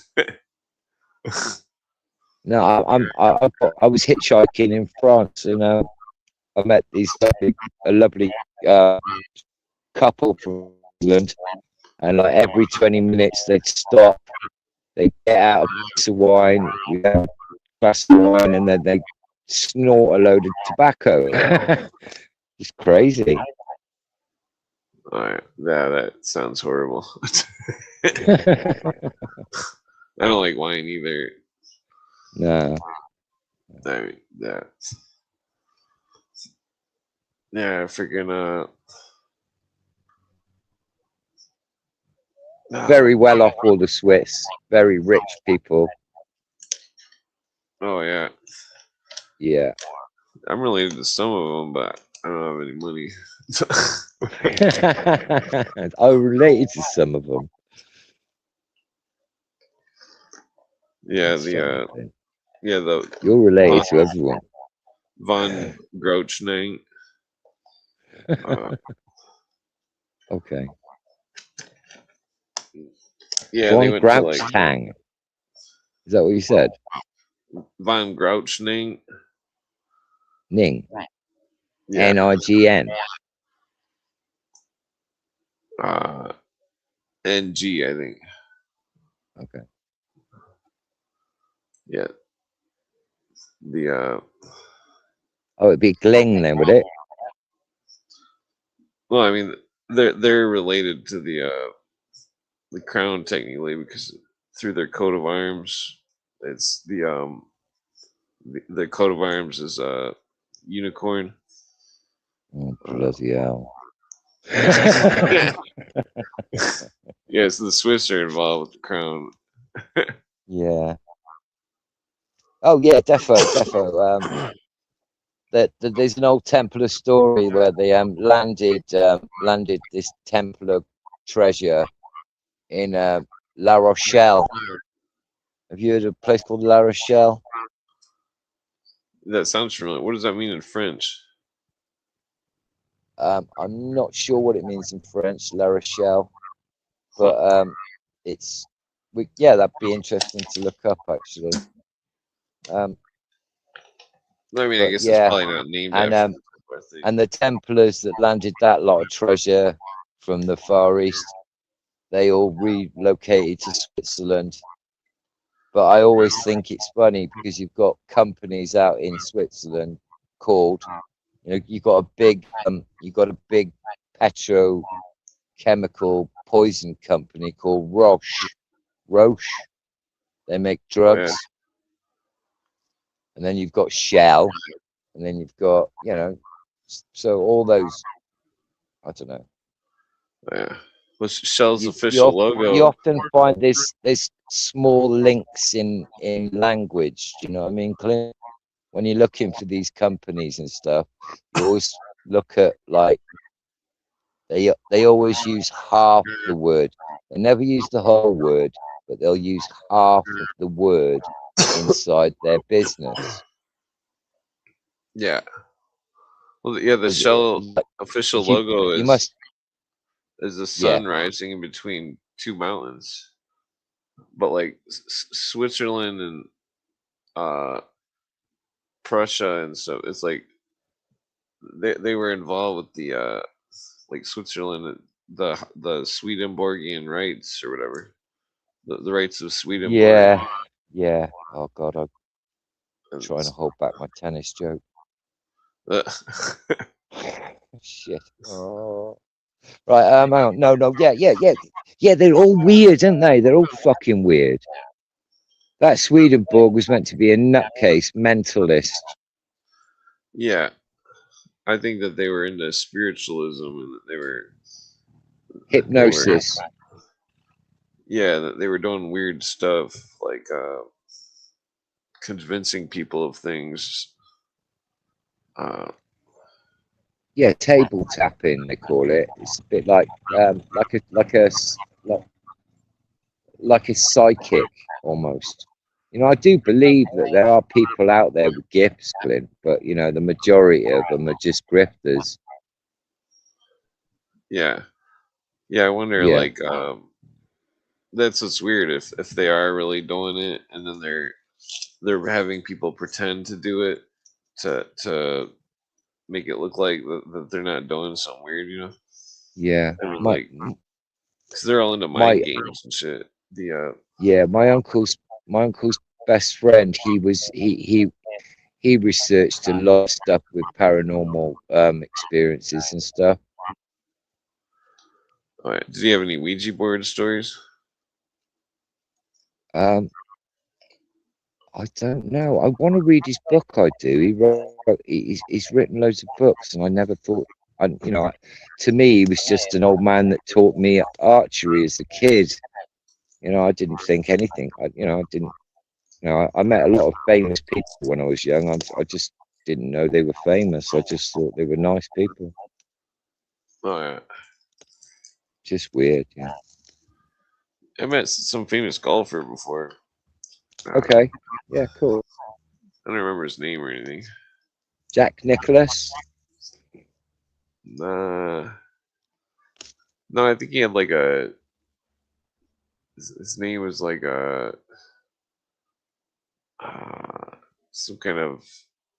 Like it reminded me of like a tiger or something, but it wasn't a tiger. His last name was something like that. It was some old dude. It was back in the 90s.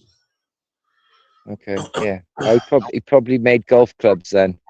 I think that's all the old golfers, went on to making golf clubs, didn't they? Yeah, he lived on some lake in Michigan and had like lived next to the spot where we'd all go swimming. Oh no. So yeah, so what are the lakes like then, Clint? Are they lovely? Are they? If some of them are like sand, a lot of leeches. Do you have rivers running into them? Obviously. Oh yeah, there's like rivers and lakes. You can't go like a mile without finding a river, lake, stream, pond, swamp, something. Okay, yeah. It's Well, like that's probably why you have a lot.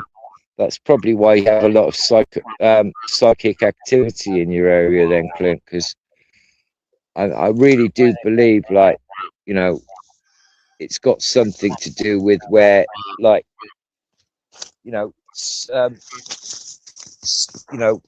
water's a different element to soil, isn't it? And like when the two combine, that is basic alchemy, isn't it? Really? I speculate there's a glacier underneath Michigan. Okay. Because I mean, you speculate away, Clint.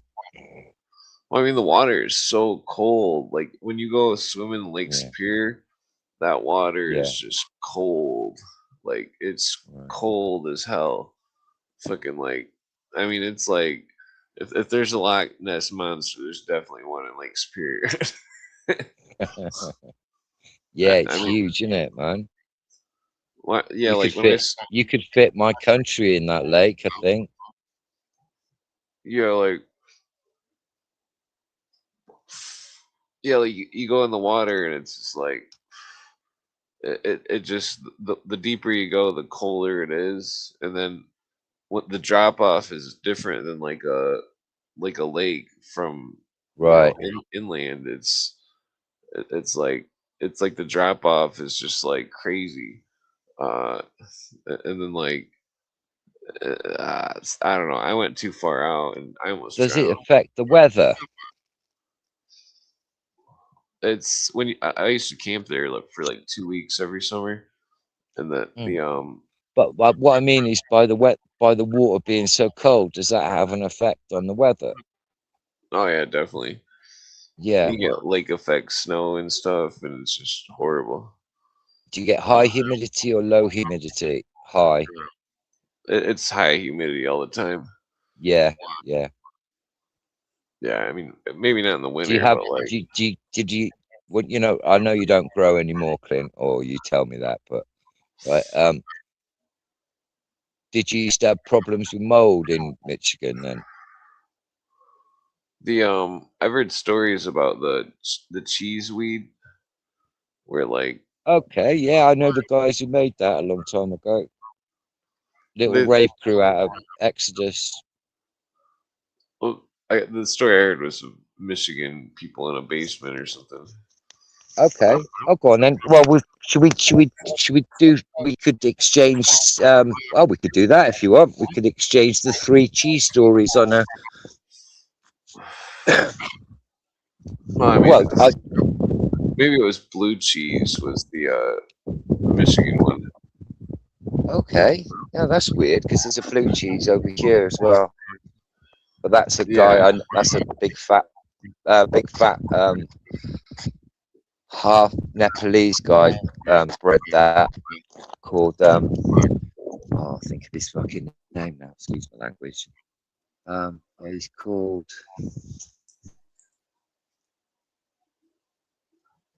What? Oh, you muted yourself. You're muted somehow. Can you hear me? Your microphone's muted. No. Okay. Sorry. Yeah.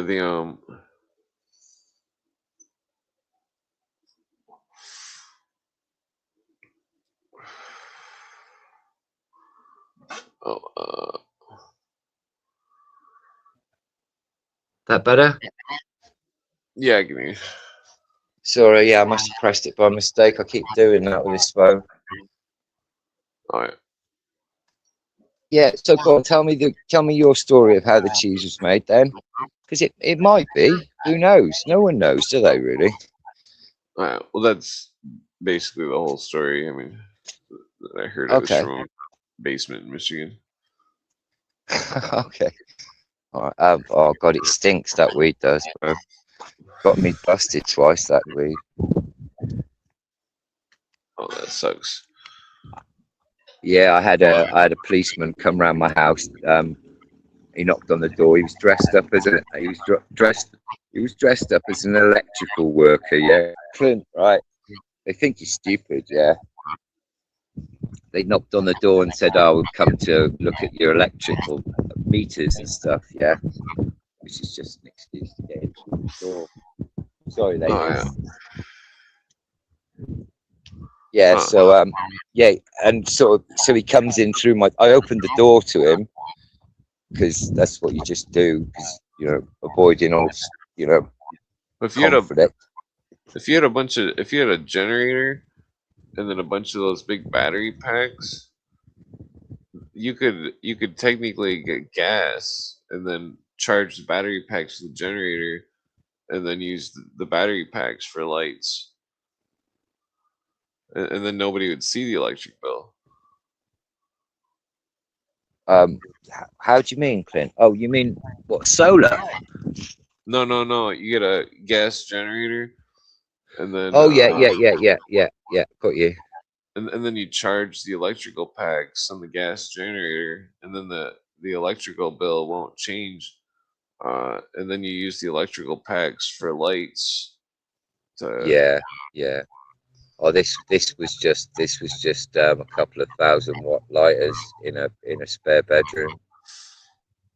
Yeah, like those battery packs. If you just charge them once a day and like had some LEDs or something. Yeah, electricity's very expensive here now. Very expensive. Yeah, I mean, you'd be using gas to use the light, but like not to use it. You wouldn't run the gas to run the light, but Yeah.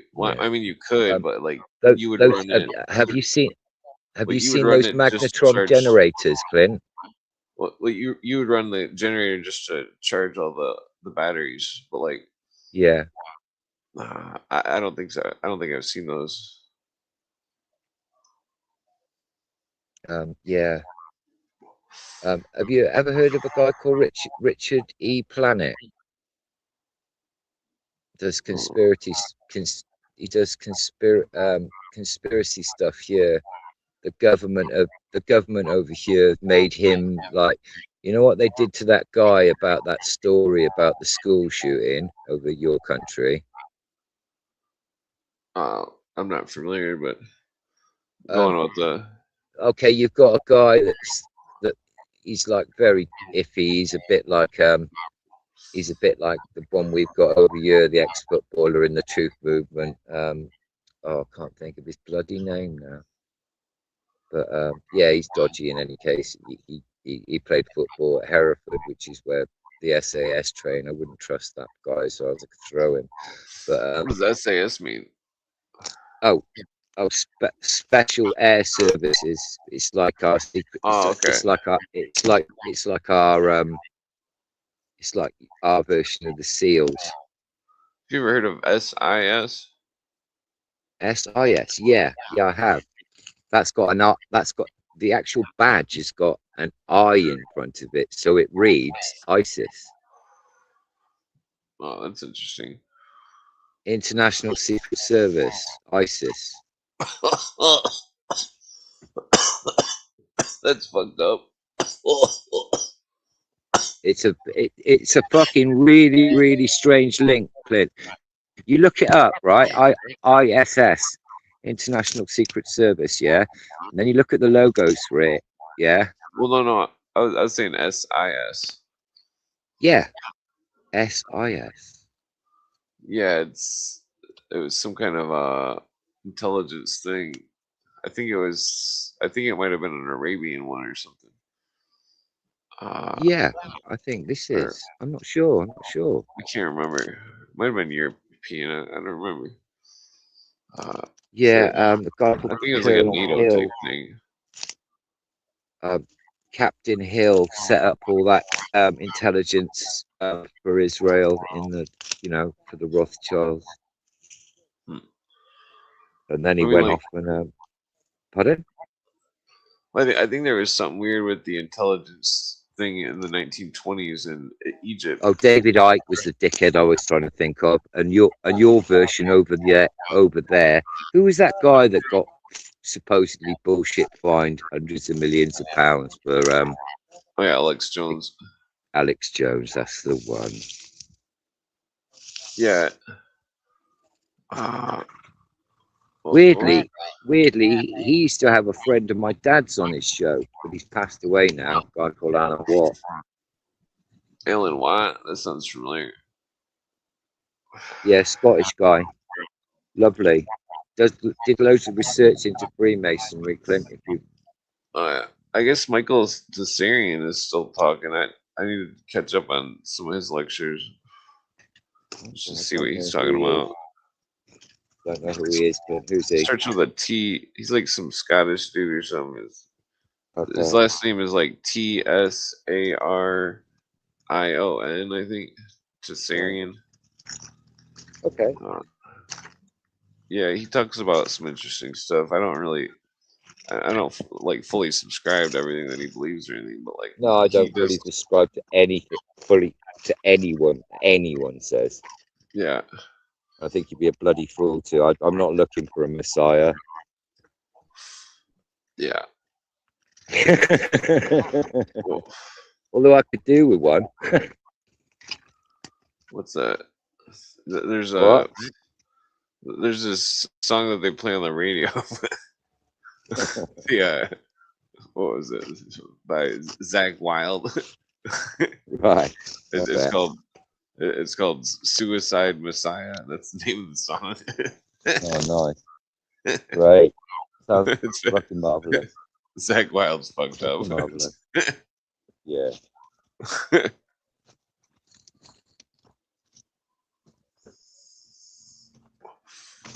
Yeah, I managed to pick myself up another half ounce of weed. So I've got a bit of weed. I just need to find some paint today. Get a bit of money, and I can make a nice piece of art today somewhere. Keep my brain sane. Oh yeah. I need a couple of $100 so I can get my so I could just get some prints knocked up, and I can make money, Clint. You know, if the sun's shining, I can sell art. Oh yeah. Yeah, hopefully. Maybe you could take like 10 of your best pieces and then yeah, make a I'm only selling portfolio. prints, Clint. I'm only selling prints now. No. Yeah, go on. Take 10 of your best pieces. You should tell your ex lady to do the same thing. Take 10 of your best pieces, put them in a portfolio, and then go to art colleges and go to places that might want murals. Like yeah. Problem is, Clint, they all want it done for fucking buttons. Well, I mean, like Yeah, everybody wants a bit of art on their walls, Clint, but nobody's got cash in their pocket. Nobody's cash rich anymore to I go, mean, it could yeah, be I'll like, fuck it. what if you There's did like, 500 quid. Go and do me a complete wall. I mean, what if you did like really fast paced art, like you were able to do like a mural, but it was sloppy, but it was still really cool. You know what I Oh, I mean? know Like what I mean by that. Yeah. What, throw this kitchen sink at it? where it's well, no, where you got the the main features of the pictures, but like the rest of it's just kind of blurry, you know. Abstract. Well, not really Yeah.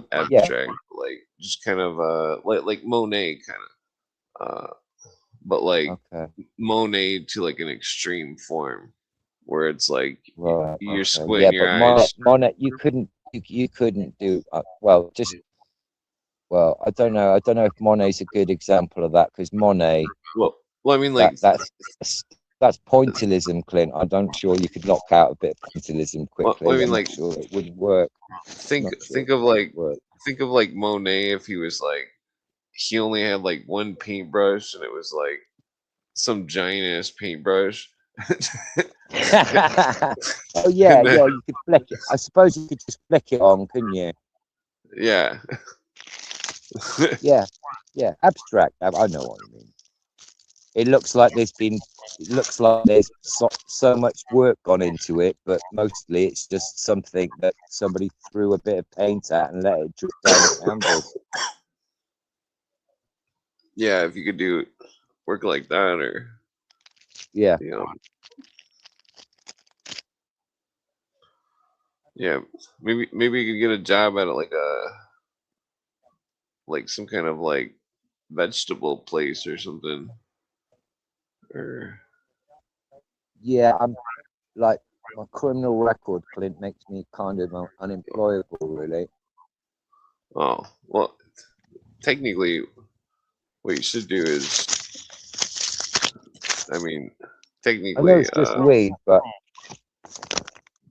well, you could get a job at the bar or something, and then like, you know, oh, the last place I want to work is a bar, bro. I'd start drinking. I'd be fucking awful.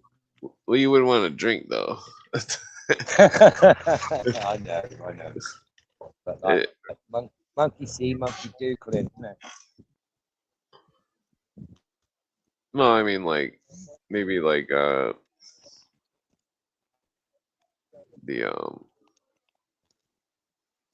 what was Is that?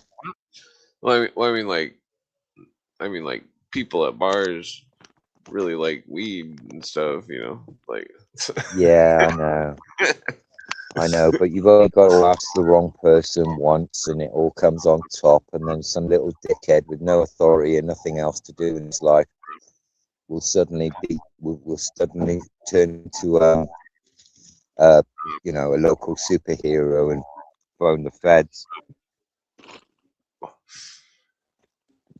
oh yeah, I forgot it's legal there. Yeah.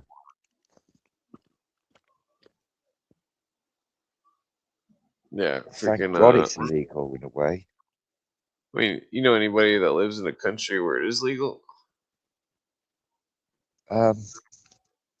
Yeah, no, that's weird, Clint, because yeah, I went, I was working in the grow industry a few years ago, and like just before 2000, like I said, when things started to go wrong for me, I was working for an Australian cannabis company that sold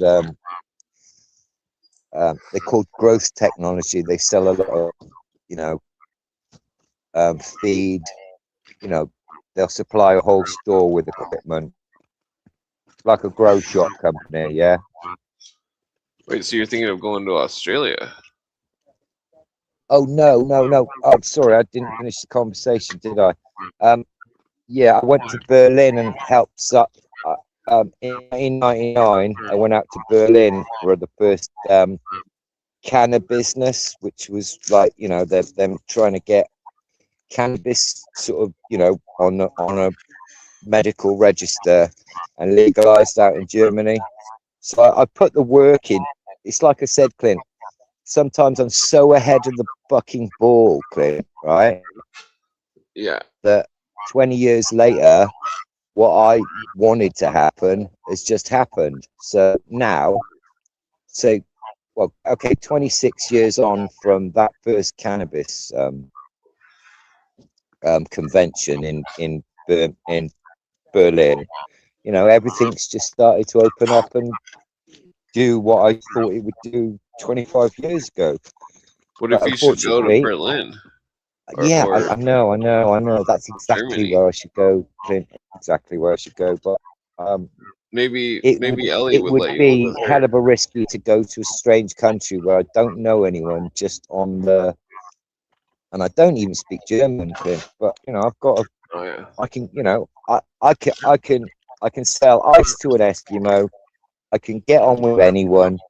You know, I make friends easily. I don't, you know, if I fall out with you, it's because I got a bad vibe off you, and I'm trusting my gut. You know, I'm quite a sound person to know like that. You know, I don't, and I haven't got situational ethics. My ethics are my ethics. You know. Well, like, let's see here. The well, technically, it was somebody in Berlin, not the Ellie, but like somebody else that they might. Well, I don't. They don't live in Berlin, Well, but they where might know. is Ellie these days? Where is Ellie? We don't hear from Ellie much. Or are you friends with her on different channels? Well, I just got her on Twitter or whatever. But the Okay. So she doesn't have a channel over in Germany then, no? it was somebody else knows some people in Berlin that like I could ask if you could like maybe be able to crash there or something and like Oh, bless uh, you. well I Oh, mean bless you, Clint. You're lovely. You're nice, man. You're I mean maybe you might be able to like use your farming skills or something. Yeah, well, that was the plan, Clint. That was the plan on going to Switzerland with these guys many years ago. You know, I met some guys from Germany and Switzerland up in India back in the 80s, or no, sorry, back in the 90s. And you know, that's where, you know, I was told to go, you know, to get a job in the cannabis industry. All right. But you need a lot of money to live in Switzerland, Clint, and you need, you know, you can't be seen to be, you know, you can't live this type of lifestyle in Switzerland. They arrest you for vagrancy. Oh yes. You can go to prison in Switzerland for not having money in your pocket. Do you know that?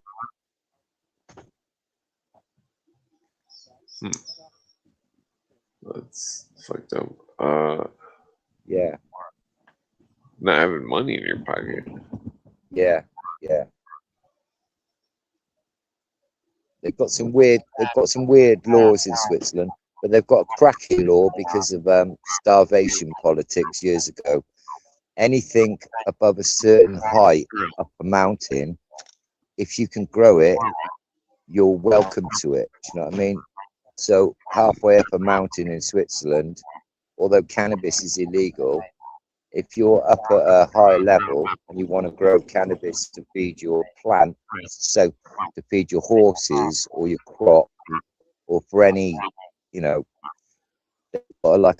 they've got some Robin Hood tales. Their version of Robin Hood is a guy called William Tell, and he gave rights to the serf peasants so they can farm cannabis at an altitude, or anything they can grow up there they can grow, because it's so hard to grow anything. But if they could do it, then get good on them. Yeah. Yeah. Damn, I'm still trying to find that Berlin person. Where is that at? You know, I'm pretty stoned. Yeah. I mean, I'm sure if I was in Berlin, I'd probably sell art, not weed. But Berlin's a great place for art. Oh, yeah. Yeah, no, I guess I can't remember. See, the only type of art that sells down here, Clint, is like seascapes and tourist art, cards, stuff like that.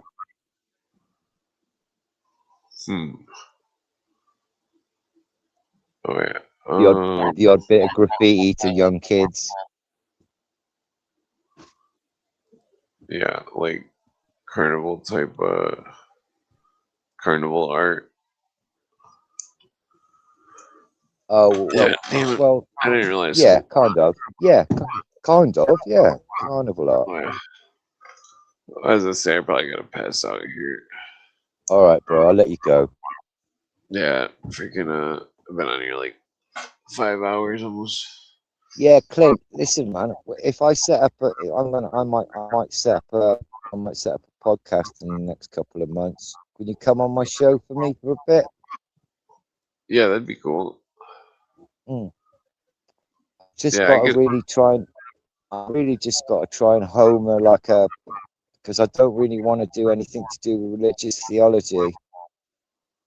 But I suppose you can't really, can you, if you're looking into British Israelism? Wait, what's that? I suppose you can't really look into British Israelism. Sorry, I can't even say it. And then most of the people in the world probably can't either. It seemed like that Lyndon LaRouche guy that he was some of the research is definitely. So does it go back as far as the Jacobites? Yeah, because they were pro House of Stuart and William III. Right. Okay. Yeah. Yeah. Oh, yeah. See, it's all. Yeah. It's like it's See, this thing I've been looking someone at. needs to weave that timeline. Someone just actually put that timeline down. Yeah, I mean, I've been looking at this thing for a long time, trying to figure out this whole House of Stuart thing, and like, yeah, box of frogs. Yeah, because like, okay, so some of the British Israelist people, they believe that Saxon means Isaac's son. Okay. Saxon. Okay. Yeah, like they have weird plays on words like that. It reminds me of like, you remember how I told you that Pythagoras in Old English was Peter Gower? Yeah. That's a weird one, isn't it? But it's like the same thing. It's like they've got Old English words that are the same words, but they're just totally different. Like it's like the Peter Gower and the Pythagoras thing, or the like the Saxon or like Isaac's a person. A person is a derivative sea monster. Well, I'm trying to think of another one. I wish I could get Leon here because I think he would know what the hell I'm talking about with these word plays. Like, right? Yeah, probably. Yeah, it is like Clint. It is all games, but what they do in masonry is half. They'll give you half of it, and you have to work out the other half. With words, breaking up words, you'll only ever be given half of it. You should be able to know the other half of it. That's why their decompartmentalization works so well.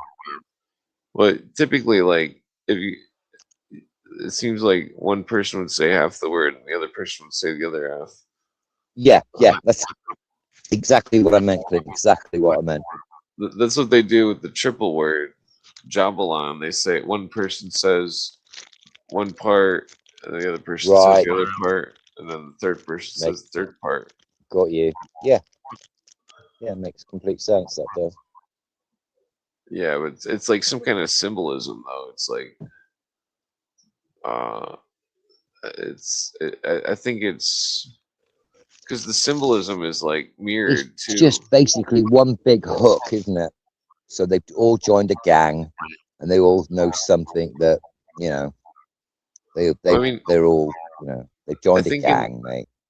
in the original story of the original story of Solomon that it's like him and Hiram Abiff and Hiram of Tyre were like three faces that were like Mm.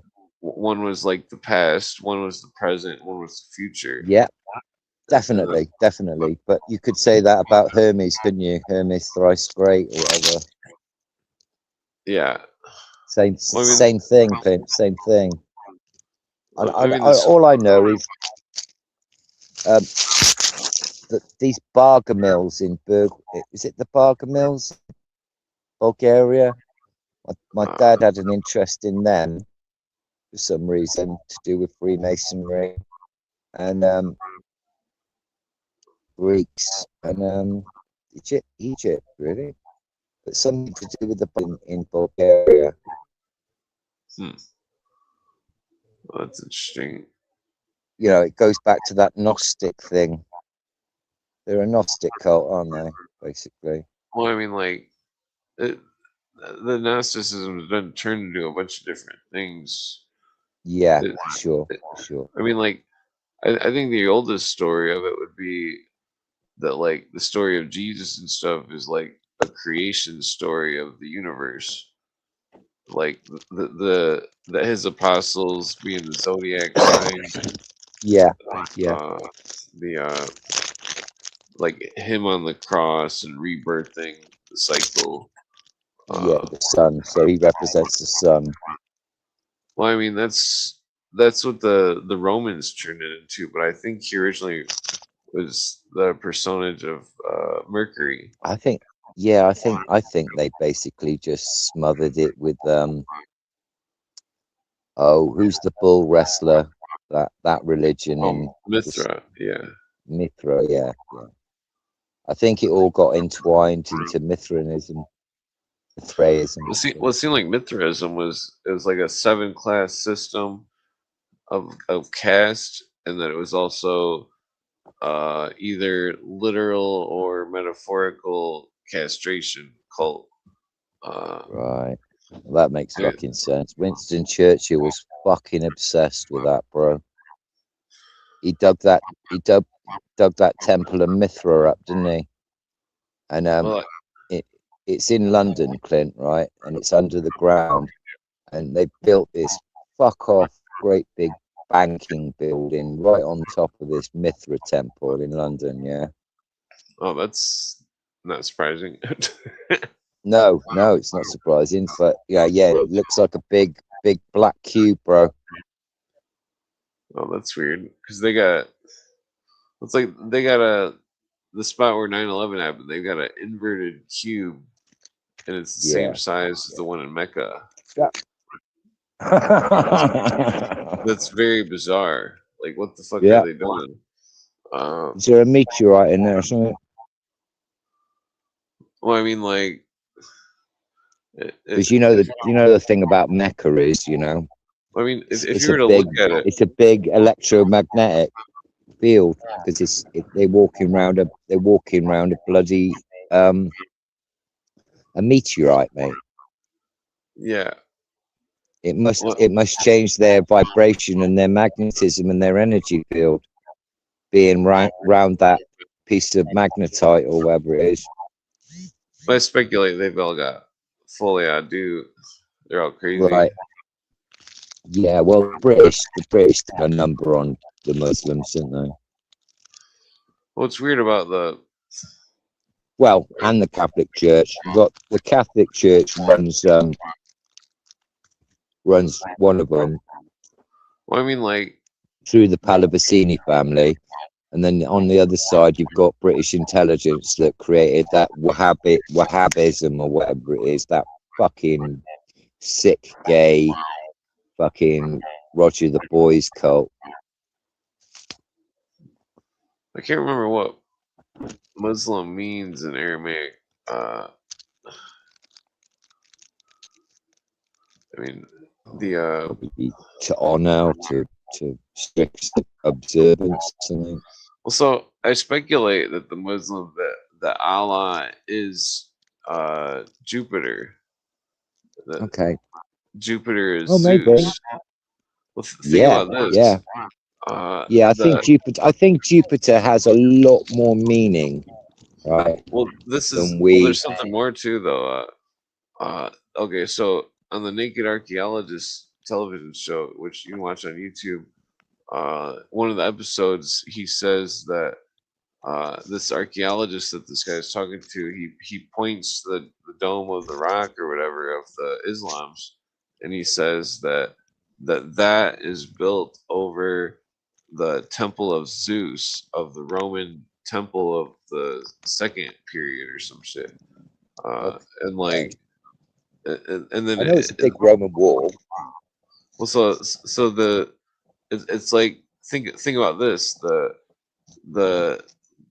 Hamas and Hezbollah both do Roman salutes. They both do Nazi salutes. Yeah, you know they were both set up by Israeli intelligence. Don't you? Well, no, both it's those organizations. Well, you used to have the PLO, the Palestinian Liberation well, the Front. Mossad might have been trying to have undercovers in the Islam stuff, but like it's like the Islam stuff seems to be Roman. It's like like well, but it's like an Syrian. independent Roman. Syrian. Think of it like Alexander's Syrian. the Great's. I think it might be something from Alexander the Great or something like. Well, yeah, the Ptolemies went and ruled Egypt, didn't they? All his generals got all Alexander's generals all got, you know, when he died, they all carved up, you know. So I'll have Greece, you have Egypt, I'll go back and have India. You go back, you can still rule Afghanistan, you know. So basically, when they conquered, they always left an infrastructure there. Yeah. Well, it's like the religions, which the British do now very well to this fucking day. The British Empire still fucking do that. Well, it's like leave a good amount of divide between three parties, and then just let the country fight amongst itself forever. It's so sad. Well, they're also doing divides through religion by they've got like mock religions, which are some are solar, some are Venus worship, some are just all of them. But like the absolutely, Clint, absolutely. Like the Islams are Venus. That's their thing. Is it? And so like definitely. Okay. Well, then they're all running on. Is that definite? Is it? It's definitely Venus. Yeah. Well, then think about it. They're all running on emotion, and then the sun worshippers, the Catholics, they're all trying to run on intellect and suppress lower emotion or lower urges and stuff. Like that. Nothing wrong with that, but like suppressing their lower emotions. Well, suppressing like drunk with a load of Catholics. Well, that's what's so ironic, but like, yeah, I know. That just made me laugh, Clint. Fucking hell. It's like reverse psychology to the Catholics. They're all like, okay, I won't do all these bad things, and then they go, yeah, as long as I don't have to wear a condom. Fucking Catholics. It's like they're just like the Mormons. They're gonna outbreed the planet. Fucking. Yeah. Oh, what was right? You said about this religion, this all one world religion with all the. I think it's a 9-pointed cross. It's a 9-pointed star, and it's got all those symbols in it, all those fucking same symbols of that stupid, horrible shitbag Russell Brand. I used to sell in LSD years ago. Russell Brand's got tattooed all over his arms. Oh, he's got the 9-pointed star. Yeah, and he's got all those symbols tattooed on his arm, up his arm, in single dots. Oh, yeah. You see the star in a lot of. You see the star on the Game of Thrones, the television show. You see it on like the Baha'ism is the big one. 'Cause it's like that whole Baha'u'llah thing, Christ consciousness thing is like when you read what the Alvin Boyd Kuhn says in the Lost Light book, he says flat out that the Christ is the devil's the Satan in the bottomless pit, page 333. Like fuck it up. and he was like a doctorate at theosophy or something, and like like some kind of high degree muckety muck. What is that? Is that an allegory? Is it the monster in the pit? What is that then, Clint? I don't. Yeah, know. that's the. We should do that. That'd make a nice. That would make a good show, Clint. We should just go over that. Well, I can sum it up in a few words. That's the modern Gnostic satanic allegory of that the devil is God and that the devil is Jesus and Lucifer and Satan and all that stuff.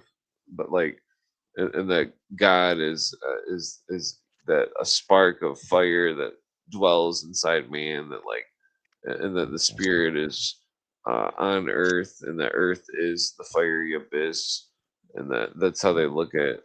That's what their religion is. And so they I have a very strong feeling about Venus and Jupiter. You know, I think it's that they are magic. They're magical times, you know, when you see that stuff and it just apexes the moon and stuff. You know, that can really affect people, Clint. Really can affect people. Don't think, you know, I really think that the planets really do have an effect on human beings. You know, I've been around. I've been in enough relationships with enough birds to know that, you know, all women go a bit funny on a half moon. Oh yeah. Well, there's definitely. And if you've ever been in a nut house or a prison service or anything around a full moon, you'll know that if you ask about in hospitals and stuff, A&E is always busy on a full moon. Oh yeah. I had a weird psychedelic trip on a lunar eclipse. Okay, yeah, they're dangerous things, I think. Oh, yeah. Yeah, as I say, I gotta pass out though. It's freaking. Otherwise, I'm not gonna wake up. Yeah, I'll let you go, Ben. All right, mate. Peace and love, bro. Take it easy. Good luck. Yeah, happy days, brother. I don't need luck. I just need light and love. Happy days. Well, maybe. Well, not as I say. Maybe. Well, take it easy. Yeah, peace and love, bro. Happy days. Get on, Clint. All right, peace. Say hello to your lovely missus for me, yeah? And I'll say hello to Mita for you. All right? Right. Take it easy. Okay, take care, mate. Bye. Bye.